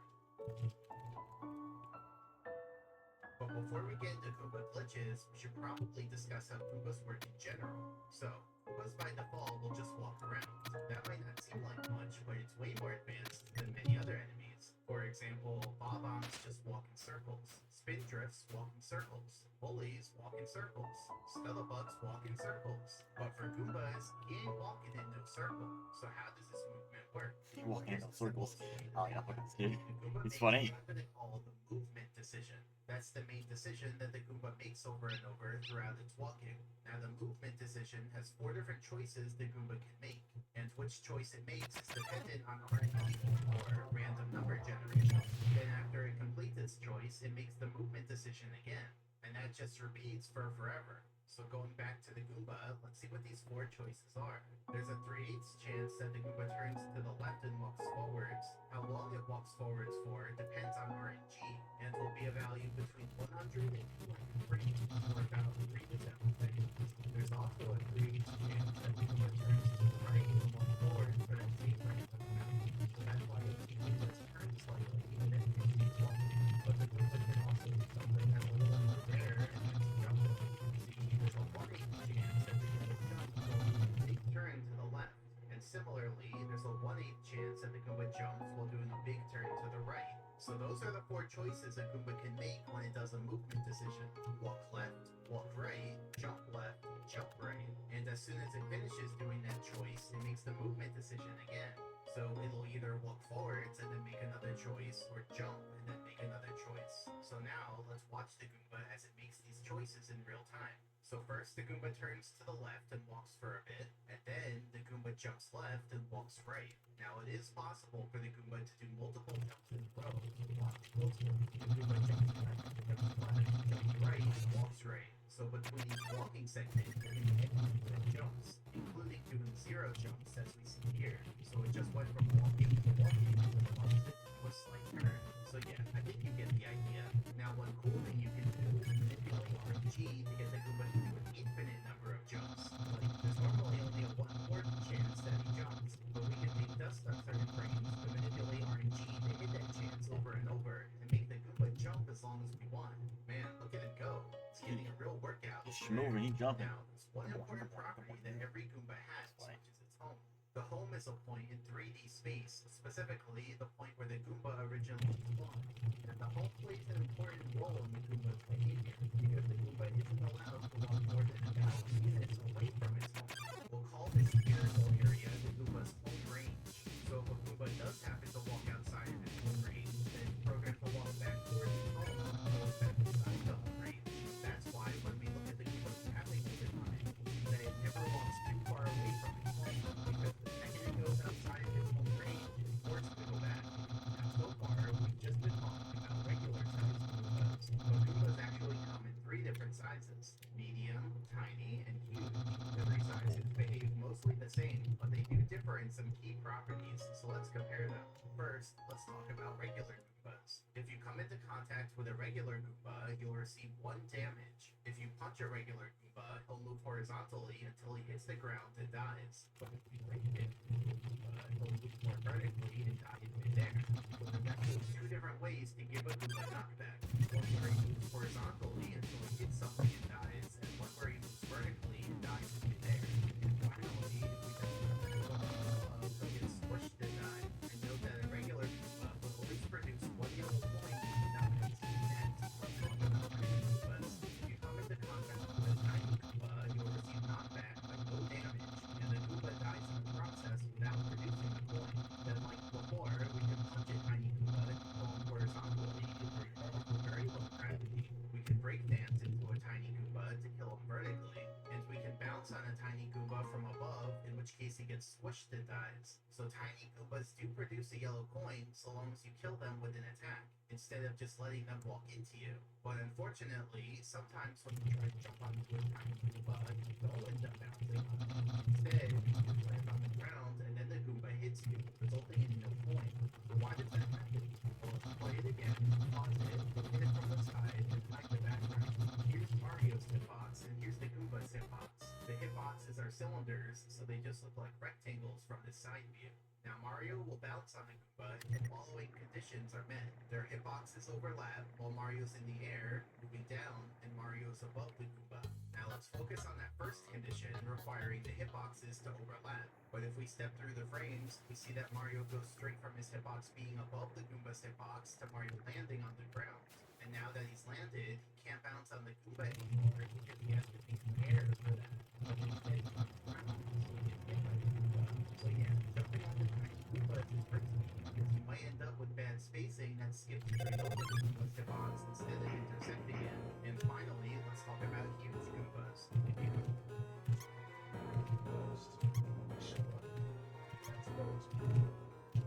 This city was with 2 million square feet of land. Every day, every day.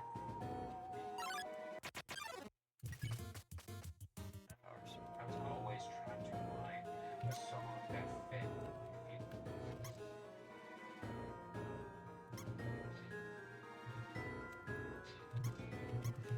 And I'm on first. I chose the Vinny's name because with the orchestral version of Eternity, I wanted a big grand open.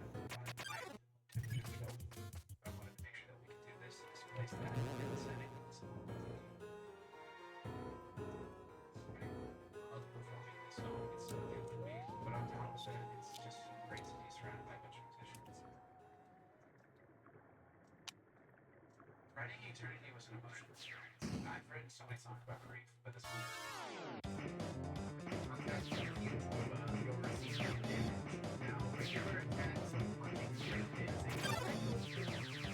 Instead, it just makes him bounce up. If you can hit it on multiple consecutive frames, it causes him to go really high. And note that each frame that you're hitting it produces its own set of yellow particles. So you can make a lot of particles just from one attack. It's used so many times in a row. But huge Goombas aren't invincible. See, jumping onto them will still kill them and produce a yellow coin. But interestingly, if you kill a huge Goomba by ground pounding it, it'll actually produce a blue coin, which is worth 5 yellow coins. And the same thing happens if you twirl off of a fly guy and attack the Goomba using the twirl. That also produces a blue coin. So getting the blue coin out of them is definitely useful if you're going for the 100-point star. So to summarize, Goombas come in 3 sizes: medium, tiny, and huge. But interestingly, we can subdivide them even further into two different classes of Goomba. One class is single-tin Goombas, and the other class is Goombas belonging to a triplet of Goombas. So let me explain the differences. Let's say we have a singleton Goomba. A singleton Goomba will exist no matter where Mario goes in the level. So even if Mario goes really far away, the Goomba is still loaded in memory.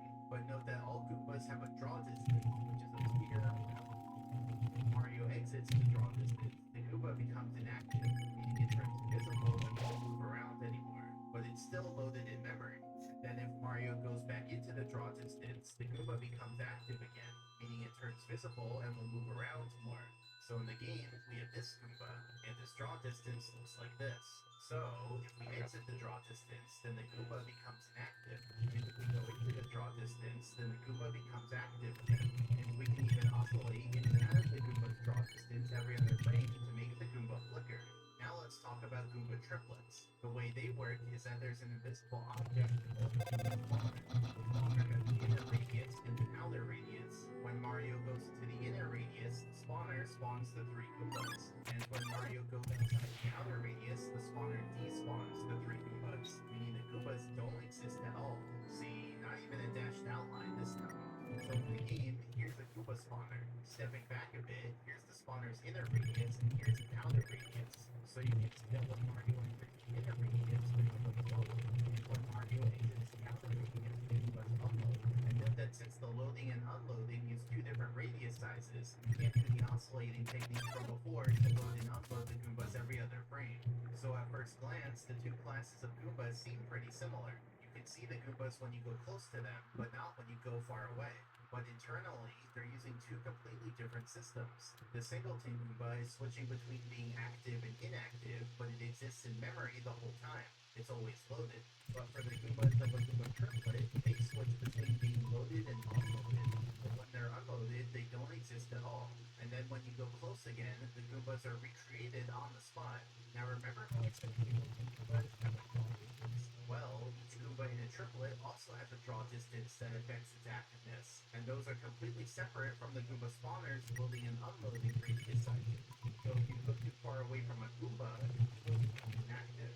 And if you go too far away from the Goomba spawner, then all 3 Goombas unload. Now, if you kill a Goomba belonging to a triplet, the Goomba spawner keeps track of it. And so then if you go far away and come back, the Goomba spawner knows to only load Goombas you haven't killed yet. So that creates an illusion that you can take Goombas each time. But like I said, the Goomba spawners keep starting new Goombas each time in the spots you haven't killed yet. Also, note that each Goomba in a triplet has its own home where it initially spawned. So if we look at the paths of these Goombas over time, we see that they each stay within their respective home range. But of course, there's a lot of overlap in the middle where they all have access to and can walk into each other.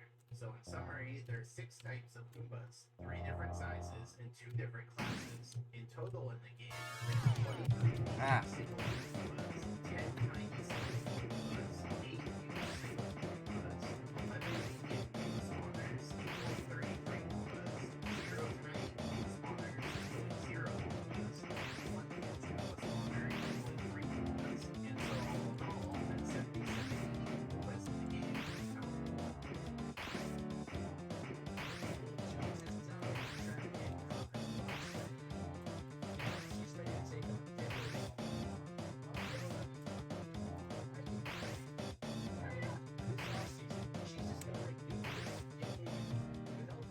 Amazing brands at incredible prices. The best workout ever.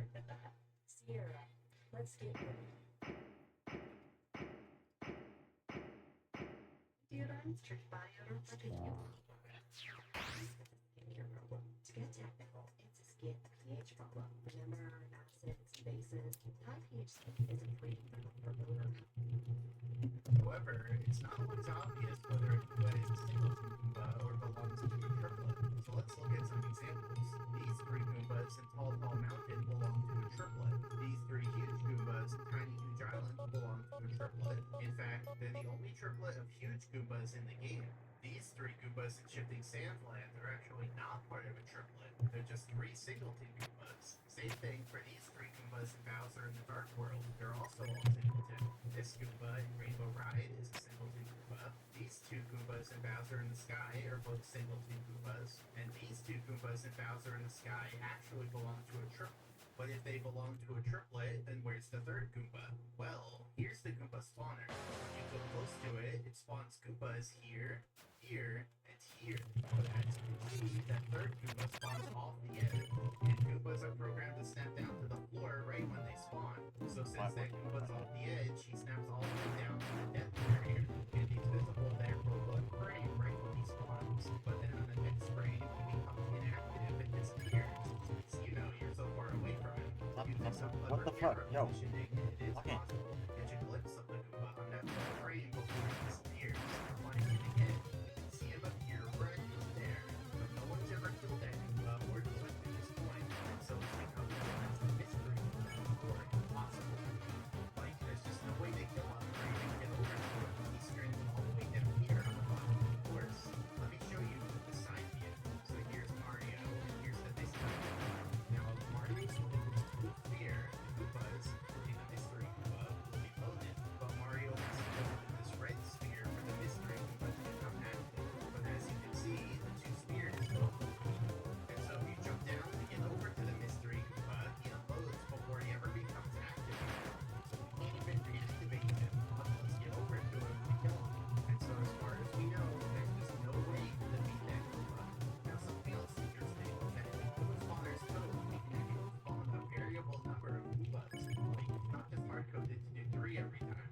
Instead, there's a property on the Goomba spawner object that in theory can be set to a higher number to spawn more Goombas. In the game though, they never actually use that functionality. They just always go with the default of 3. But if we use hacks to modify that number, you can see what 4 Goombas would look like, and here's what 5 Goombas would look like, and here's what 16 Goombas would look like.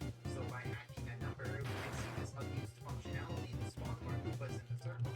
And you know how the Goomba spawner keeps track of which Goombas have died so that it knows not to respawn them? Well, that functionality only works for the first 6 Goombas that spawn, because I guess the developers never got around to fine-tuning this functionality. So if you put 15 Goombas and you kill them all, then you can come back. Only the first 6 stay dead, and the other 10 you spawn anyway. So yeah, it seems like the developers were thinking of having more Goombas spawn from a spawner, but didn't actually go through with it or finish programming it. Now, as I mentioned before, Goombas will turn around once they walk outside their home range. So you might think a Goomba's forever stuck inside its home range, but as Glitch Hunters, we got ways to make Goombas go beyond. For example, remember how with a huge Goomba you can punch it and it won't die? Well, every punch causes the Goomba to turn towards Mario and walk that way for a bit, even if that means walking away from its home while it's outside of its home range. So by repeatedly attacking a huge Goomba, we can actually transport him very far away from his home. I can even knock it down onto the beach. I bet you never saw a Goomba down here before. And even the shell makes it even easier, because then Mario's whole hitbox counts as the attack of the Goomba. So for this Goomba, we can transport him and bring him all the way over to the cannon. And then we can knock him inside the cannon. But unfortunately, he just dies in there because it's filled with water. And Goombas can't exactly survive in water. More on that later. Then for this Goomba, we can transport him and bring him over to Wiggler's hole on top of the mountain. And of course, then we can knock him into there, causing him to get stuck down there and walk in circles for forever. I don't think he'll be getting out of there anytime soon. But hey, at least Wiggler has a friend now. And we can also put a huge Goomba on top of an item block. Look, his shadow can't even fit all the way onto it. And then if you open the item block, the Goomba just falls down. He doesn't die like you might have expected from some other Mario games. You can also put a Goomba into a warp pipe, though this one works a little different. See, the warp pipe is an object, objects are only tangible when Mario's within a certain radius around them. Here, Mario's standing outside of that radius, so the warp pipe is currently intangible. That allows the Goomba to walk into the warp pipe, and then we can have Mario go closer to make the warp pipe tangible again, effectively trapping the huge Goomba inside. Look, his model barely fits in there. He can still get me, but I can get him too. Take that. So yeah, you thought you needed a Pokeball to capture figures, you can use a warp pipe. Then using that same principle, we can also put a Goomba on top of the sign. You see, we let the Goomba walk into the sign when the sign is intangible, and then we have Mario go close to the sign, and he can become tangible right at the peak of the Goomba's jump. And so the Goomba snaps onto the top of the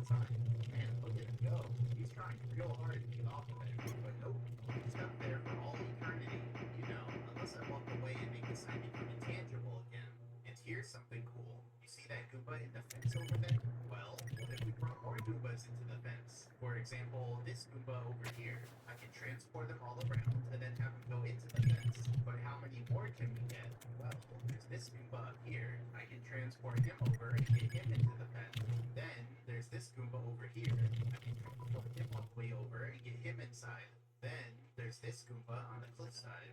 I can transport him over to be with the rest of them. And finally, there's this Goomba near the cannon. I can transport him over and have all the Goombas be in the fence together. And you know what that means? I created the Goomba Jamboree.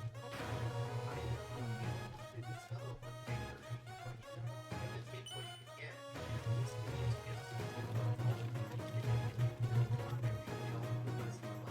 See, there's these Goombas here in front of me that I didn't bring over because there's just no good path up here to the fence. These three Goombas at the start, which belong to a Goomba spawner, they don't work if the spawner's radius doesn't enclose the fence, so Mario can finally got them all together with one big jamboree. We did it, guys. True goal of Super Mario 64 has been achieved. Also, focus on from a top-down view. This white circle is Mario.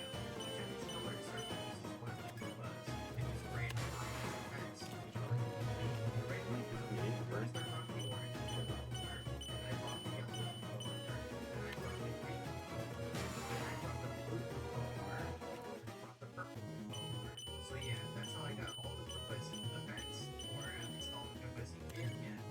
Regular Goombas are too expensive and trying to move them on the shelf, because a single red doesn't but there is a slight variation you can do where instead of like before, this causes the Goomba to turn towards Mario and walk that way for a bit, even if that means walking away from its home. But the problem is that we can't help Mario with one health, so we can only bump into a Goomba 7 times before we have to stop and get one. But if we go and help and then come back, Goomba will already come back. All your progress, it's a pretty linear. But this technique is actually used in our first strategy level challenge. You know, where your goal is to count for speed. Specifically, for collecting the stars, scale the mountain in 0 8 presses. See, you can lure a Goomba up to the top of the mountain in the star. It's still not close enough to the star for us to use, and it will voluntarily walk very close to it. We can continue to lure it get closer and then bounce on it to reach the star. Now, if there's a Baba present, we can do something even cooler. And use it to push Goombas around. Well, why does that work? Well, to understand this, we have to talk about how holding objects works. See, holding objects in Super Mario 64 is crucial because when you jump an object, the real object is turned invisible. These represent grabbing the object in Mario's hands. Then when you release the object, the game stops recording directly in Mario's hands. The real object turns visible and performs over the Mario. So this process gives the illusion that you're holding the object, but you're just holding a graphic of it.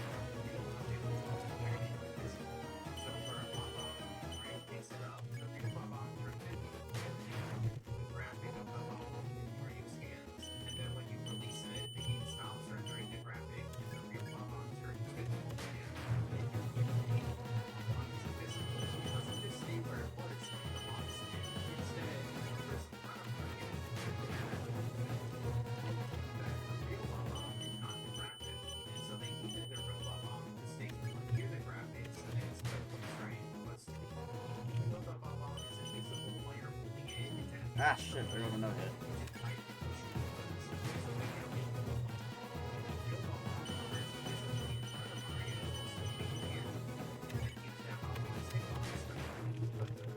Unfortunately, this trick only lasts for a little bit until the bomb is closed. But luckily, there's a way to extend it. You can jump into the wall in a certain way so that the bomb becomes free. Now Mario's in a broken state where he can just teleport even though the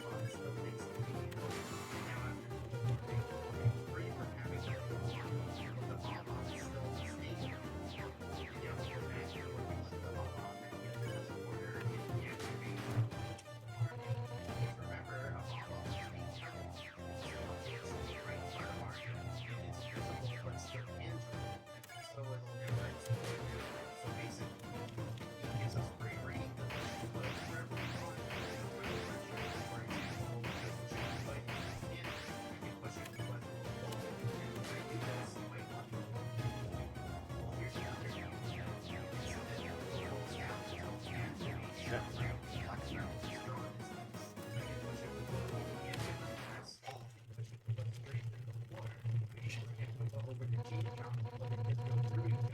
I guess the programmers never expected that interaction.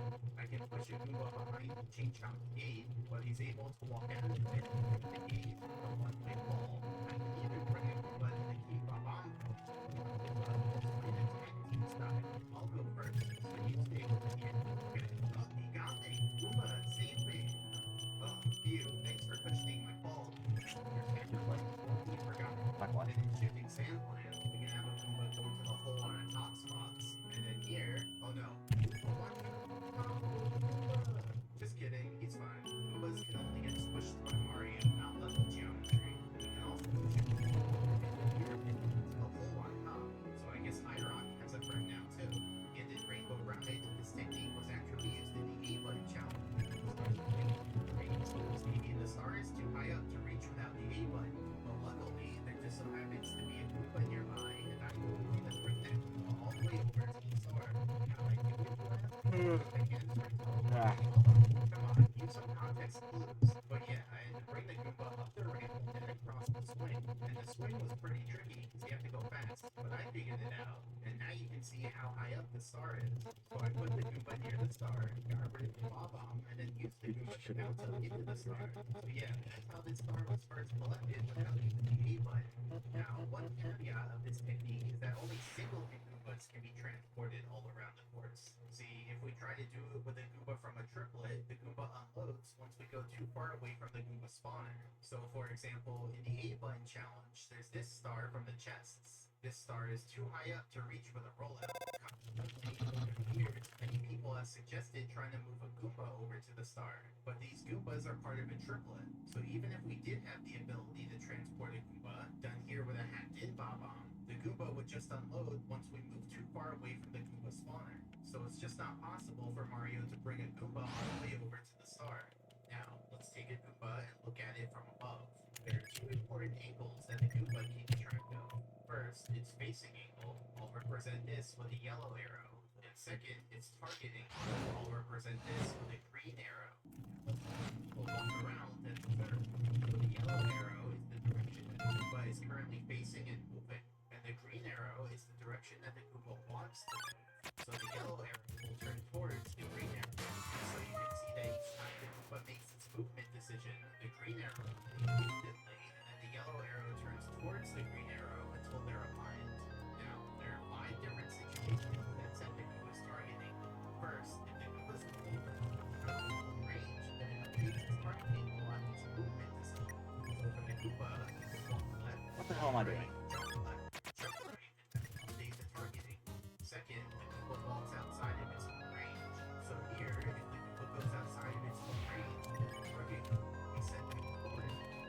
That way, the Goomba goes back into its own range. Third, the Goomba touches Mario. See?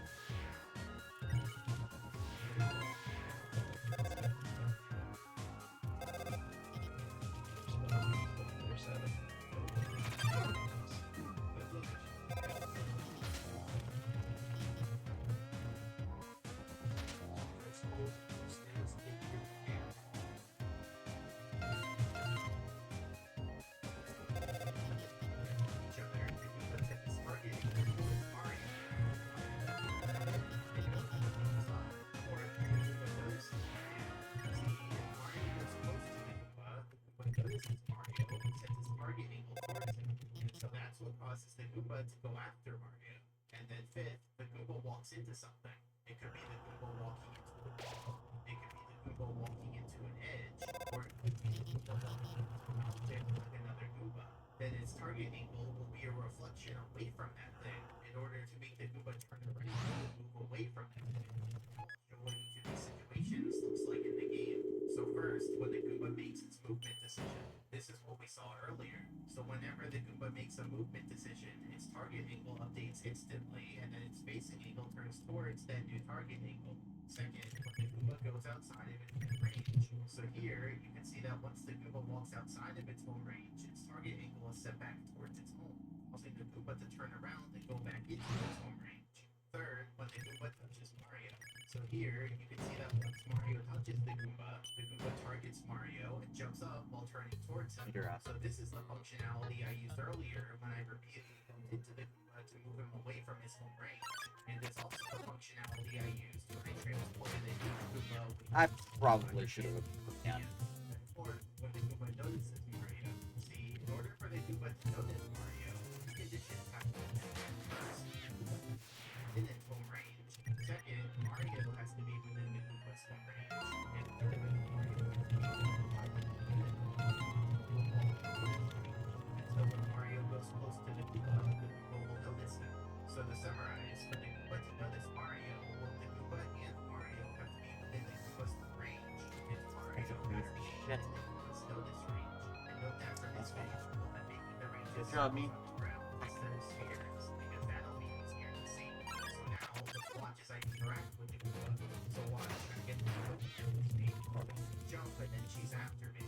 And the chase will last until one of the 3 conditions fails. And now, I lure the Goomba outside of its home range, chasing me, and it's back towards its home. But the moment it comes back inside, it starts chasing me again.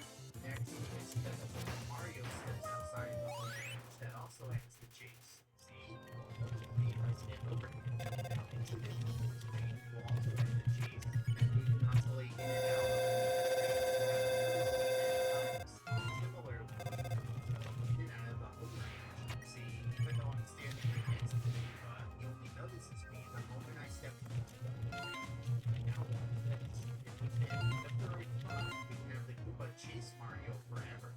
Like, he just runs in a big circle around Mario, never going close enough to hit Mario, but also never going far away enough to make Mario into the notice range. Fast forward 10 minutes, and Mario fell asleep, but the Goomba is still going. Now, as we just saw, Goombas will jump when they notice Mario. Nothing weird there. But now watch this. If the Goomba's above Mario, like upwards on a hill or on a higher platform, then it's possible that the Goomba will jump multiple times when it notices you. See, it just jumped 3 times, and then it jumped 2 times. What's going on there? Well, let's play it again, pause it, and look at it from the side. Now, I said the Goomba notices Mario when Mario goes within a certain radius around the Goomba, but we can just as easily think about it as the Goomba entering a certain radius around Mario. Now let's zoom in extra on the Goomba to see what happens when it enters the radius. Now it's okay if the jump itself exits the radius because the Goomba is in the jumping action during that. But as soon as the Goomba lands, does a little bounce, then it goes back into the walking action, at which point it does matter if it exits the radius. And as you can see, because the little bounce exits the radius and then re-enters, it causes the Goomba to notice Mario again. And this is only possible because the edge of the radius is sloped at this point due to the Goomba being above Mario. I'll show what I mean with a diagram. Now the Goomba's little bounce goes up and forwards. So if the Goomba enters the radius at the same height as Mario, the bounce arrow stays within the radius. If the Goomba enters the radius below Mario, the bounce arrow stays within the radius. But if the Goomba enters the radius above Mario, then the bounce arrow goes outside the radius or jumps. And the Timmy is amplified undied the higher up on the circle you go. So here, the Goomba's about to enter the radius right above Mario. So let's see how many jumps it will do. 1, 2, 3, We're playing 4, 5, 6, 7, 8, That's 6, 9, 10, 11. That's a lot of times to notice something. 4. And then fifth, when the Goomba walks into something, its angle gets reflected away from that thing. Now there are 3 broad categories of things that cause reflections. First, the Goomba walks into a wall. So this could be the Goomba walking into an actual wall. But it could also be the Goomba walking into a steep floor, which isn't technically a wall, but it is treated exactly how a wall is treated. Then second, the Goomba walks into an edge. This could be an edge next to out of bounds, meaning there's no floor beyond the edge. It could be an edge with a big drop down to the next Shut the floor. Or it could be an edge next to a floor that's sloped down. Shut it. And then third, the Goomba walks into another object. But only I'm certain trying to figure objects out work for how the this. fuck am I gonna get this Walking ending. into another Goomba, walking into a Goomba, and walking into a Spiny. So in all of these cases, the Goomba's angle is reflected, causing the Goomba to rotate from the thing that it walked into. The Wimpson, that's where the However, fourth. Okay, that's specifics where the of last one is. reflection Okay. depend on which forgot of about the the 3 cases we're in. Wimpson, So Temmie, in the Undyne, cases, Vulcan, starting with walking into 1, walls or steep Pyro, floors. Center So Plate, here's a Vulcan, wall 2, seen from above. and then the 3. There's a Koopa who's facing northeast. That makes more sense. Okay, Goomba finally, walks that fucking northeast sense into now. the wall, and then it I was does like, a reflection. that's only 7, or it's only 6. Where the fuck am I getting the 10 from?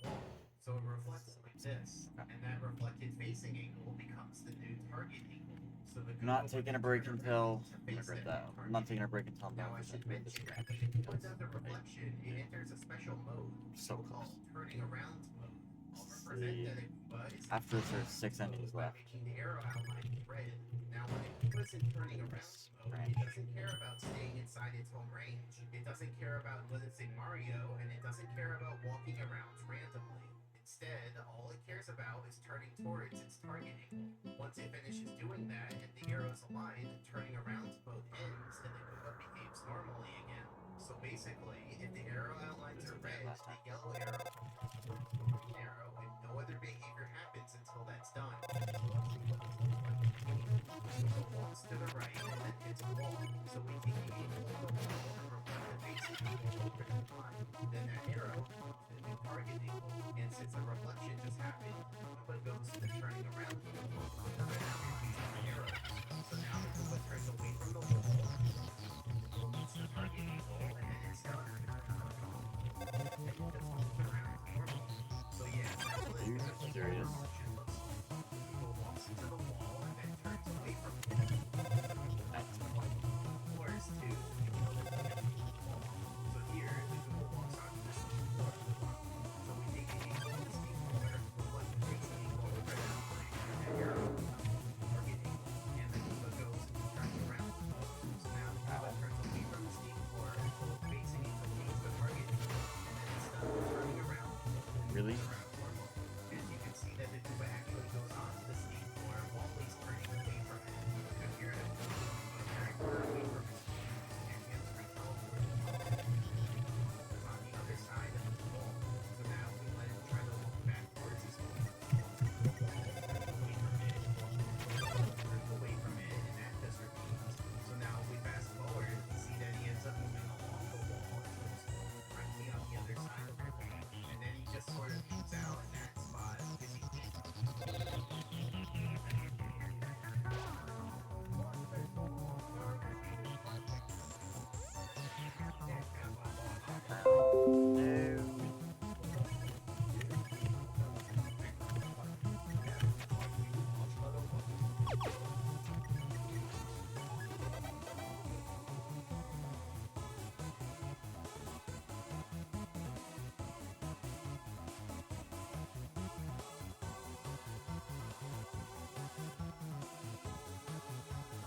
since Goombas turn away from walls, we can use that to do something cool. See, we have lured the Goomba into the wall just the right way, causing the wall very far away from its Come back. The Goomba turns counterclockwise in order to go back towards its home, but then it hits the wall and turns clockwise away from that wall. And it just repeats over and over. The Goomba keeps oscillating to move turning Yeah, clockwise man. and counterclockwise, literally causing it to walk in a straight line away from its home. And this only works because the turning around mode overrides the Goomba's urge to go back towards its home, like I mentioned earlier. Now eventually, the Goomba reaches the end of the wall and then manages to turn around. And interestingly, it does the same thing on the way back. It turns towards its home into the wall, then turns away from the wall, and it just repeats. And so after some time, the Goomba manages to get all the way back into its home range. We can also do this with a huge Goomba. So I lure him into the steep floor at just the right angle, and he gets stuck oscillating. He turns left to go back towards his home, but then turns right to turn away from the steep floor. However, using a steep floor isn't as stable as using a wall, so eventually the Goomba breaks free and turns around. And then he does a similar thing on the way back.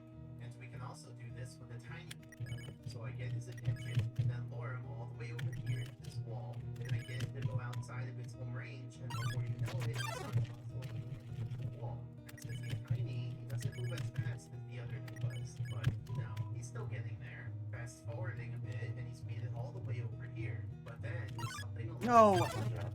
he just stopped. Tragic. Look, he's completely still. Now, based on the arrows, we can see that he's still oscillating, but he's not actually moving anymore. So what causes the Goomba to get stuck like this? Well, it has to do with the way Goombas interact with walls. The Goomba's behavior on every frame goes like this. First, handle wall interactions, and second, move one frame forwards. So let's watch this play out. First, handle any walls. The Goomba's not in any walls, so that does nothing. And then the Goomba moves one frame forwards, which goes like this. Next frame, the Goomba hits any wall, not in any walls, and the Goomba moves one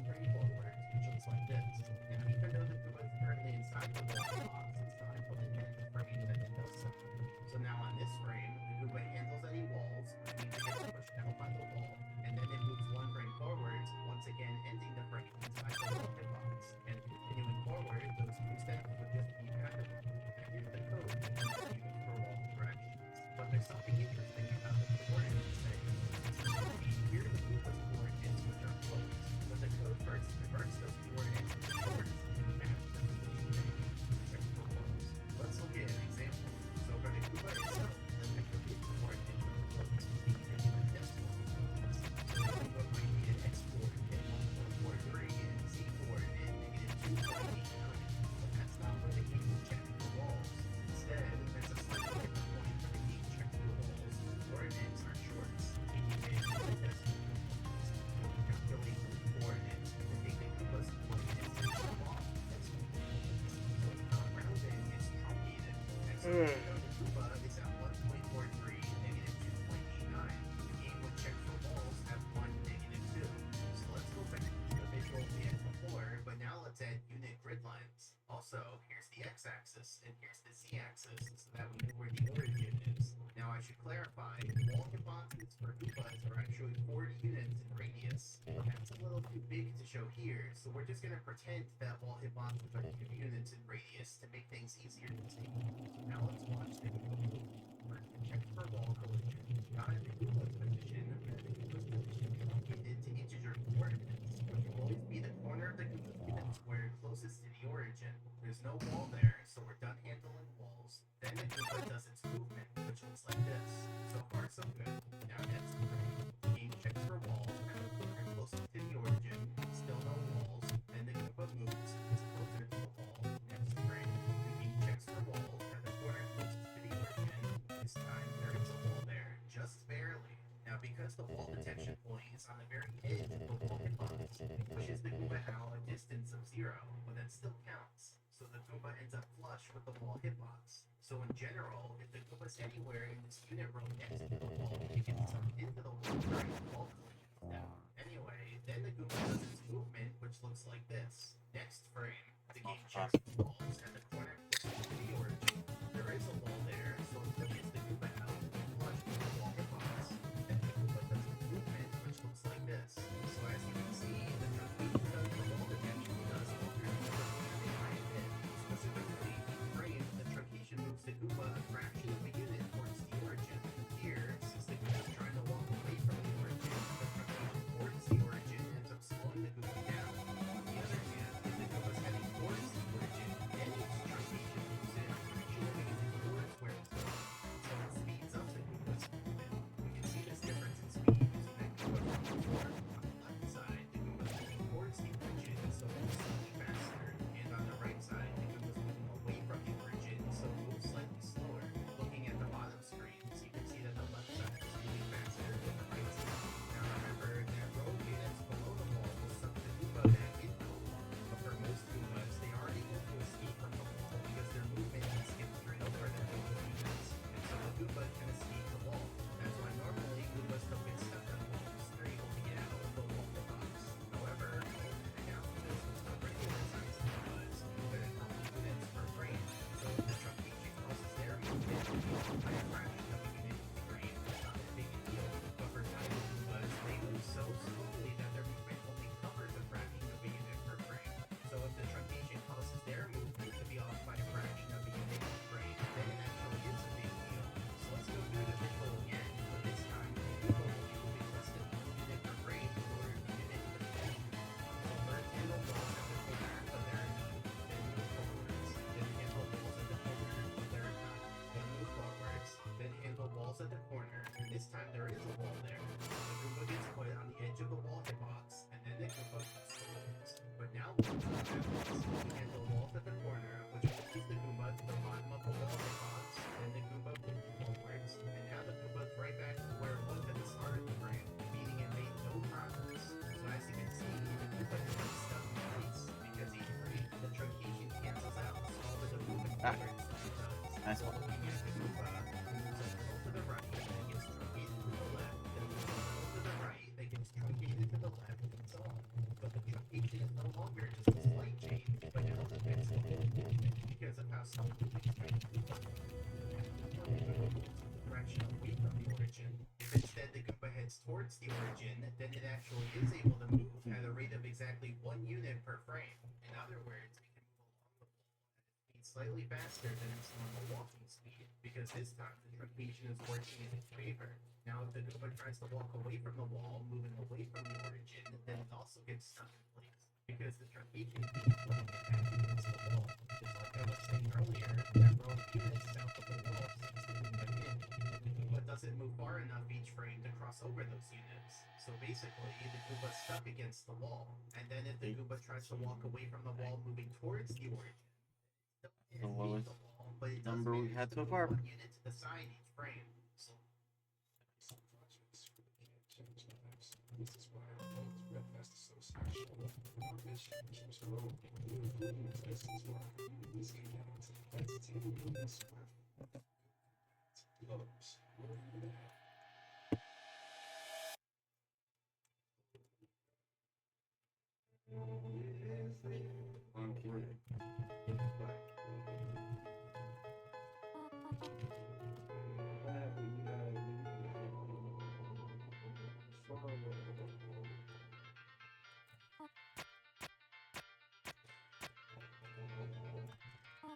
let me summarize all of that. If the tiny Goomba moves to the wall, moving away from the origin, it just gets stuck. If it moves away from the wall, moving the origin, it also moves into the wall, moving towards the origin, then it moves one unit along the wall. Right. If it moves away from the wall, moving towards the origin, then it also moves one unit along each frame. So those are the 4 cases for this setup. So let me show what this is. Right next to the wall.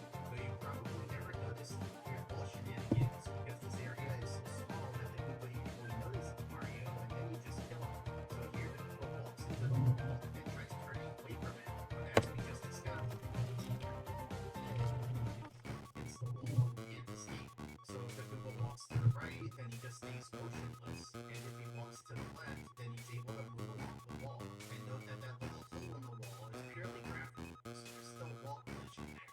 So is there anything the Goomba can do to escape the wall? Well, as we just saw, jumping doesn't work. But if Mario goes close to the Goomba and gets the Goomba to chase him, then the Goomba is able to escape. And that's because the Goomba's breathing. The Goomba can drop over that little unit next to the wall that suck him in. However, one important caveat here is that all this analysis was done with the origin behind the wall. If instead the origin is in front of the wall, then it's a little different. Because now if a Goomba is in that little unit, it goes away from the wall, which lets the Goomba safely escape from the wall hitbox. So for this setup, moving into the wall away from the origin versus getting stuck, moving into the wall towards the origin results in moving one unit per frame along the wall. Those are the same as last time, but now moving away from the wall, away from the wall, and moving away from the wall towards the origin also lets the Goomba escape. So basically, if the origin is in front of the wall, the tiny Goomba can escape the wall and there's no risk of getting stuck on it. So let me show what this looks like using that wall and out of bounds. The Goomba walks into the wall and gets stuck in place as it's walking into the wall, but once it turns around, it's able to escape the box. So yeah, now you understand why the Goomba stopped moving earlier. It was allowed to move forward from the axis line, because then he was moving towards the origin, but the moment he crosses the axis line, then he's trying to move away from the origin and just gets stuck in place. And they roll up the walls and they walk into the wall from the front, which is the intended way to walk into the wall. So the Goomba, like here with Ching Chong's gate, the Goomba doesn't reflect at all. Finally, we're done with walls. Now we can move on to edges, the second thing that causes reflections. So here's a floor rectangle as seen from above. And here's a Goomba who's facing northeast. So the Goomba walks northeast into the edge and then it does a reflection. Now you might think it would get reflected over the angle of the edge. That's not what happens. Instead, the arrow reflects over itself. In other words, the facing angle does a complete 180 and that becomes the new target angle. So the Goomba would then turn around and face that new target angle. And you can see that the Goomba doesn't fall off the edge. Holy fuck. If it would have gone off the edge. Now, since Good the Goomba lord, doesn't my have fault, y'all. 180 God degrees, damn. I wonder I kinda hurted. Whichever way is shorter, but this is a rare case where turning clockwise and clockwise are actually tied. But the answer is right. Why does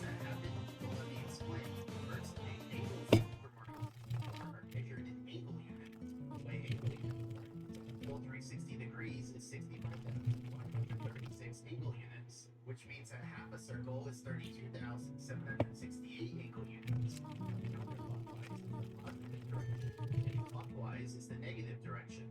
So that's the basics of angle units. But now, let's think about a Goomba. So the Goomba has a facing angle and a target angle. Now the game determines which way the Goomba turns using the following method. It calculates the angle difference between the facing angle and the target angle. If the difference is positive, the Goomba turns counterclockwise. And if the difference is negative, the Goomba turns clockwise. Right now, the difference between the angles is 0 because the arrows are aligned. Well, let's say the target angle was to the northwest. Now the difference between the arrows is 8,192 angle units. That's a positive number, so the Goomba would turn counterclockwise to reach it. If the target angle was to the west, then that's a difference of 16,384, so the Goomba would still turn counterclockwise to reach it. And if the target angle was to the southwest, then that's a difference of 24,576, so the Goomba would also turn counterclockwise to reach it. On the other hand, if the target angle were to the northeast, then that's a difference of negative 8,192, so the Goomba would turn clockwise to reach it. If the target angle was to the east, then that's a difference of negative 8,184, so the Goomba would still turn clockwise to reach it. And if the target angle was to the southeast, then that's a difference of negative 24,576, so the Goomba would also turn clockwise to reach it. But what happens in the bottom area? I'm taking my headphones off. Right side of the target, over the left side, no pressure. Well, this angle, 32,767, is still positive, so the Goomba would turn counterclockwise to reach it. And for the right side, no pressure up until this angle, negative 32,767, it's still negative, so the Goomba would turn clockwise to reach it. But we're still missing exactly one angle. The target angle is exactly 103, what's the angle difference here? If the difference were labeled positive 32,768, then it'd be claimed by the left side and the Goomba would turn counterclockwise to reach it. However, if the difference were labeled negative 32,768, then it'd be claimed by the right side and the Goomba would turn clockwise to reach it. So which is positive or negative? Well, the thing is, the angle difference is and short we only have two values between negative 32,768 and positive 32,767. So based on that range, we have a value of negative 32,768. Still pretty all right. Now I have a value of positive 32,768. Yeah. So in the diagram, the final angle has a value of negative 32,768 simply due to the properties of shortness. And so looking for the right side, meaning the Goomba will always turn clockwise or to the right when turning 180 Dude, degrees. So that's why whenever I'm pretty sure I've played like one N64 game that was with my friends N64. I think it was like Luigi Mansion or something like that. I have never touched SM64. This might be this guy's videos might be like some of the most helpful videos I've listened to. Oh my god, they're saving my life right now. The Goomba walks to the left and then hits the edge. So we reflect the facing angle over itself, and then that arrow will become the new target angle. And since a reflection happened, the Goomba goes into turning around mode. So now the Goomba turns clockwise 180 degrees away from the edge until its facing angle meets the target angle. And then it's done with turning around mode and moves around normally. So yeah, even though it looks like turning to the left would have been simpler, the Goomba always has to turn to the right. Now here's a situation where I moved the Goomba very far away from his home. See, his home is on the other side of this edge. So now if we let the Goomba walk back towards his home, we see that he walks into the edge, then turns around, then walks into the edge, then turns around, etc. And in this case, he has a slight drift to the side, so over a long time, he ends up moving along the edge. Then here, I have a Goomba walk into the edge, and then I deactivate him. Now interestingly, the flag that keeps track of whether a Goomba is walking into an edge doesn't reset properly when the Goomba is deactivated. So currently, that flag is staying on, causing the Goomba to think it's perpetually walking into an edge, and so he just keeps turning around forever. And so now, if I strategically reactivate him just when he's walking to the right and then back into the edge, I can have him move along the edge very slowly. So by repeatedly doing this for 5 minutes, I can move him very far away from his home. And he's also very far away from the Goomba spawner. So now when Mario goes over there, he exits the Goomba spawner radius, causing the Goomba to Test float those monsters.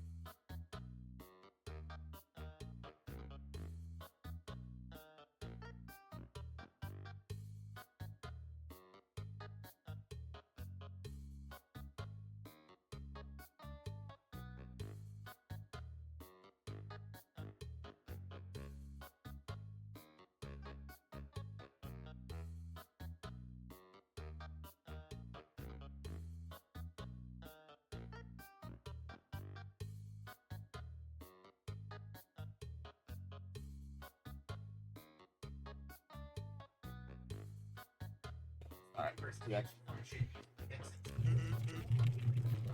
So that function contributes the input from one Goomba to the other. But the problem is that the input to the function are in the wrong order.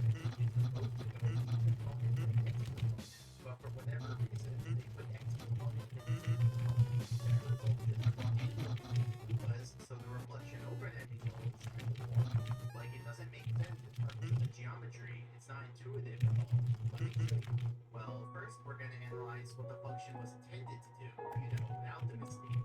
So here's Goomba A and here's Goomba B. Instead of labeling them with big letters, I'm just going to color Goomba B gray to help avoid clutter later. Analyze Goomba A reacts when it walks into Goomba B. Now, even though the two Goombas just collided, it still looks like there's some space between them. But that's just how it works in the game. See, even when Goombas are colliding, they're still separated.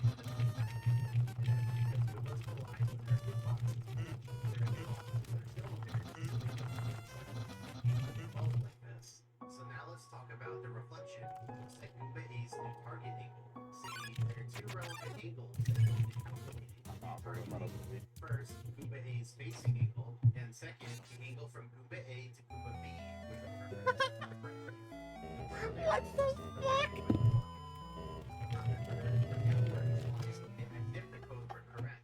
So yeah, those are the two arrows for calculating Goomba A's new target angle. Note that Goomba B's facing angle doesn't actually play a role in the calculation, so he can be facing whatever direction and it doesn't matter. So the way the new target angle is calculated is hit the line perpendicular to the What brown did arrow, D2, bro? target angle. So the Goomba goes into turning mode and then turns away from Goomba B. That makes sense, right? Just think of them like billiard balls. Goomba A was going northeast, hit something to the north. I feel so bad for Jersey. What the fuck? Now let's look at another collision with the Goombas going this. This time, Goomba A was taking some focus and Goomba to the north. The critical difference this time is that Goomba B is now behind Goomba A, not in front. So if we follow the instructions from before, draw this line perpendicular to the brown arrow, the yellow arrow over that line, and that becomes the new target. But you see, this reflection would actually cause Goomba A to turn towards Goomba B, whereas the whole point of the turning around behavior is to turn away from things. That's why in this situation, when Goomba walks into I went to sleep last night, like at the start of the no save range. I'm still in the fucking no save range. It's, oh my god. This thing, it sucks so bad. I hate this branch so much. Dude, I'm gonna bust a fat gut when I save. Like, that noise is gonna come. Alright, I swear to god. Oh, fuck! To illustrate this, I'll draw a translucent green arrow, meaning no reflection. We did them anyway. Now if we rotate the base to its angle, we can see how the reflection works at various other angles. The green arrow is the reflection of the yellow arrow. Well, it's fine. And this reflection only We're occurs when the good. green arrow is oblique, which is just when Something Goomba to A get is my facing Goomba B. Similarly, Goomba B around Goomba A to see how that affects things. When Goomba B is directly in front of Goomba A, the target angle is straight backwards. When Goomba B is to the side of Goomba A, the target angle is right. And when Goomba B is behind Goomba A, GSP, no bro. reflection happens. Now remember, all of that analysis is for how reflections on other Goombas and other more intuitive. But like I said, instead, there's a bug in how they call the inverse tangent function. So, let's say Goomba B is here. Now we're going to analyze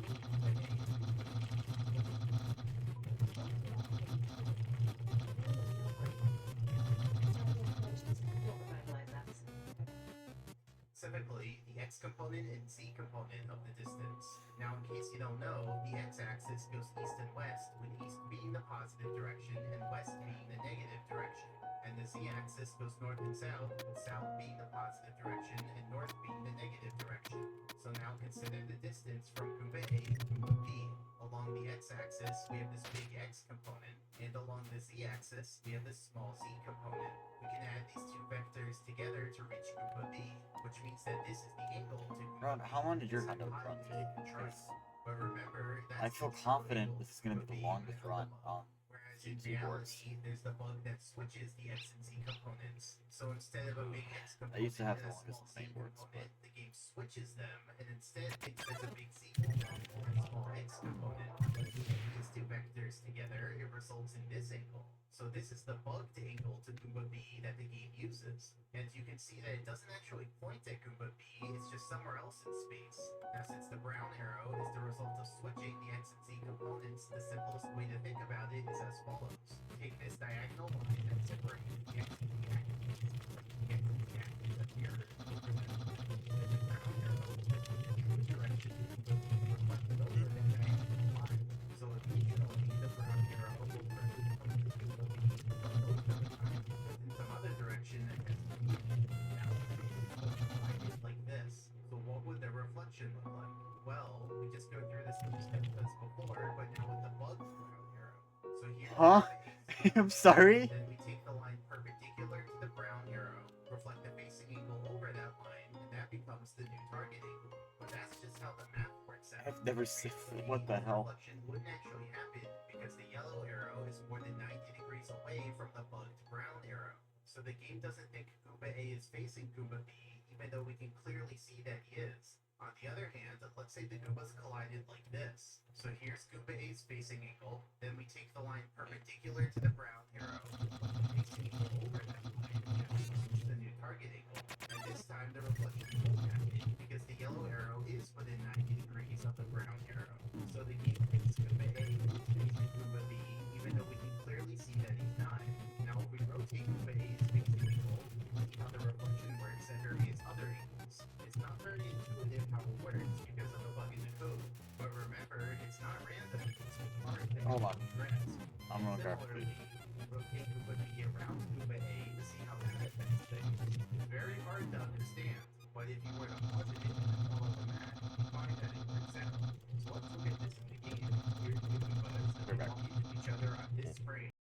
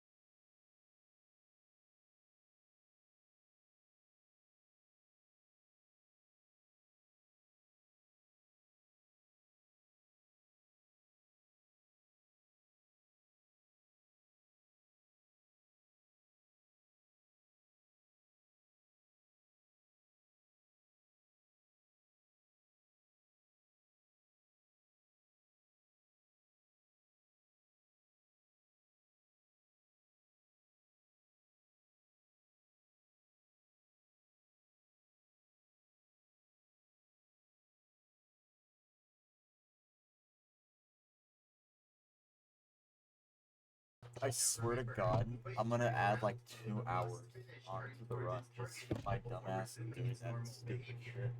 I'm not eating right now. I am busy. So here, you can see the Goomba turn around and walk slightly outside of its home range, but only a little bit. But if we do it again, this time with the Goomba running, now it goes really far outside of its home range, because the whole turning around mode was done while running, which obviously goes a lot farther than walking speed.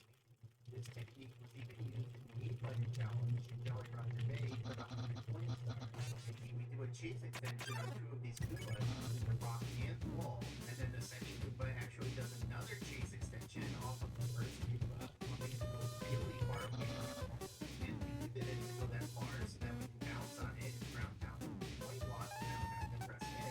And remember earlier when I made a Goomba run back and forth forever on this narrow bridge? Well, that was the result of a chase extension. Because here, the Goomba chase keeps getting extended over and over for forever. Now, there's a theoretical technique to chain together multiple Goomba chase extensions.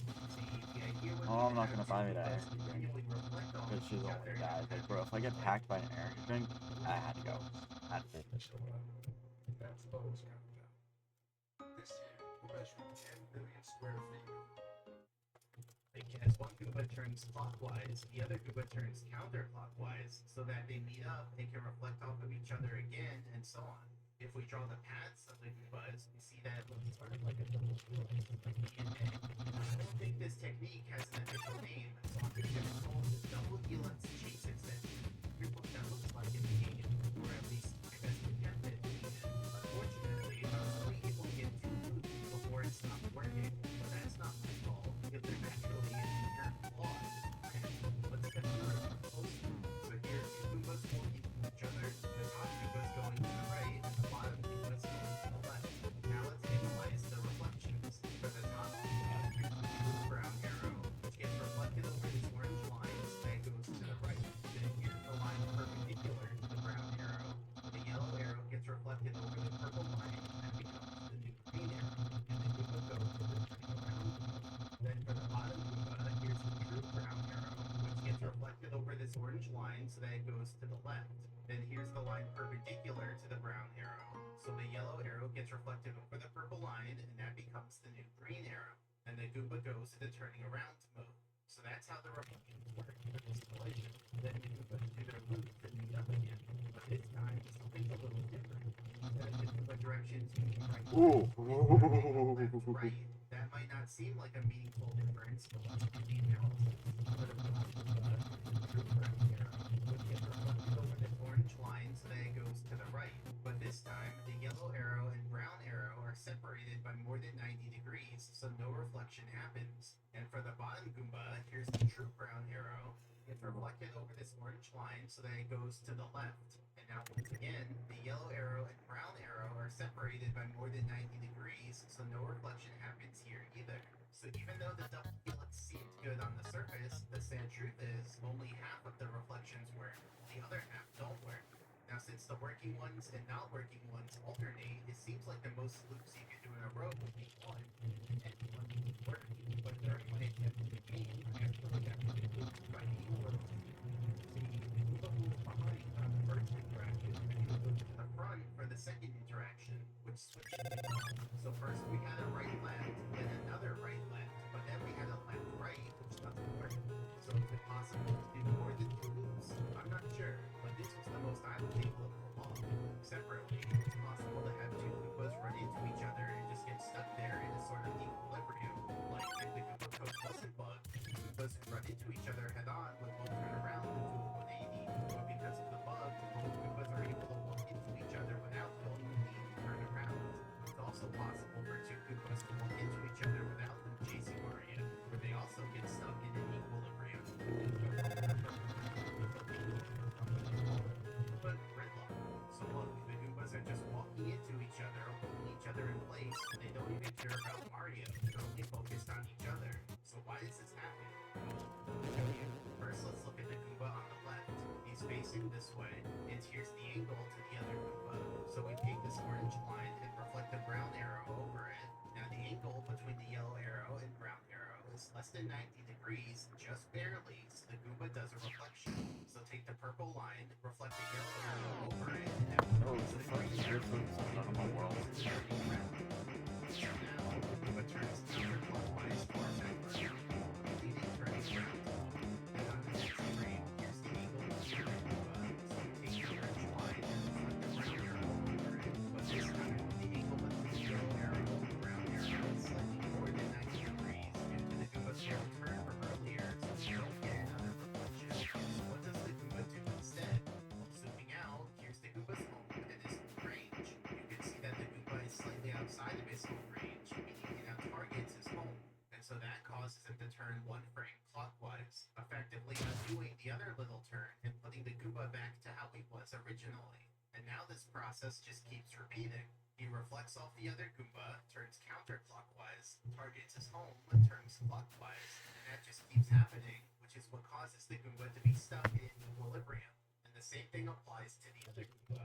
Going through the same process, you see that this Goomba gets reflected with this targeting goal, so he turns counterclockwise to reach it. And now the Goomba doesn't reflect because the angle difference is more than 90 degrees, and this Goomba is also outside of his home range. So he targets his home and then turns clockwise towards that targeting.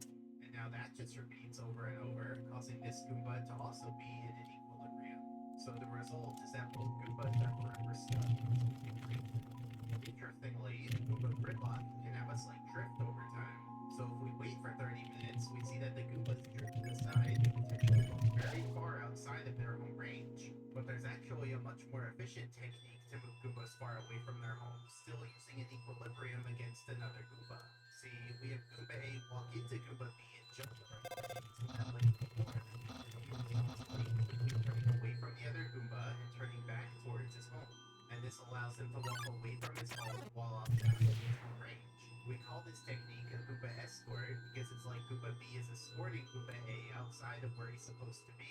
And actually, it's even possible to get both Goombas to escort each other, what we call a double Goomba escort. With this technique, they can both go outside of their home ranges and travel really far away. So let me fast forward a bit.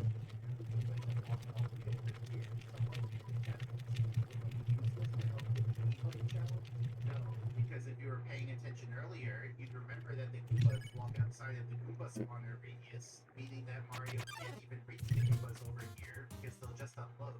And the Goomba escort is even used in the A-button challenge in Tiny Huge Island as the fastest way to get to the mainland without pressing A. So first I use a butterfly bomb. Hold on. Vlad just said FFG on Woodworker Pace. I don't know how far he is, bro. I'm on last place pace. To reactivate him so that he starts walking around. I'm not even close, dude. That's. Fast forwarding a bit, and the I do not give a fuck about time. I'm being so for real. Then I get him to walk into the wall and he's stuck there. You know, because Tiny Koopas can get stuck against walls like we talked about. But he's not as far to the right as I would like him to be. And he won't voluntarily walk anymore in that direction because he's on the very edge of his home range. But luckily, Eventually, I will there's get another more Tiny record. Koopa I want nearby more who can category. assist with this. So I have that second Tiny Koopa go to the left of the main Koopa and then push the main Koopa farther to the right. That gets him closer to being in the right position to start the Goomba escort. But he's still not all the way there, so we actually have to get the other Goomba to push the main Koopa multiple times until he's finally in the right spot. Someone gonna need to discover Hotless to get for me to get world record.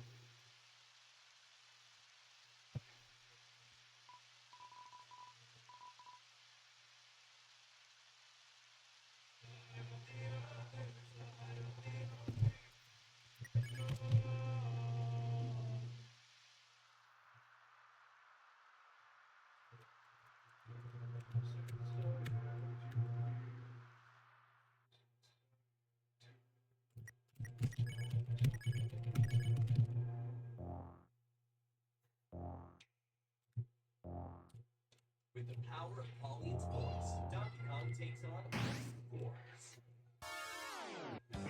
I just denied it. Transformations. Wild abilities and experience they have never seen. Donkey Kong Finesse. And then we initiate the Goomba escort, causing both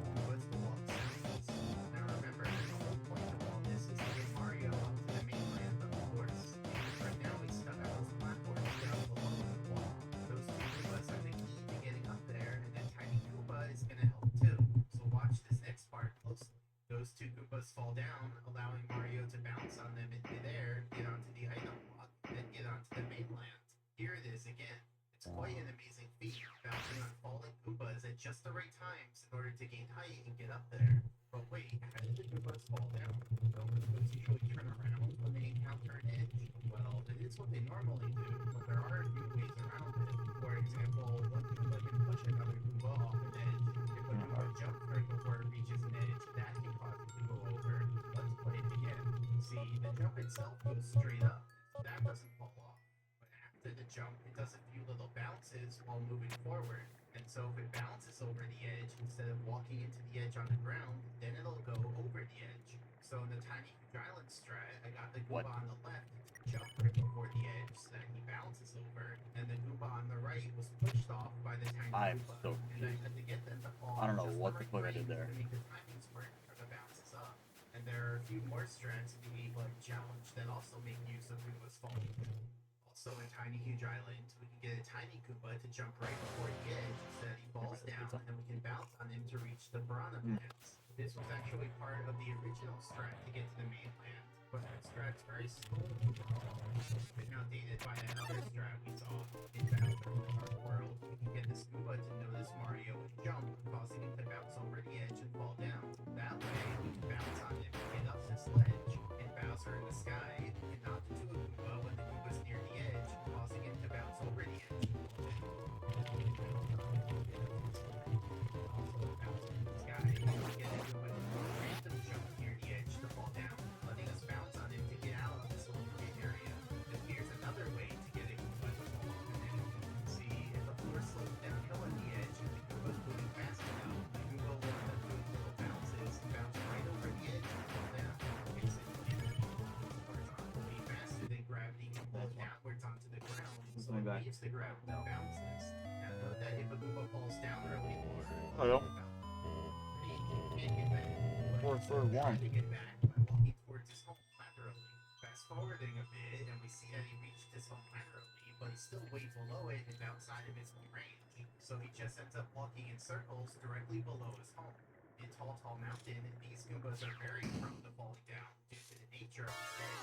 Let's play it again, pause it, and get it from the side. So here's the water triangle, here's the wall triangle. That wall's the box, and that wall is it's all set to go 10 units lower than the wall triangle, and push Goombas to the right. Now because the floor on the left is sloped, the top of the corner of the wall box sets a low on the corner. So as the Goomba walks to the right, it's the wall box and gets pushed off the ledge. So that's why these Goombas fall down so often. Also at Tall Mountain, you may have seen these Goombas fall down because they can push each other off the edge. In Bowser in the Sky, this Goomba often falls down because the wall hitbox here also juts above the floor. And as you may have guessed, they never programmed Goombas to be affected by rotating platforms. So the Goomba can just walk in a straight line without getting rotated. And now he falls down again, but if I go down 2, I exit the Goomba spawner radius and he unloads. Then in Rainbow Ride, this Goomba can fall down and just stay stuck on this big platform down here. Goombas can also fall down onto the death barrier. They don't mind when they fall down there, and they just walk back towards their home and install the floor. Although, if you punch a Goomba off the edge, then he will die once he lands on the death barrier. Now, if you want to knock a Goomba down onto the death barrier yourself, an easy spot to do it is here in Tiny Huge Island. You can punch the Goomba from across this corner and have the Goomba fall down. Then we can zoom down here until we can hit him from the course before we fall low enough to bounce on him. So he thinks he's safe down there, but I know a trick. See, we can spawn a 100 coin star, because when Mario collects a star, he becomes immune to the death barrier until the star cutscene is over. Then I need the Goomba to go into the right spot, so I punch him a couple times to move him in that direction towards the edge. And finally, we're ready to put it all together. So I knock the Goomba down, and then the star is We're gonna have a fraction of a second to get him, so watch closely. Take that. Did you see it? Let me play it again. It won't take much time, but as you can see, I bounce on him and he gets split. That'll teach him how to hide down here. So, we've seen ways of transporting Goombas horizontally. Why is he just discovering stuff now? I didn't know. I didn't know that. Oh, I got 3.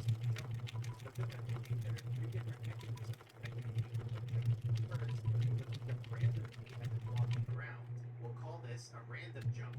Second, Goombas will jump if they notice Mario. We'll call this Nice. a notice jump. And third, Goombas will jump if you collide with them. We'll call this a collision jump. So, those are the three kinds of jumps a Goomba can do. Now, if we want to raise a Goomba high up, we'd have to chain together multiple jumps. You know, because each jump raises the Goomba by a bit, and so by putting many jumps together, the Goomba could in theory be raised very high. For example, you may have seen other tasks where we raise scuttlebugs. The way that one works is that we get the scuttlebug to jump and then deactivate him away from his room so that he pauses in midair. Then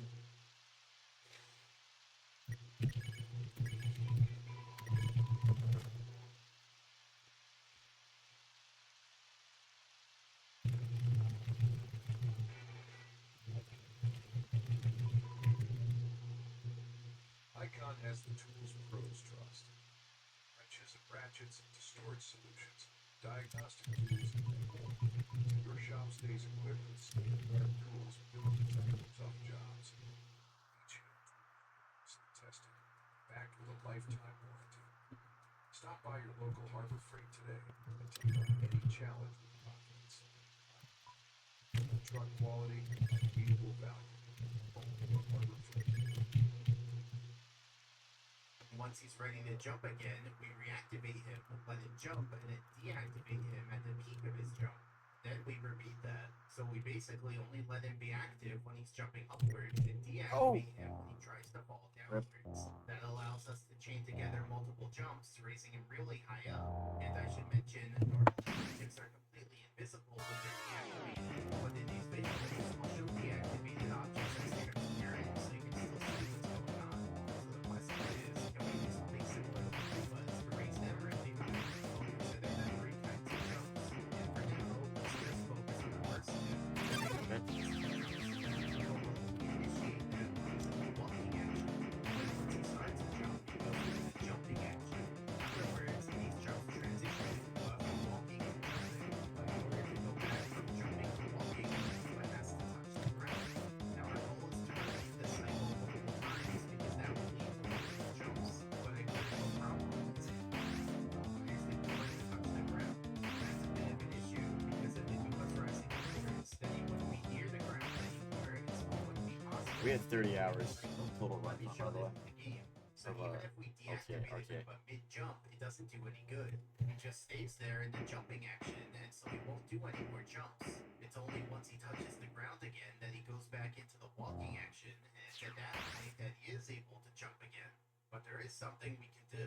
See, we can deactivate a Goomba, and the Goomba will still go through the motions of his random walking. I mean, he doesn't move around, but he's still doing movement decisions that cause him to turn. And you can also see him blinking.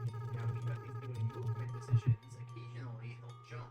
The jump doesn't go up because the Goomba can't move, but he still gives him vertical speed, which we're representing with an arrow next to the Goomba. So going through it frame by frame, first, the Goomba's in the walking action as normal, then he jumps, which puts him into the jumping action with upward speed, but now, since he's still on the ground, he counts as a landing, and so he goes back into the walking action. In other words, the jump ended not because the Goomba came back down after the jump, but because the Goomba was still on the ground from before the jump. Why am I So doing now that? he's in the walking action, but still with upward speed. And so now by reactivating Sure. him, he moves upwards while Fine, walking, they're not fine. while jumping. That allows us to do the following technique. First, deactivate the Goomba, wait for him to jump to vertical speed, but he goes back into the walking action since he's still on the Right. ground. Then we Let's start with reactivate the him one right called the before time. he's about to do another jump. So first he moves upwards from the first jump, and then he does the second jump starting in midair. So we basically chain two jumps together, creating a full jump. But unfortunately, that's the most jumps you can chain together with this technique. Now, another idea you might have would be to go to your Goomba right in the hopes that he then doesn't notice jump while already in midair. But that's not what happens. Like, you can't Dang. goes back into the walking action. That's why here, Goomba waits until he lands, then does the notice jump. So that idea doesn't work. But remember, all the analysis was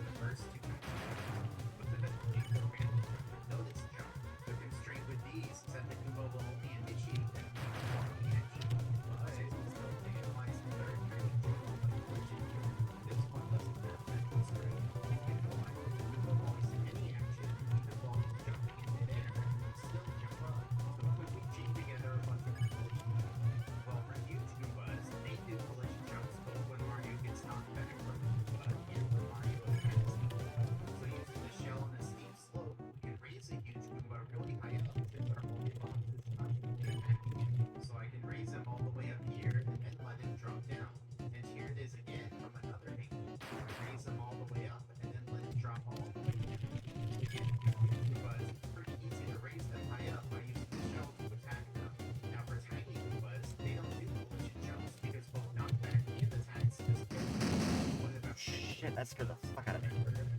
Regular Goomba just built this can't use the shell technique to use Goombas. Instead, the only way to get a collision jump out of a regular Goomba is to get knockback from the Goomba. But then when he gets frostbite, then after he gets knockback, Mario ends up right next to the Goomba and knockback next. That lets Mario move around. It's also followed by invincibility frames. So by the time Mario's able to knock back the Goomba again, the Goomba's already fallen back down from the collision jump. So for this technique to work, we'd have to bump into the Goomba, then before the Goomba falls down, somehow move 4,000 units away. That would deactivate the Goomba big jump and Oh, give fuck it, Mario I have a time for his 34. invincibility 35. frames to run What? out. Then we'd have to move 4,000 units back towards the Oh, fuck Goomba do that. within the time span of a few frames in order to knock into the Goomba again before he falls down. Then we'd have to repeat that whole process Didn't over fuck and her, over. yay. So it is all theoretically possible, but from what I can tell, of course, I've never taken the lead for the setup of the That's why I made my own course to illustrate this technique. Look at that. So let me explain what we got here. On the left, there's a very long ramp. On the right, there's a big platform. On the platform is a Goomba. Under the edge of the platform is a pendulum. And on the very bottom of the course is a heart. So let me show you what we can do with this setup. So I start on that big platform on the right. Then I get the Goomba's attention and lure him all the way over to the edge. I drop down so that the Goomba deactivates right on the edge. Now we start spinning around forever like we talked about earlier, but that's not too important here. So anyway, I make my way to the left and then go up the ramp. Now the point of the ramp is so that I can get back up to the same height as the Goomba and then build up speed to launch over to him. So watch, I backwards long jump and then launch all the way over to the Goomba. Now a lot happened there, so let me play it again slowly. So I launch into the Goomba and collide with him, which causes him to do a collision jump.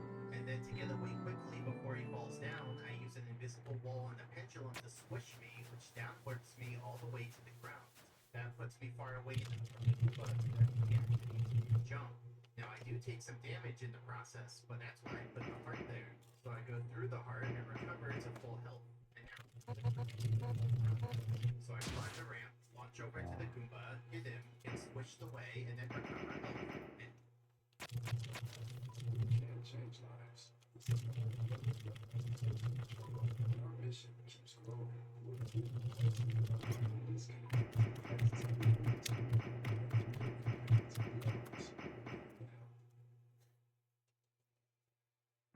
Lily Jones has dominated the track and conquered the bobsled. Oh my god. Now she's ready to take on pickleball. Love the yoga? Thank you. This off-season, she's discovering new ways to get moving. Developing Sierra's amazing brands at incredible prices. Best workout ever. Sierra.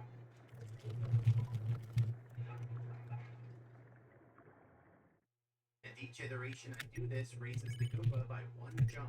So yeah, it's very tedious and requires a specific setup. Ah. The Goomba, I just point that out over here. The Goomba is at the bottom. Currently, the pyramid requires an aim press to get off of this pole. So in theory, if we could raise the Goomba all the way up to the pole, it would save an aim press.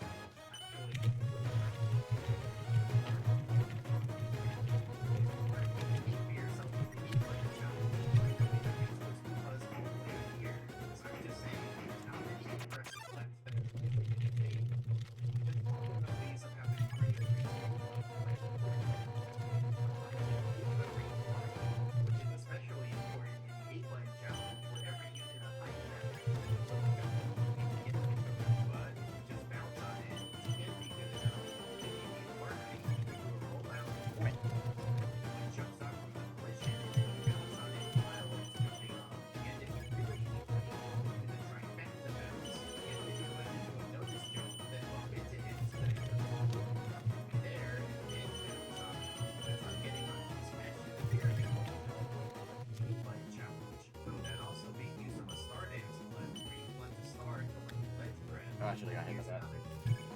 Nice.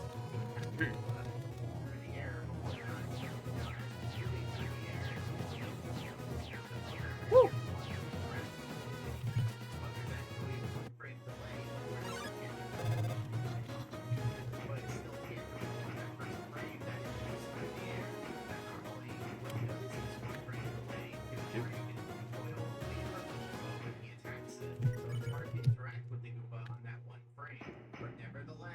are some ways to do it. For example, if we attack a Goomba from close enough, we can actually generate 2 sets of yellow particles instead of 1 set. So we attacked it the first time when it was on the ground, and then attacked it a second time on its first frame moving through the air. Note that you can kill a Goomba by crouch sliding into it if you're moving too quickly. So we can crouch slide into it to kill it, and then on its first frame moving through the air, have Mario no longer be moving fast enough so he gets knocked back from the Goomba. So it looks pretty weird. Both Mario and the Goomba get hurt from this maneuver. You kill a Goomba by kicking it while you're in the air, so we can kick it in the air to kill it, and then on its first frame moving through the air, have Mario no longer be kicking into bounds. So both Mario and the Goomba get propelled upwards from this encounter. We can also kill a Goomba by diving into it fast enough, so we can dive into it to kill it, and then on its first frame moving through the air, have Mario no longer be moving fast enough, so we get that bouncing. This bounce was a little higher than normal because we bounced on the Goomba while it was in the air instead of on the ground. Now Mario also killed the Goomba.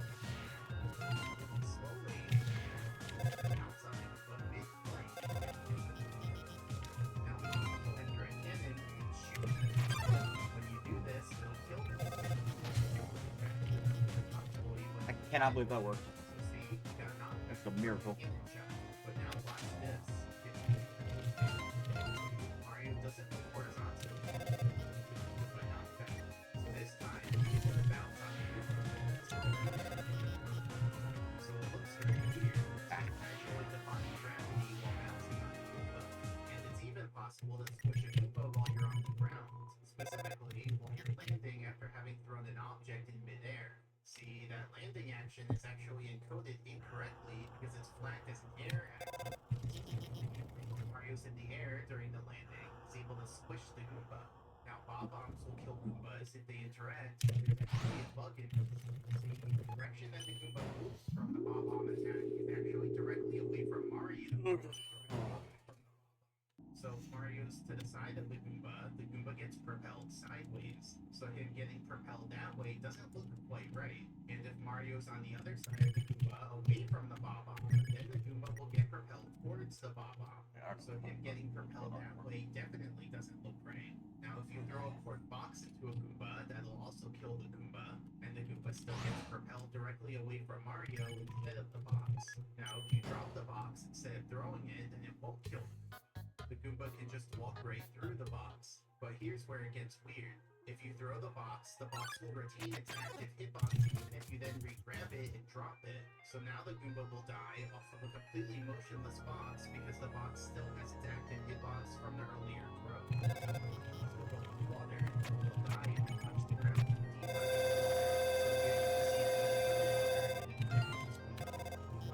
And for these visuals, it'll be helpful to show several Goomba's flags. I can think of as properties that you can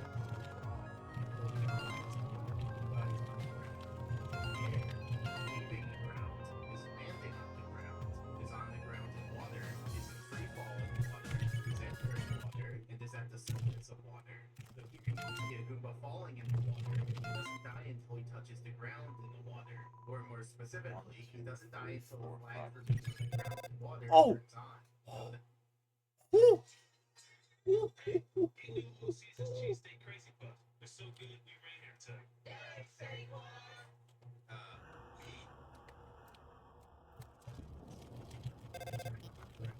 the Goomba touches the ground in water, but it doesn't turn off until the Goomba comes out of the water, even if the Goomba goes into free fall in the water. So if the Goomba touches the ground in water, the flag turns on and stays on. Then if the Goomba goes into free fall in the water, the flag is still on. So now the Goomba actually dies in midair in the water, but it goes deep enough because it still thinks it's on the ground in the water. It's also possible to get a Goomba stuck in water, which happens when the Goomba doesn't jump while in the water. See, the jump action ends once the flag for being grounded turns on. But when a Goomba's on the ground in water, the grounded flag doesn't turn on at all. Instead, the grounded in water flag turns on. So the Goomba just remains in the jumping action, waiting for a flag to turn on that never will. And if the Goomba jumps right outside of the water, he can specifically, the Goomba's oscillating between 3 different states. He's in free fall and falls into the ground into the water. Second, he's in water below the ground.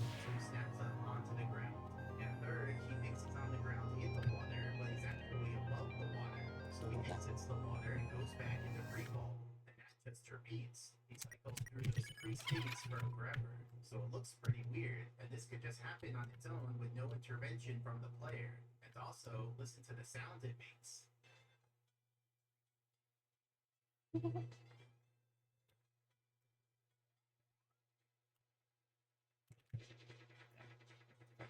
Now, Goombas die instantly if they're ever above lava. Not when they fall into lava and touch it, but just going anywhere above it. Now, these Goombas are right next to lava. So if one of these Goombas ever falls off, like by getting pushed by another Goomba, you'll see it die instantly. This can also happen from the Goomba jumping next to it. And Goombas downhill. So here the Goomba runs downhill and falls off above this gap, causing him to die. Even if you punch a Goomba, it'll still die instantly once it goes above the lava. And so if you punch it right next to the lava, it'll look like the punch killed the Goomba on the spot. And we can even bounce on it on the frame that it dies from the lava. So we bounce up, but we don't see the Goomba get squished. Like bouncing one frame earlier results in the Goomba getting squished and he falls onto the lava.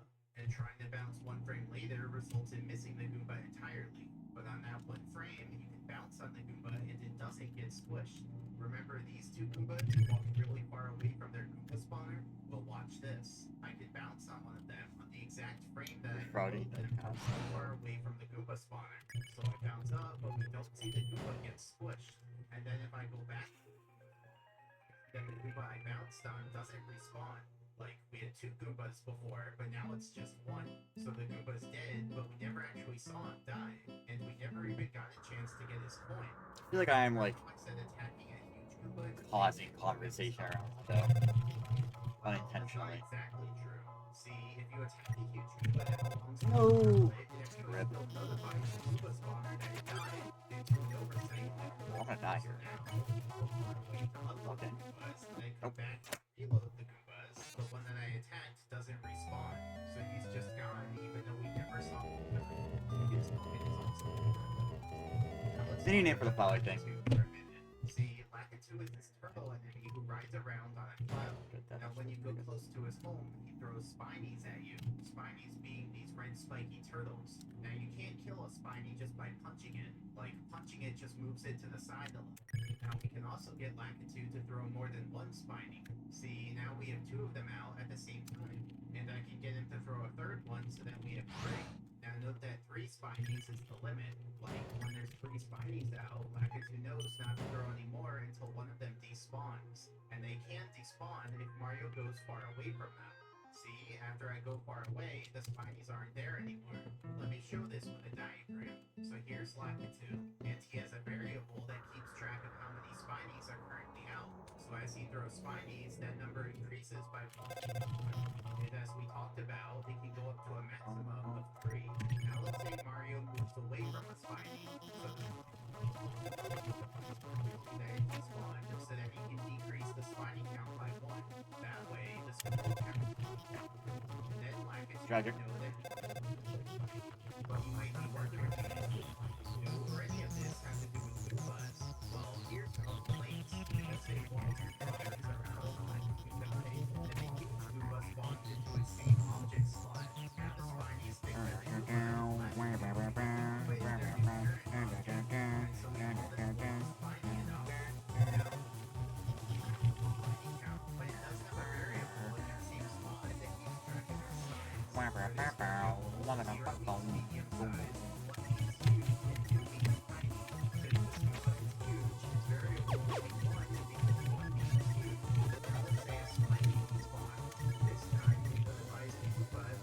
That was a bad idea.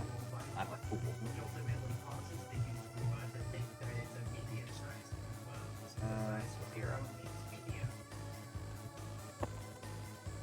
Fuck it, we will.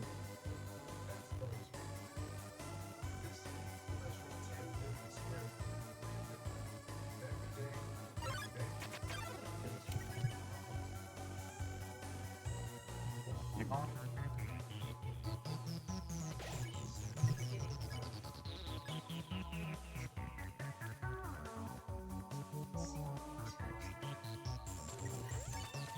Or, you know, please.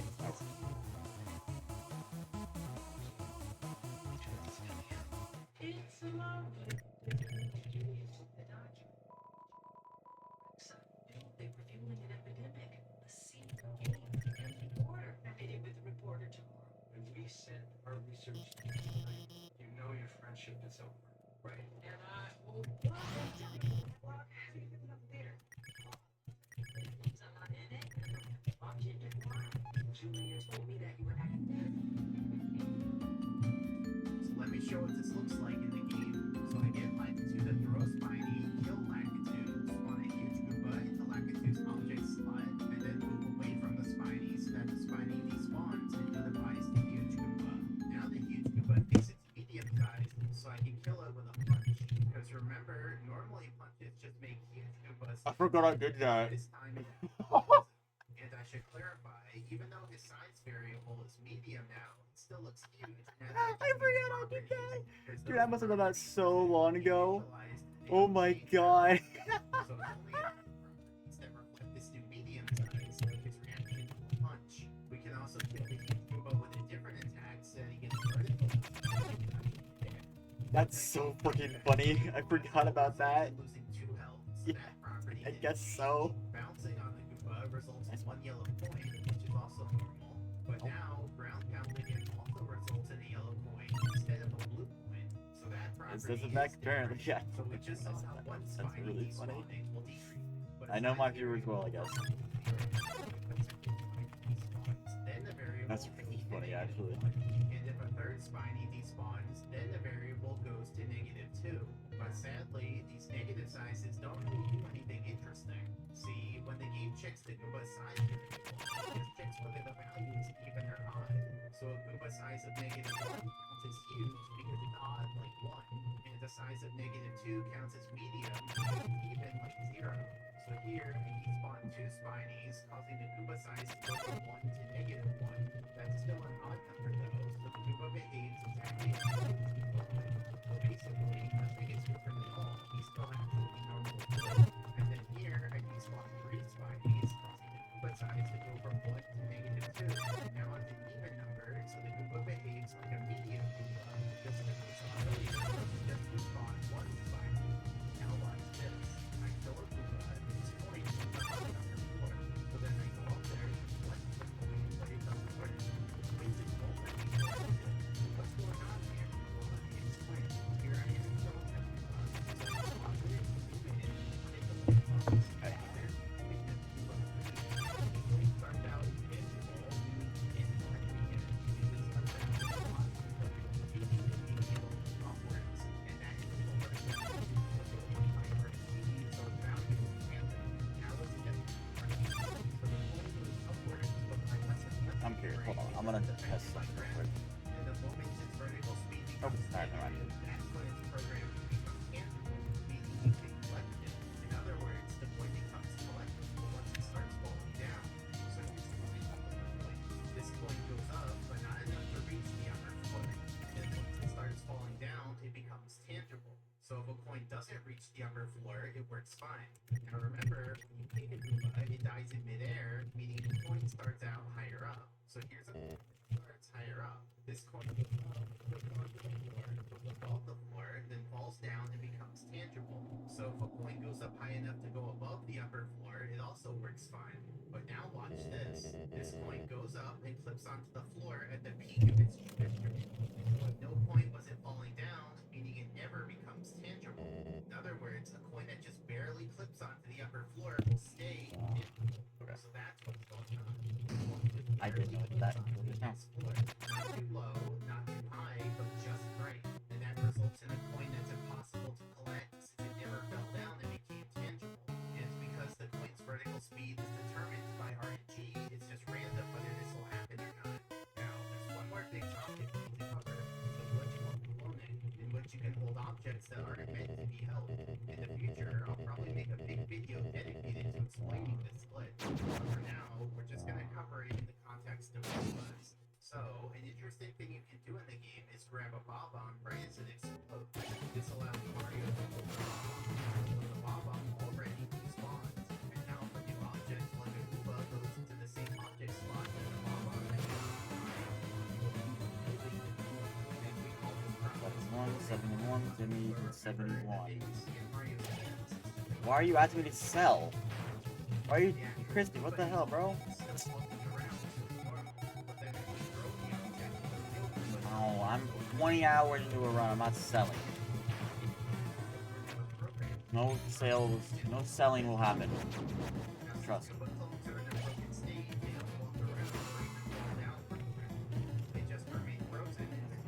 Hey,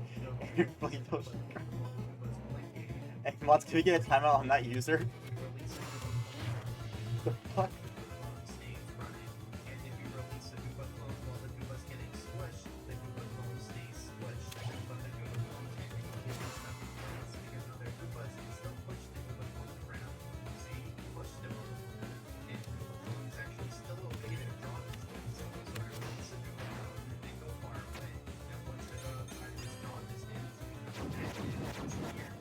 I've been real familiar with that war.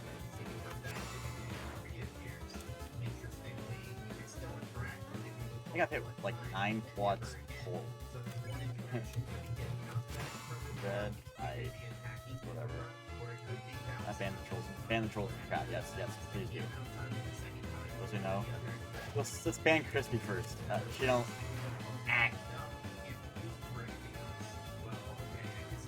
I'm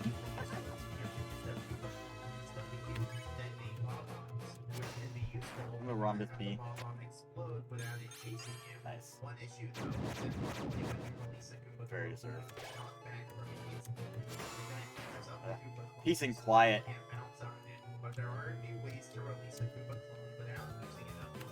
I've hit quads in the. See, there's another one!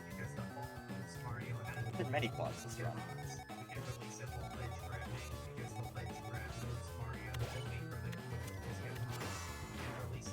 I think quads are probably like the biggest time save in this category.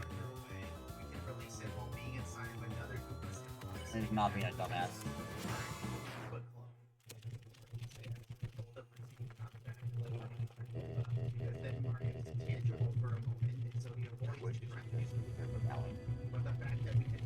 Well, do I have that as a challenge? I don't actually remember. What are my challenge? Hydrate, posture check, meow. After all, needs to press A to jump when you can just bounce on a bunch of Koopa clones. Now remember, you clone a Koopa by having it load into the same object slot as the Bob-omb activity. That means we can only clone Koopas belonging to a group set, because those Koopas load when you go close to them. Single pin Koopas, on the other hand, are loaded the whole time, even when they're inactive. So we can't get them to load into the Bob-omb's object slot. Now once you clone a Koopa, that Koopa doesn't unload anymore. I get nervous every time. Away from the Koopa spawner, since that Koopa's in a broken state. Okay. And then if you go close to the Goomba spawner again, all 3 Goombas will respawn, even the one I cloned. So now we have the Goomba that I cloned from before, who never disappeared. We are about, And note that this applies even if you attack the Goomba clone. Like, attacking the Goomba clone doesn't notify the Goomba spawner that the Goomba we are about died. So now if I go far away, 9 hours now. Goombas still respawn.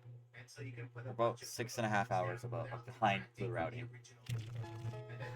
You're right, guys. Sorry. Nope, no. This is splicing. Yeah, I'm splicing live. Ron, can you ban Crispy? I don't need to have a negativity in my chat.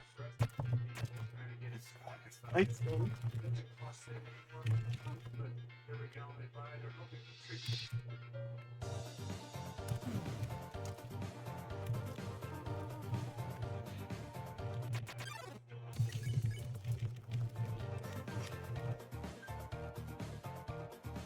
oh my god, I'm not caffeinated enough for this. Okay, hold on, what's this here?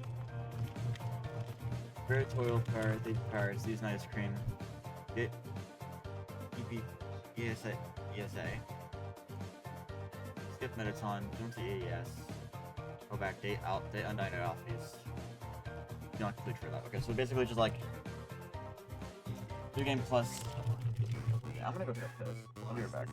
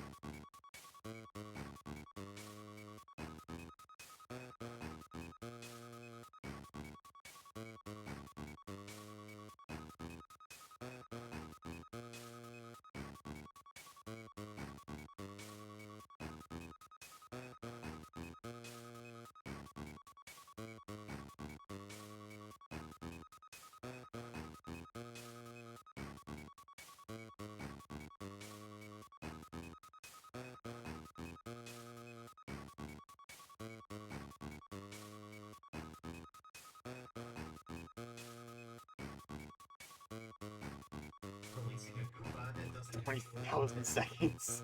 Jesus Christ. I should also, you should, right? I should also wait on my game.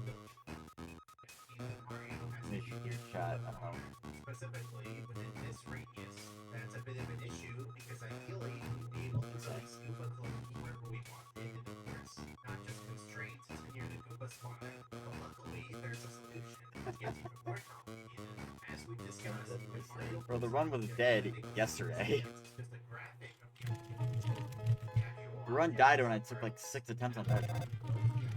It stops rendering the graphic, just teleport the real object over to where the graphic was being rendered. That way, the transition from graphic to object is seamless. But how does the game know exactly where to teleport the object to? Well, the way it works is that you Yeah, it took, dude, Metal was beating my... Oh. Metal was beating my ass. No, it was not first try. I know it wasn't. Challenge Metaton is hard.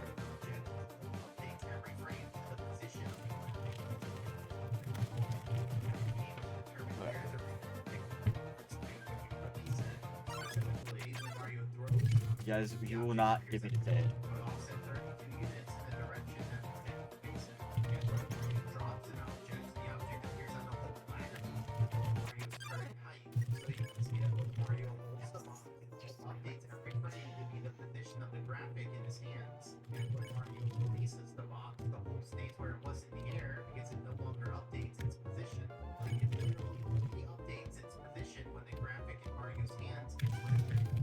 Like 5 or 6 times.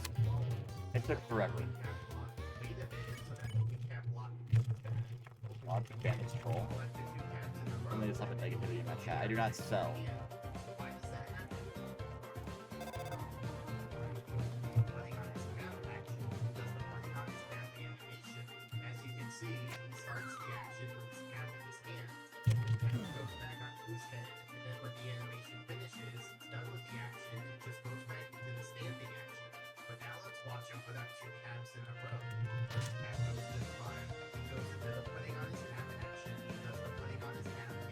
We're so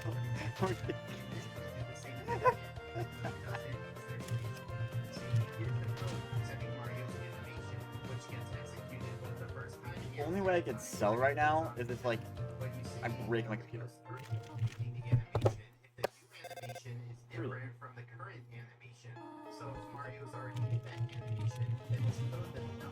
Nah, probably not. I'm gonna break from this game after this. But holy fuck. That's a lot.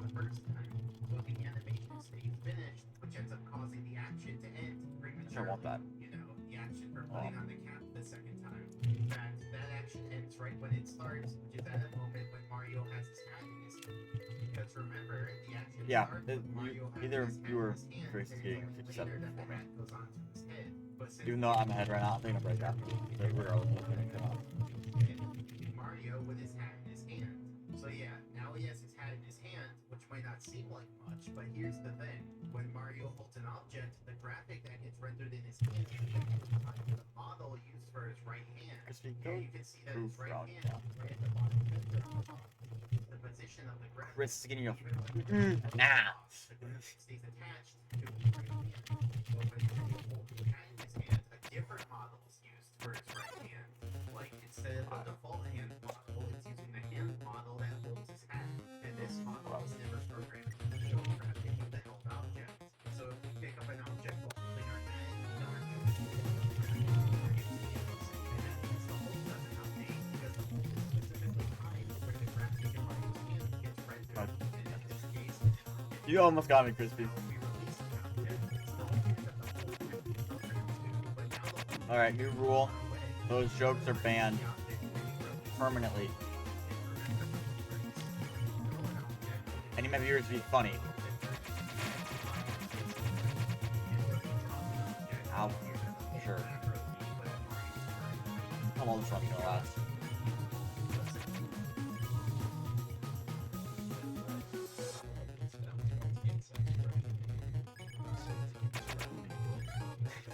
You are stupid.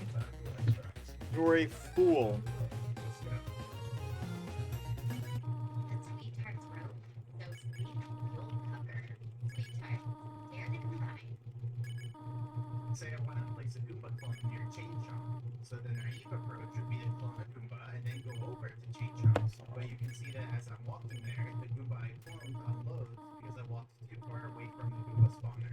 So by the time I get to Chain Chomp, the Goomba doesn't exist, and so releasing the Goomba clone doesn't do anything. So instead, we can do the following. Grab an object and place that object where we want the future Goomba clone to be. That sets the hole there.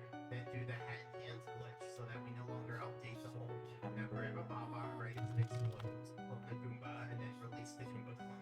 And so the Goomba clone appears at the hole that we set earlier. Wherever we want in the course, because now we're no longer bound by the Goomba spawner's radius. For example, as we saw earlier, the star scale the mountain in Tall Mountain is too high up to reach with a rollout. So one of the first ways this star was collected without pressing A was Thanks for the raid. we placed the hole near Or the star, drunk. the hat in hand glitch, clone a Goomba, and release the Goomba clone remotely at the hole. And then when we go back up, the Goomba clone is there, which lets us bounce up into the star. However, often one Goomba clone doesn't provide enough height for what you want to do. Instead, you need multiple Goomba clones. So let me show you how this works. And remember, each Goomba clone Joined it can back only that be used way. once. So to make Shadows things are easier infighting. to understand, I'll make Goomba clones green if they haven't been used up yet, and red if they have been used up. So first I place a Goomba clone next to a ledge. I can't avoid hitting this first one, so I use it up instantly. So that one's like a sacrifice Goomba just to get things started. Next I clone another Goomba and place it on the ledge. This time I can avoid touching the Goomba clone instantly because I'm using the first Goomba It's clone's the hitbox as third raid. protection. Now I clone another Goomba, bounce on the That's previous true, I'm not only one, and playing it, place I'm the clone up in the air. we're But since playing a I lot of it. use up the Goomba on the I think that's the bottom layer, fourth raid of the run. place another Goomba, clone another Goomba, and place it on the This game does bottom. not stink. I gotta study the Stocking screen. bottom layer. Now we have two But I've been layers playing this game for a while. so we can bounce up. Oh, shut up! All this Goomba layer is each Good. Goomba layer. Now if we I think wanted to that's bounce to the sounds like side, 5 endings left clone a fifth in this. Goomba and release it at the top. Clone a sixth Goomba and release it at the bottom. Clone a fifth Goomba and 40 actually. 5 endings left in this branch.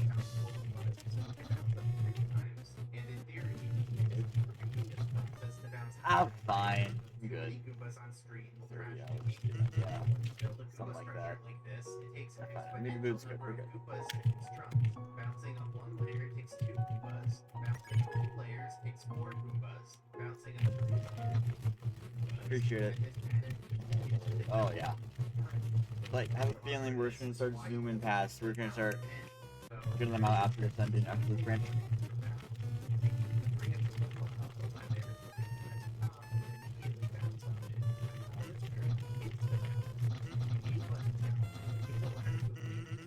Well, it's good in this game, you kinda have to ignore the story, to be honest. I managed to create a ladder on top of this one prism. And then once all the Goombas were in place, I was able to bounce up them and reach the next section. Now, the Goomba structure can have different orientations. When it's vertical, we call it a Goomba ladder. When it's at an angle, we call it a Goomba staircase. And when it's horizontal, we call it a Goomba bridge. But remember, building these structures, as we saw before, it takes an exponential number of Goombas. Surely there must be a better way, right? Well, eventually we do. See if we're able to. Okay, then we can do the following. Place the hole somewhere. Then throw multiple Goomba clones all to that same hole. But we make sure Mario's facing different angles so that each Goomba ends up in a slightly different position. Because remember, when you put the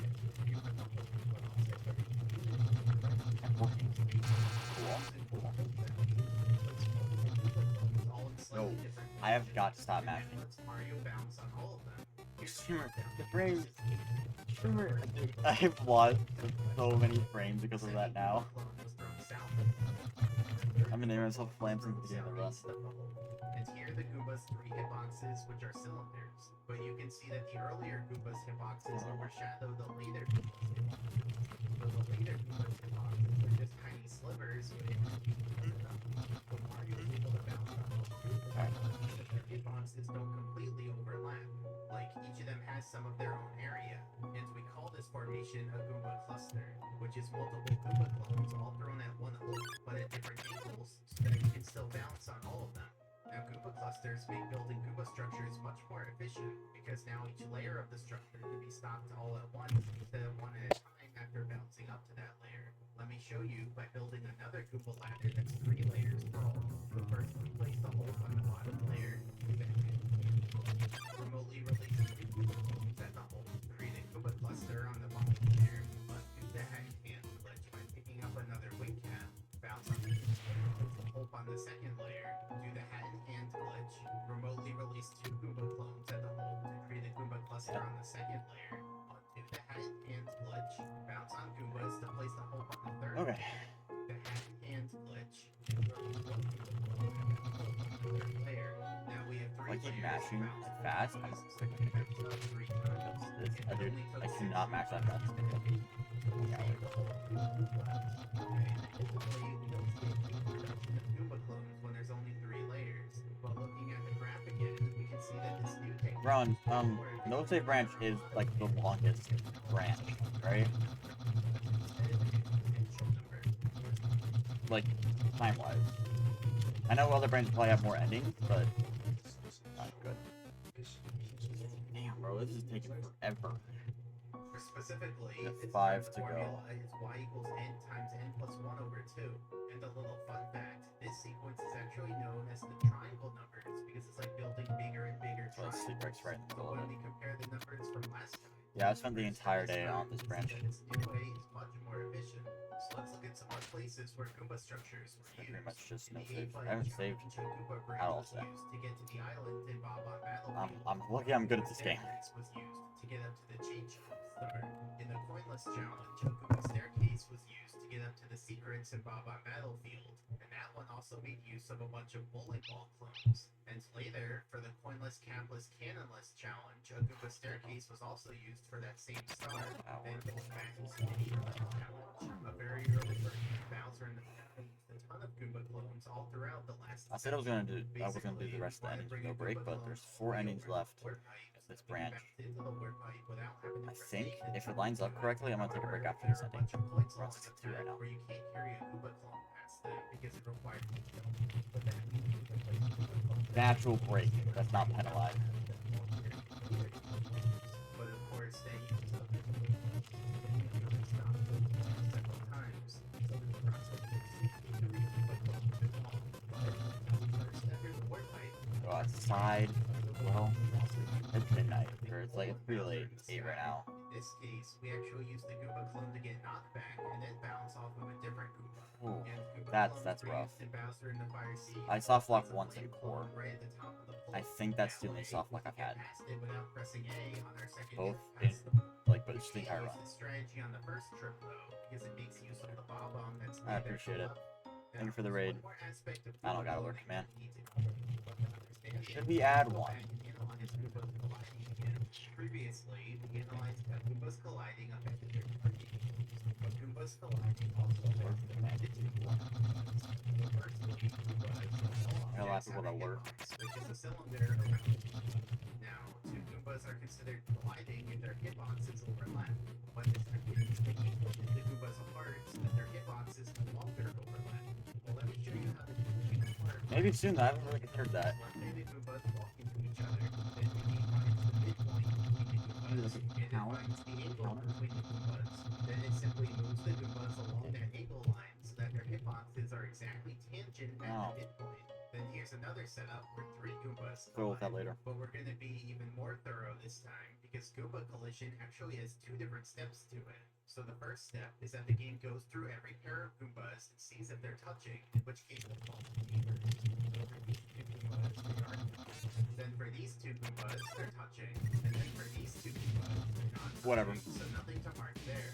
So now you can see that each Goomba keeps track of its neighbors. So the Goomba on the left has 3 neighbors, the Goomba on the bottom has 1 neighbor, and the Maybe. Goomba on the top also has 1 neighbor. And then first neighbor. So for that Goomba with 2 neighbors, actually discard the second neighbor. So now for a Goomba with a neighbor, to be tangent at the midpoint. And then it happens for the second Goomba, and then it happens for the third Goomba.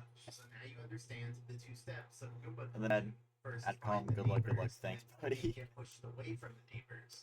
Here's where cloning See, if Mario releases a Goomba clone while that Goomba is colliding with another Let me Goomba, test that. then things get a little weird. And that's because the step of releasing the clone Oh yeah, the other Goomba. perfect. Now, well, three steps to understand what happens when you release a Goomba clone.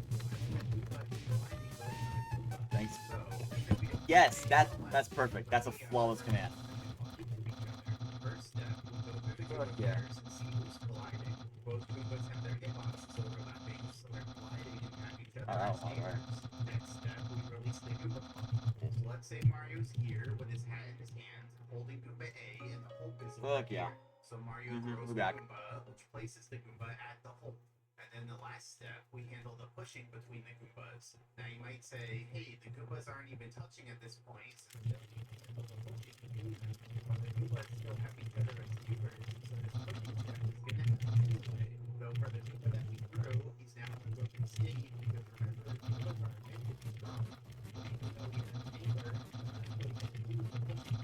but for the other Goomba, his neighbor will be handled just as normal. So here's the midpoint between the Goombas, here's the line between them, and then we move the Goombas along that line until they're tangent at the midpoint. Now normally that step would move Goombas apart, but this one would pull them together. So the reason Yeah, I think it the should take us Goombas collided 20 over minutes. here on the right, one Goomba was thrown to the hole on the left, but in the end, both Goombas end up midway between the midpoints. However, both the Goomba we threw and the other Goomba end up being transported to midway by the hole. So we call this a transport because the clone transported another Goomba along with it. Let's see what transport means in the game. First, I place the hole over here to the hat in hand glitch. Is colliding with another Goomba. So you can see that both the Goomba clone and the other Goomba end up midway between the collision spot and the hole. So Mario throws the Goomba clone in the frame. Looking at the Goombas. Now moving out a bit, the Goomba we threw is and then the other Goomba handles the push with his first Oh, nay. That would be my SGS. It's just discovered in the middle.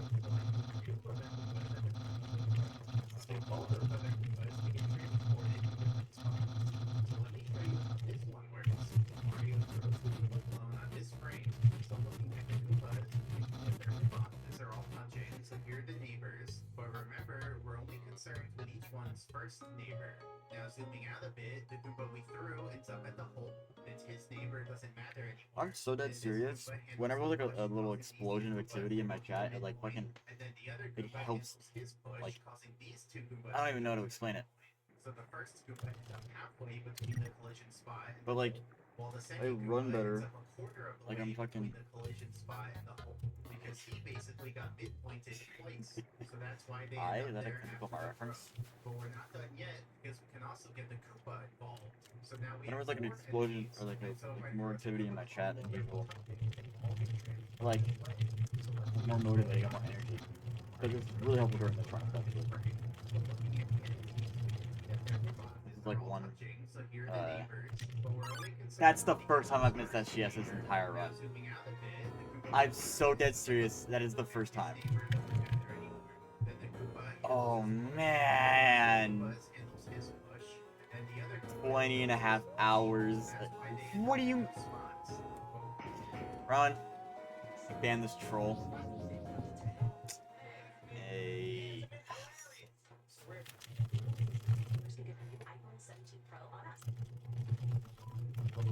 Still not done because I have one more key. Yeah, we didn't ban this troll. We can use a hands-free teleported Bob-on to push a Singleton Goomba over to the rest of the enemy. That's the first time I've We missed also that do that entire with the run. other Singleton That's Goomba tragic. in the level.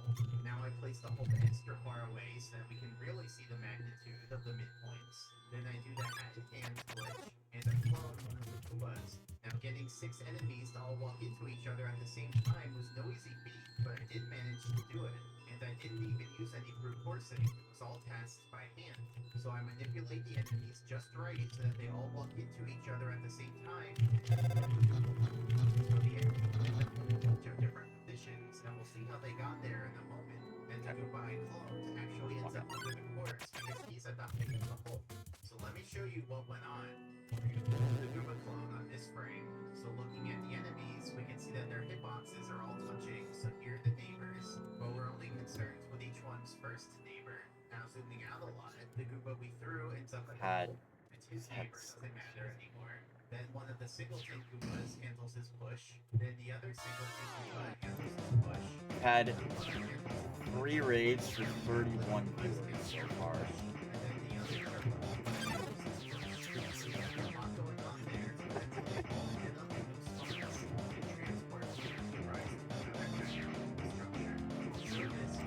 God damn, bro.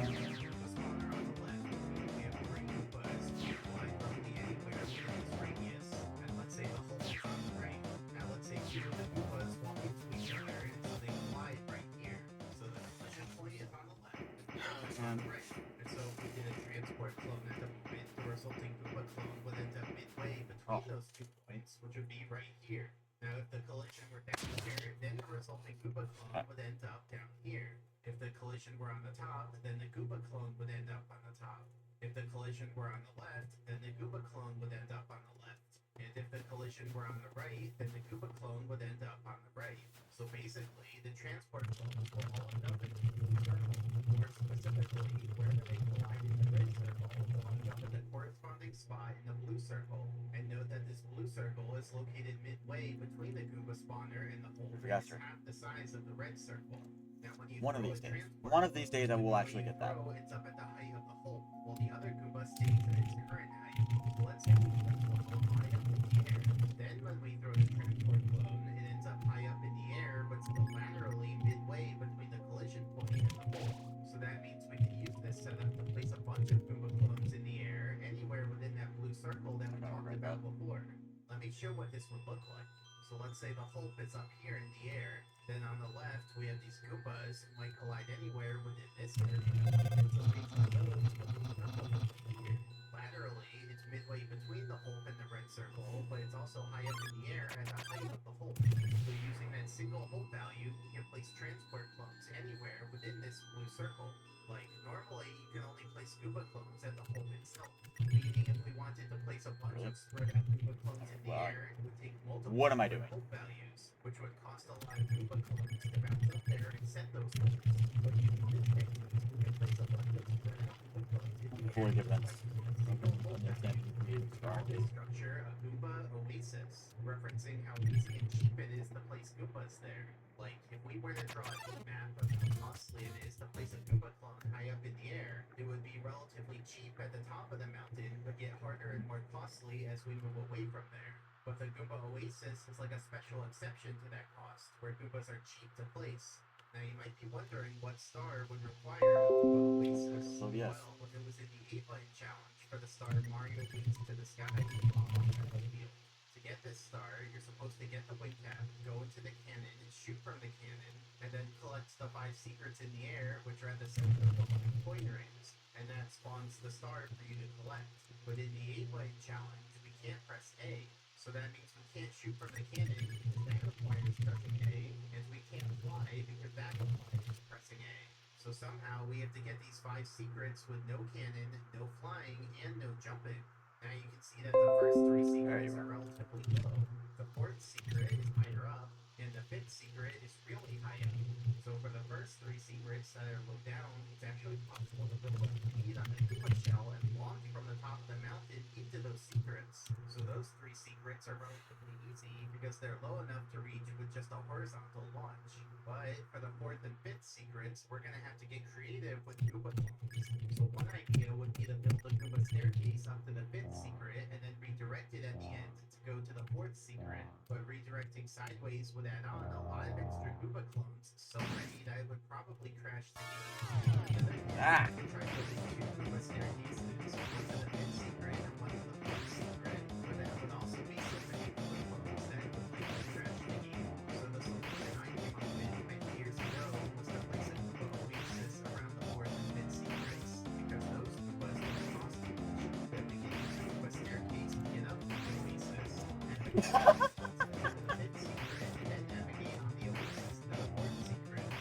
No. Come on.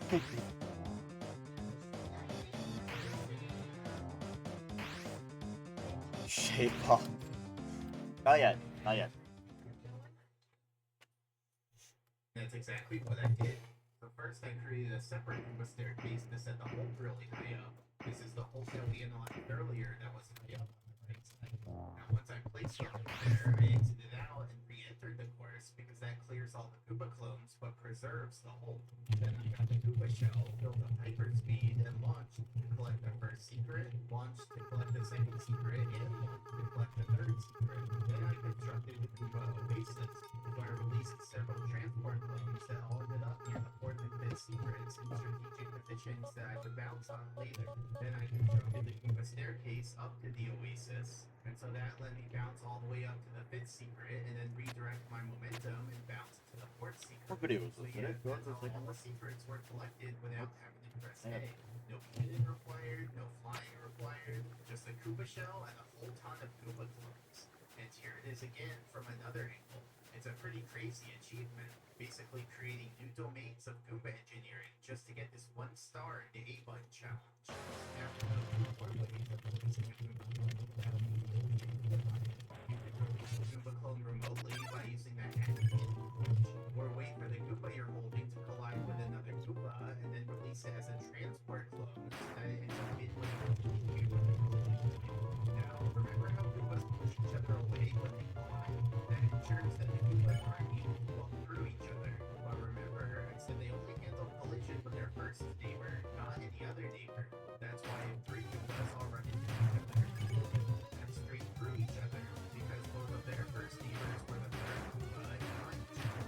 So they don't push against each other at all, and just walk right through each other. Also, if Mario's near the Goombas, then the Goombas are able to walk through each other, because this Mario himself is the first neighbor of the Goombas, instead of having each other as neighbors. So yeah, don't get surprised if you see Goombas walking through each other. And then here's something cool. We can lure one Goomba, and then lure Dude. another Goomba. Shit. One Goomba pushes the other Goomba straight through the floor. Now earlier, I showed Is that their ass? using that handbrake That's the shade out. Okay, so you can see here, you can do that. You can just get one Goomba to push the other Goomba through. And now, for a moment, see exactly That's what insane. you get one Goomba to pull the other Goomba along with Come on, it. man. Like the Goomba who's running pulls the Goomba who's walking. So what's going on So here? cute. Well, let's play it again, pause it, look at it from a top-down view, hide Mario, and show the Goomba hitboxes. Now let's walk through the steps of the frame. So first, the Goombas are colliding. I would have the freedom of speak and I'm trying to become free from my mods. Take a photo of this, hold on. Now we process the Goomba on the left. Give me a second. He handles the push with the other Goomba, and then he walks forward. Why the fuck? Next frame, it all happens again. The Goombas are still colliding, so they're each other's neighbors. And you can see that the Goomba on the right runs away from the Goomba. The Goomba on the left is Whoa, able what to the get fuck? and that's Hello? the last thing that happens each frame that the left Goomba's push puts the 2 Goombas adjacent to each other, and then the left Goomba walks a little to the right. was weird. So the boxes end up still overlapping by the end of the frame, and that just keeps repeating. So in general, this will happen when 2 Goombas are colliding, and the one that's processed second is walking into the one that's processed first. Now remember, Spinies can also push against Goombas, so using the same principle as before, we can make these Goombas pull a Spiny. So it looks a bit weird. Like the Goomba's moving slower than normal because he's being dragged down by the Spiny, and the Spiny's moving faster than normal because he's being pulled by the Goomba. So it's like they're connected. But eventually the Goomba does get out of it when the Spiny turns and stops walking into him. And so there you have it. That's every Goomba glitch in the game. So now you know all there is to know about Goombas. We can raise them, we can drop them, we can move them, we can stop them. We can release a Goomba clone basically anywhere and use that to make structures like ladders and stairs. We can even make a structure that reaches the sky and bounce on that structure to go really high. So much information about a creature so small because Goombas are the enemy that's glitchiest of all. Thanks for watching. Oh fuck, it's over. Damn it. This next video I forgot. Now for this video's member event. In case you don't know, at the end of all my regular videos, all the members of my channel participate in a member event. And what could be more fitting on a Goomba video than turning everyone into Goombas? And if you're paying for a higher tier to have a colored name, then your Goomba will also be colored. So it's extra personalized just for you. Now if you haven't figured it out yet, we're having a Goomba Battle Royale. So the goal is to push the other Goombas off of the platform, and the last Goomba remaining wins. Now I did modify the Goomba behavior a bit so that they'll target each other, and I also fixed the bug that switches the X and Z axes when Goombas collide. That way, the Goombas won't get stuck in a Goomba gridlock. Instead, they'll always reflect off of each other when they collide, and that's everyone. Man, look at all of them. They're so organized, so peaceful and calm. They're just waiting for me to give the go-ahead so that they can go ballistic on each other. And so everyone's ready. Let's test this. Goomba Pandemonium in here. Everyone's falling off. We've already lost Alan 1350, HP Jackie, Crix, Eric Vilas, Falcon, Zanola, Kochika 1337, Jay Sam's, Quite the Handful, and Lil Gamers. Here's a little pro tip for you guys. Maybe try staying away from the edges. You can't really fall off in the middle. Now we've lost the item modding expert and Buff Broken 64. Coming through. Excuse me, sir. Don't mind me. What's going on in the corner? Risk Dreamer. Let's let that push. Nice work. I demand more pushing, everyone. More pushing. Now we've lost JR Muxither, Cheddar, Johannes Joestar, and Mr. Fanciful. And with this bird's eye view, you can really see how much we've already been covered. Now let's tune in to everyone's favorite guy, Lunar Complex. No, don't go towards the edge. You didn't pay attention to me earlier. Here I am giving out great advice, and you guys are just ignoring me. Do your own thing. Okay, let's take a look at this corner. We got a few Goombas here. Looks like George found a victim. I mean, person who needs a valuable life lesson. Like Jesse Warner pushed off. They got pushed off himself. Dude, So it's like, can I please fucking hit that? you yourself become the Like ever? getting pushed off. But that's the duality of the battle royale. And this just in. NXT, Forge, Shana, and Flying Fire. I like how the Goombas are starting to form little groups amongst worlds. But I'm really careful about the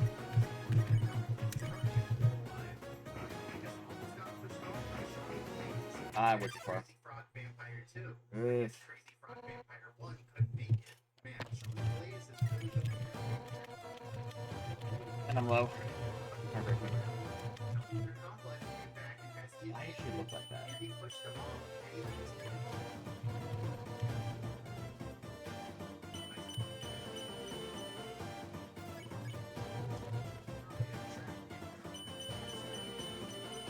She's ready to take it.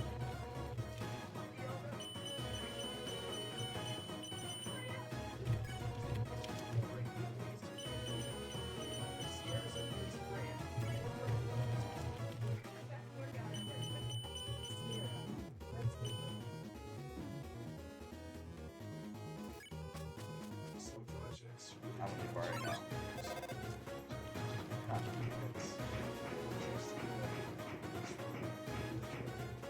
No, why the fuck? Oh my god.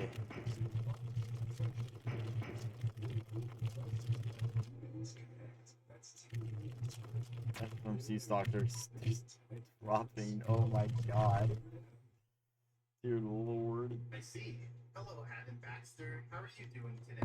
Trying to push some people off? I see you're going after Nathan Perkins and Weird TH, but you might want to keep track of who's behind you because Daniel Leo just pushed you off. Let's take a look at what's going on in this corner. Hello, Cupid. I love your color scheme. And goodbye. Looks like we have two groups of Goombas now.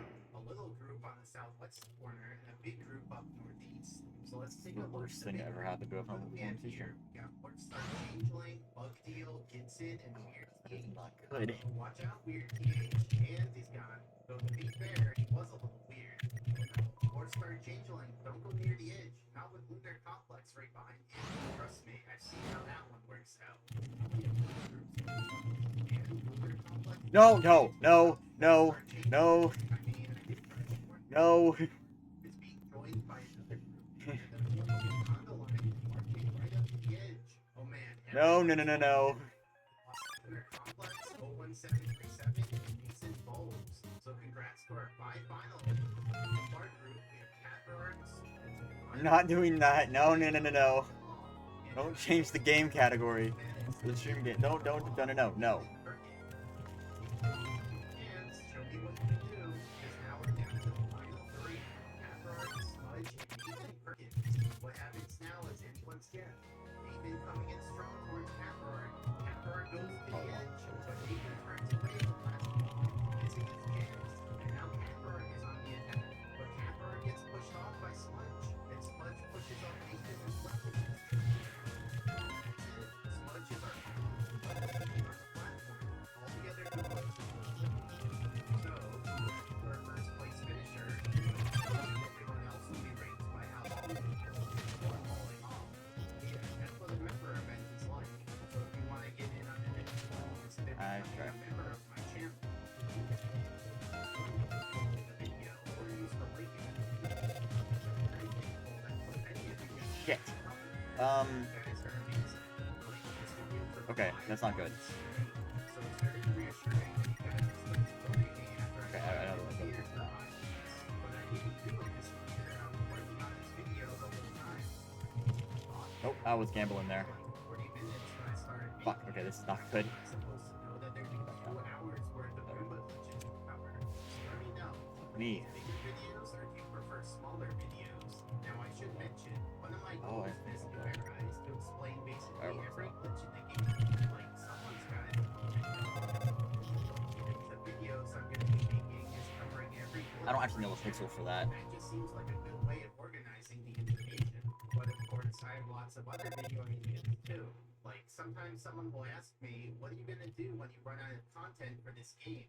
But it's like, You won't. I can talk about Goombas for you. We'll be running out of content anytime soon. And that brings me to my final point. I said previously that if things went well, this would become my full-time job. Guess what? With everyone's support, that appears to be possible now. So it's official, I'm doing this full time now. I just get to spend the rest of my life documenting things about Super Mario 64. My absolute dream job. And it's all thanks to you. Thank you guys. In fact, we have to do something special for you. So, here's a little special something.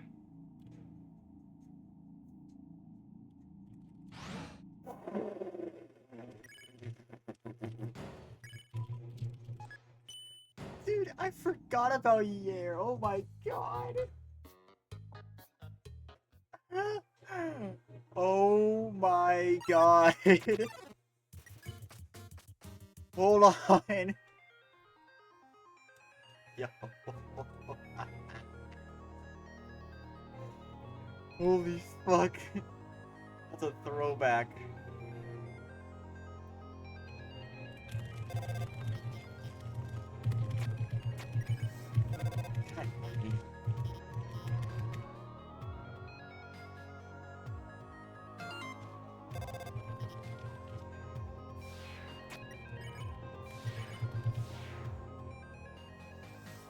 That is a throw and a half bad.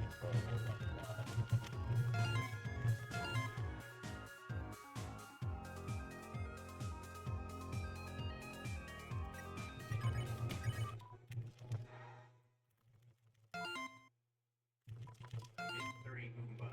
He's here. Now I can finally get his coin. Okay, Mystery Goomba. Hey, huh? Get back here. Stop running away. Oh my god, just stay still. That's it. Now I'm gonna... Huh? What is this? A force field? I didn't know you could do that. There's a lot about me you don't know.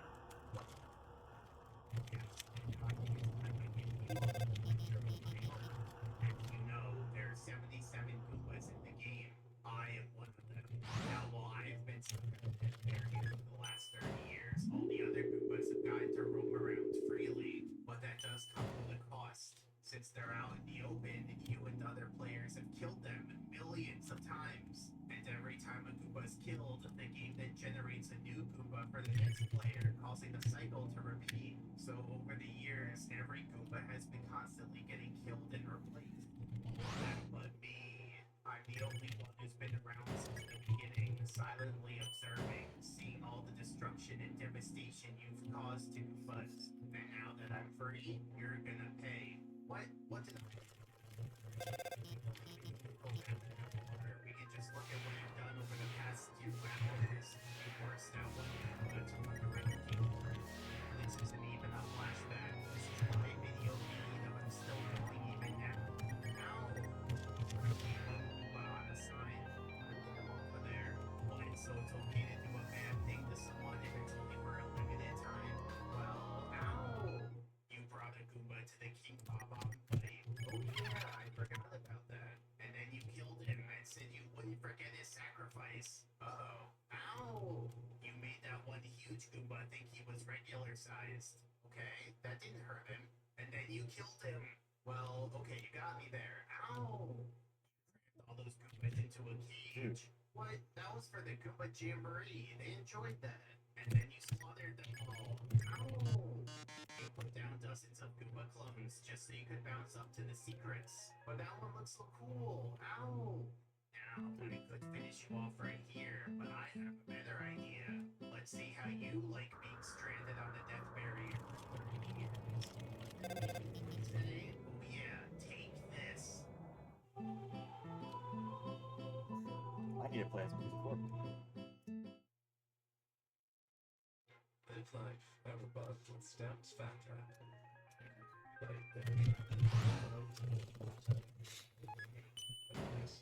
Live life, ever bugged with stems.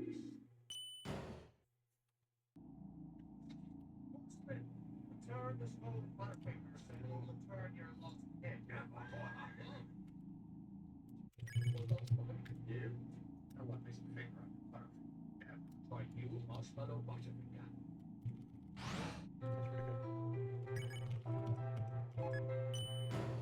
Is no one's fuck ass video? Yes.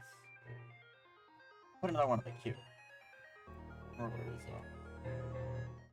It's the other one issue center. I watched the ABC Plus name.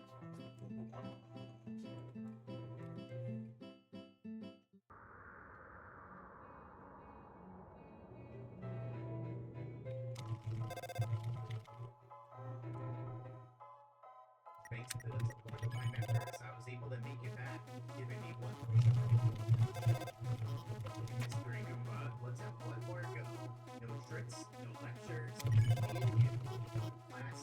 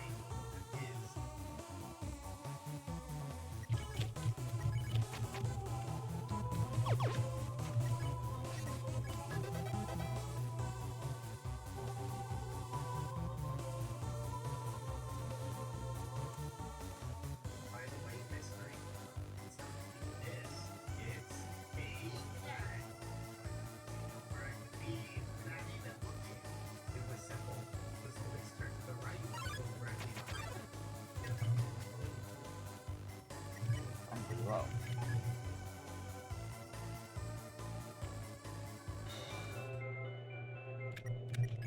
The mystery Goomba's coin, the most sacred coin in the game. Now I can finally collect it.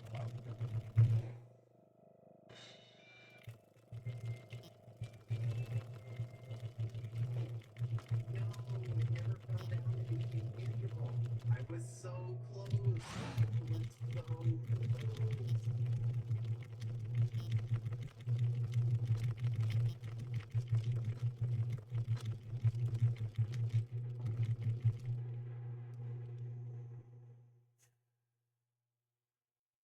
If this sounds familiar, you're just casually playing Super Mario 64 when all of a sudden, bam, you hit something. But what you hit, it doesn't look like there's anything there. But for some reason, it considers you to be hitting something in that spot. So this is what we call an invisible wall, and there are many of them in the game. Now for most people, invisible walls are like this mysterious, elusive thing. You may have seen clips like this. Oh! What was that? There's an this wall there? Or like this? I got it on the wall. Or like this? What? No! What the? What? Or like this? Yeah. Or like this? Just a quick unlock. I said the invisible wall though. Yeah, why is there an invisible wall there? Why do all of these fractions happen? For decades, invisible walls have tormented players, messing up runs and causing tons of confusion, because nobody really seems to know what walls are when they're there. So, I made it my mission to answer that and put an end to the confusion. So come with me on this journey as we delve into the dark inner part of invisible walls. This is Invisible Walls Explained once and for all. But before we get to invisible walls, there are some things before that we need to go over. So, geometry means surface triangles, which you can see here. Now, there are three different types of surface triangles. First, there are floors. Floors are the triangles that you can stand on.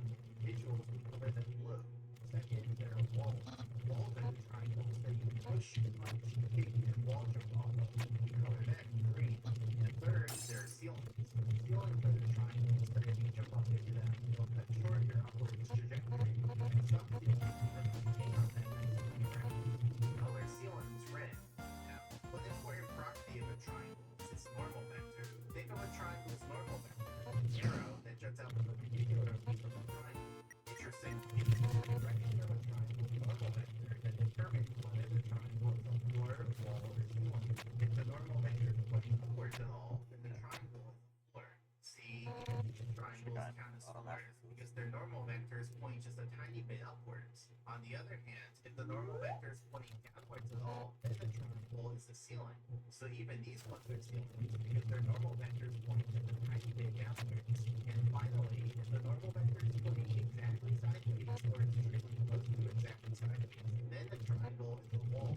So now you know the three kinds of triangles: floors, walls, and ceilings. Normal vectors point upwards, sideways, and downwards respectively.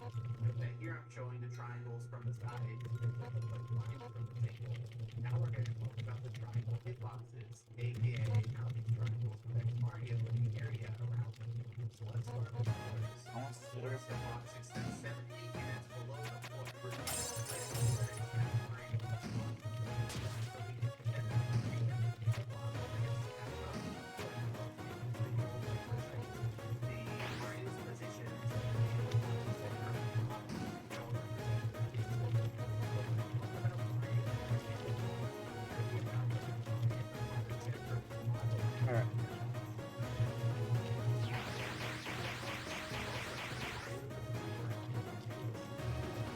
Chunks, which will represent yellow arrows. So let's watch it again.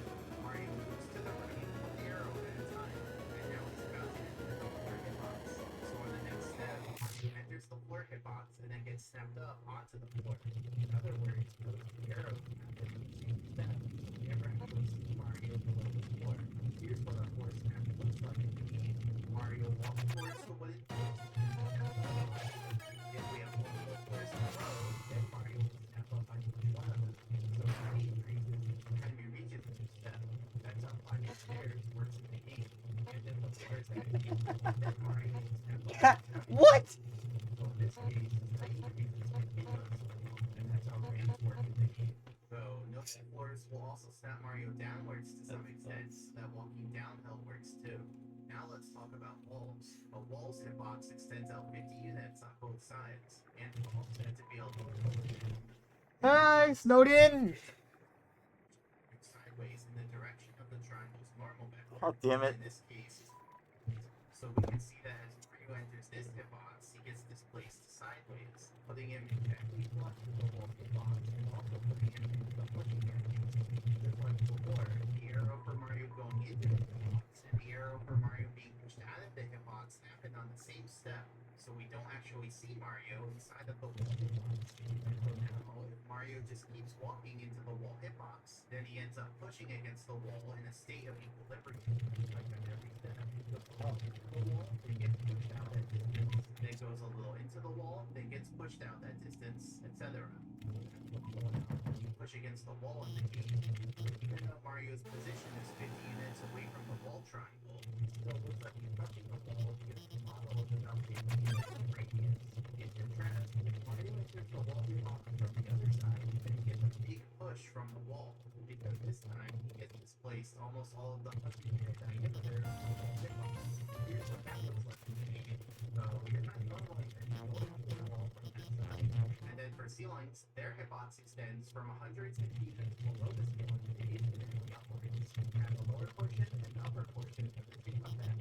But what effect that is actually varies based on what action Mario did. So let's go through the different actions. First, if Mario's on the ground, then the ceiling hitbox cancels his movement. So you can see that as Mario tries to enter the hitbox, the movement gets canceled, which prevents him from entering the ceiling hitbox.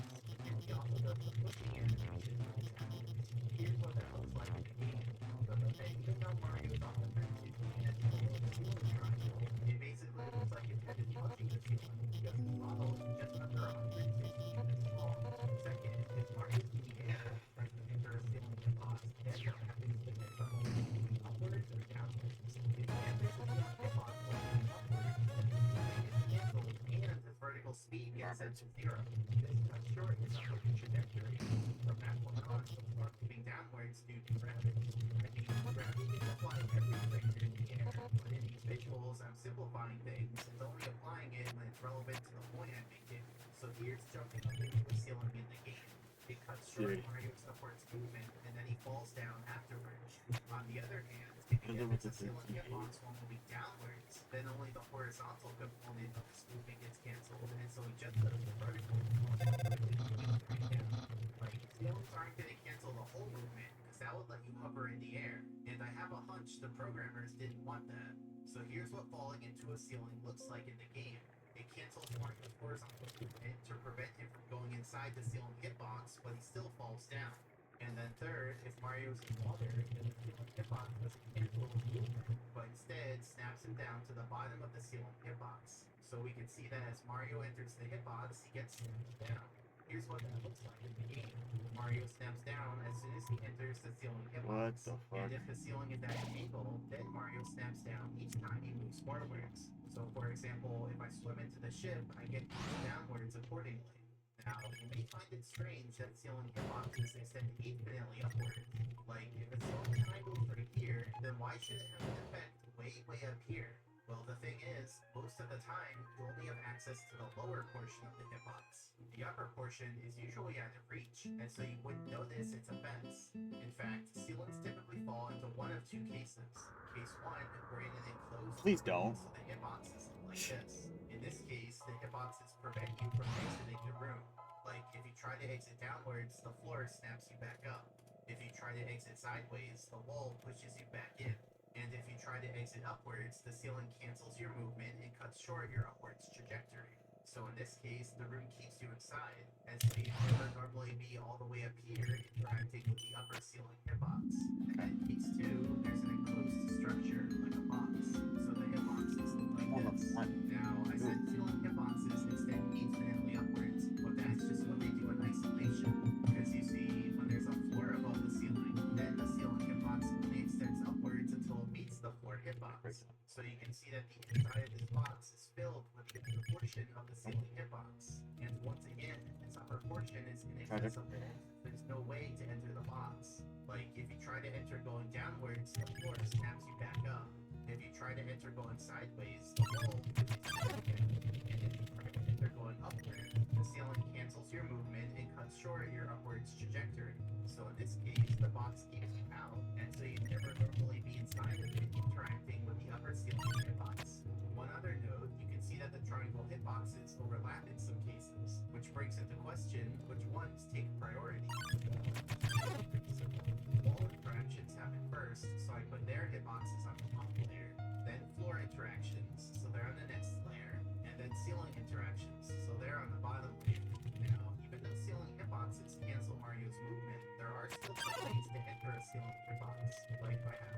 pit, which for example, you're gonna have a bomb which means to a ceiling hitbox. Specifically, the ceiling on the other side of the top.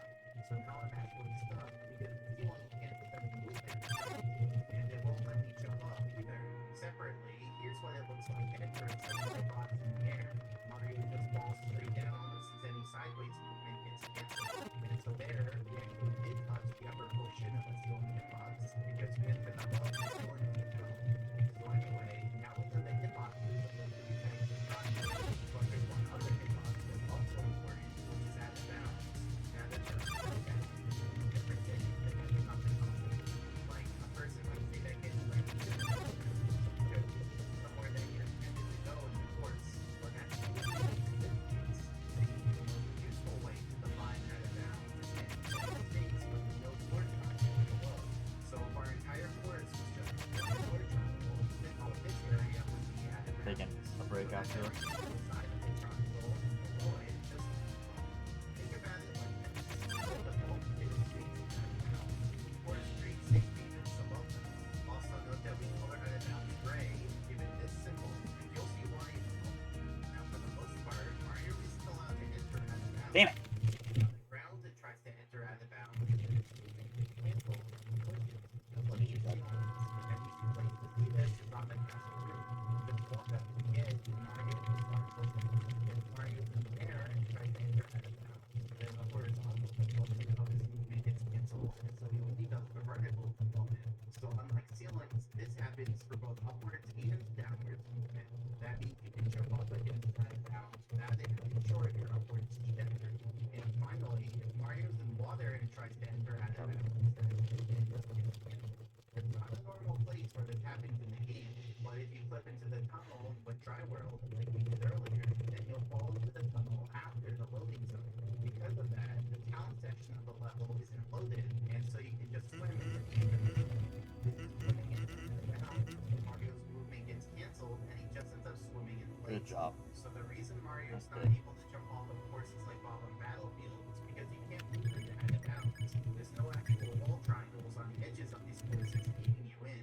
And for courses with death barriers like Cool Mountain, the reason you can jump off of Dude, these what the fuck? courses is because the death barrier itself is made up Yeah, of right now. floor triangles. Dude, give me my fucking. Here's a zoomed out Whatever, view of hold on, the bro. course.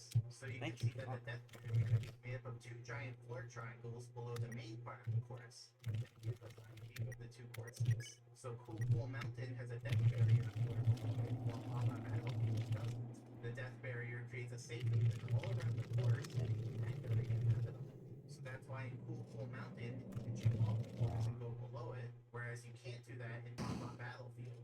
Now it is technically possible to enter out of bounds, but it's even harder to do than entering a ceiling hitbox. Like our old trick with getting pushed by an object doesn't work in this case, because the game knows not to apply the object push if it would put Mario out of bounds. But nevertheless, there are still some ways to do it. For example, we can enter out of bounds by doing a ledge grab in this corner and then climbing up. We can jump into the floor box next to a steep hill. We can have the ground move out from under Mario, which is them here using the merry-go-round floor, and we can have Chuck-Ya throw Mario out of bounds. As you can see in each of these cases, Mario dies when he goes out of bounds, which is how he can out of bounds. Oh, come on. So when this happens, Mario stops having a hand on it. Now everyone always wonders why he's going out of bounds when Mario loses time. Let me explain. See, Mario is like this. First, it resets its hat state, so it'll be in a state of having no hat. Then it lets Mario use action, like say, break one progress. And finally, that state becomes posting, which gives him an attitude. And so it's how we on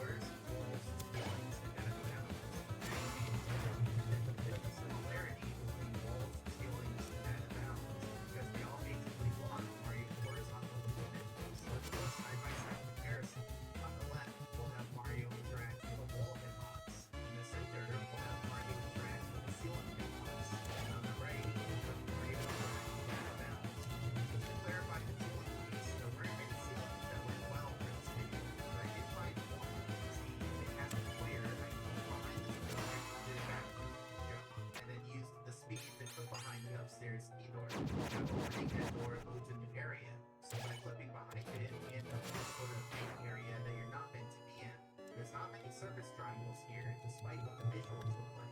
So that means we can go to the edge of the floor and specifically, ceiling of the hallway below that has a split. So I just wanted to clarify that. So now let's compare the three cases.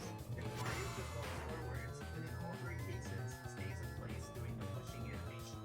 Here's a diagram from above. See, the wall hitbox lets him go into it and then pushes him back into the application with the hitbox. But the ceiling and out of bounds hitbox is cancel. So the bowling should be flush with those hitboxes. But now watch what happens. Pushing at an angle instead of hit on. In the wall case, we put sidestepping animation, but in the ceiling and out of bounds cases, we still push, but now at an angle. See, the wall hitbox lets you enter the hitbox at an angle and then pushes you out perpendicularly, which lets you move along the edge of the 46 to hitbox. 66. But the ceiling and out of bounds hitboxes still just cancel the movement, so you don't end up moving along their edges. So to recap so far, the pushing animation isn't actually specific to walls. It can have different ceilings and out of bounds too, though the sidestepping animation is specific to walls. Now let's see what happens when we jump into these three hitboxes. For the wall and out of bounds, the jump goes all the way up. But in the ceiling case, the jump goes nowhere, because like I mentioned earlier, ceiling hitboxes cut short your upwards trajectory. So in this case, Mario doesn't even leave the ground. He So just I'm gonna take an hour break. Do the screenshot first. Actually, before I do that, get that. Docs. Stats. That's how.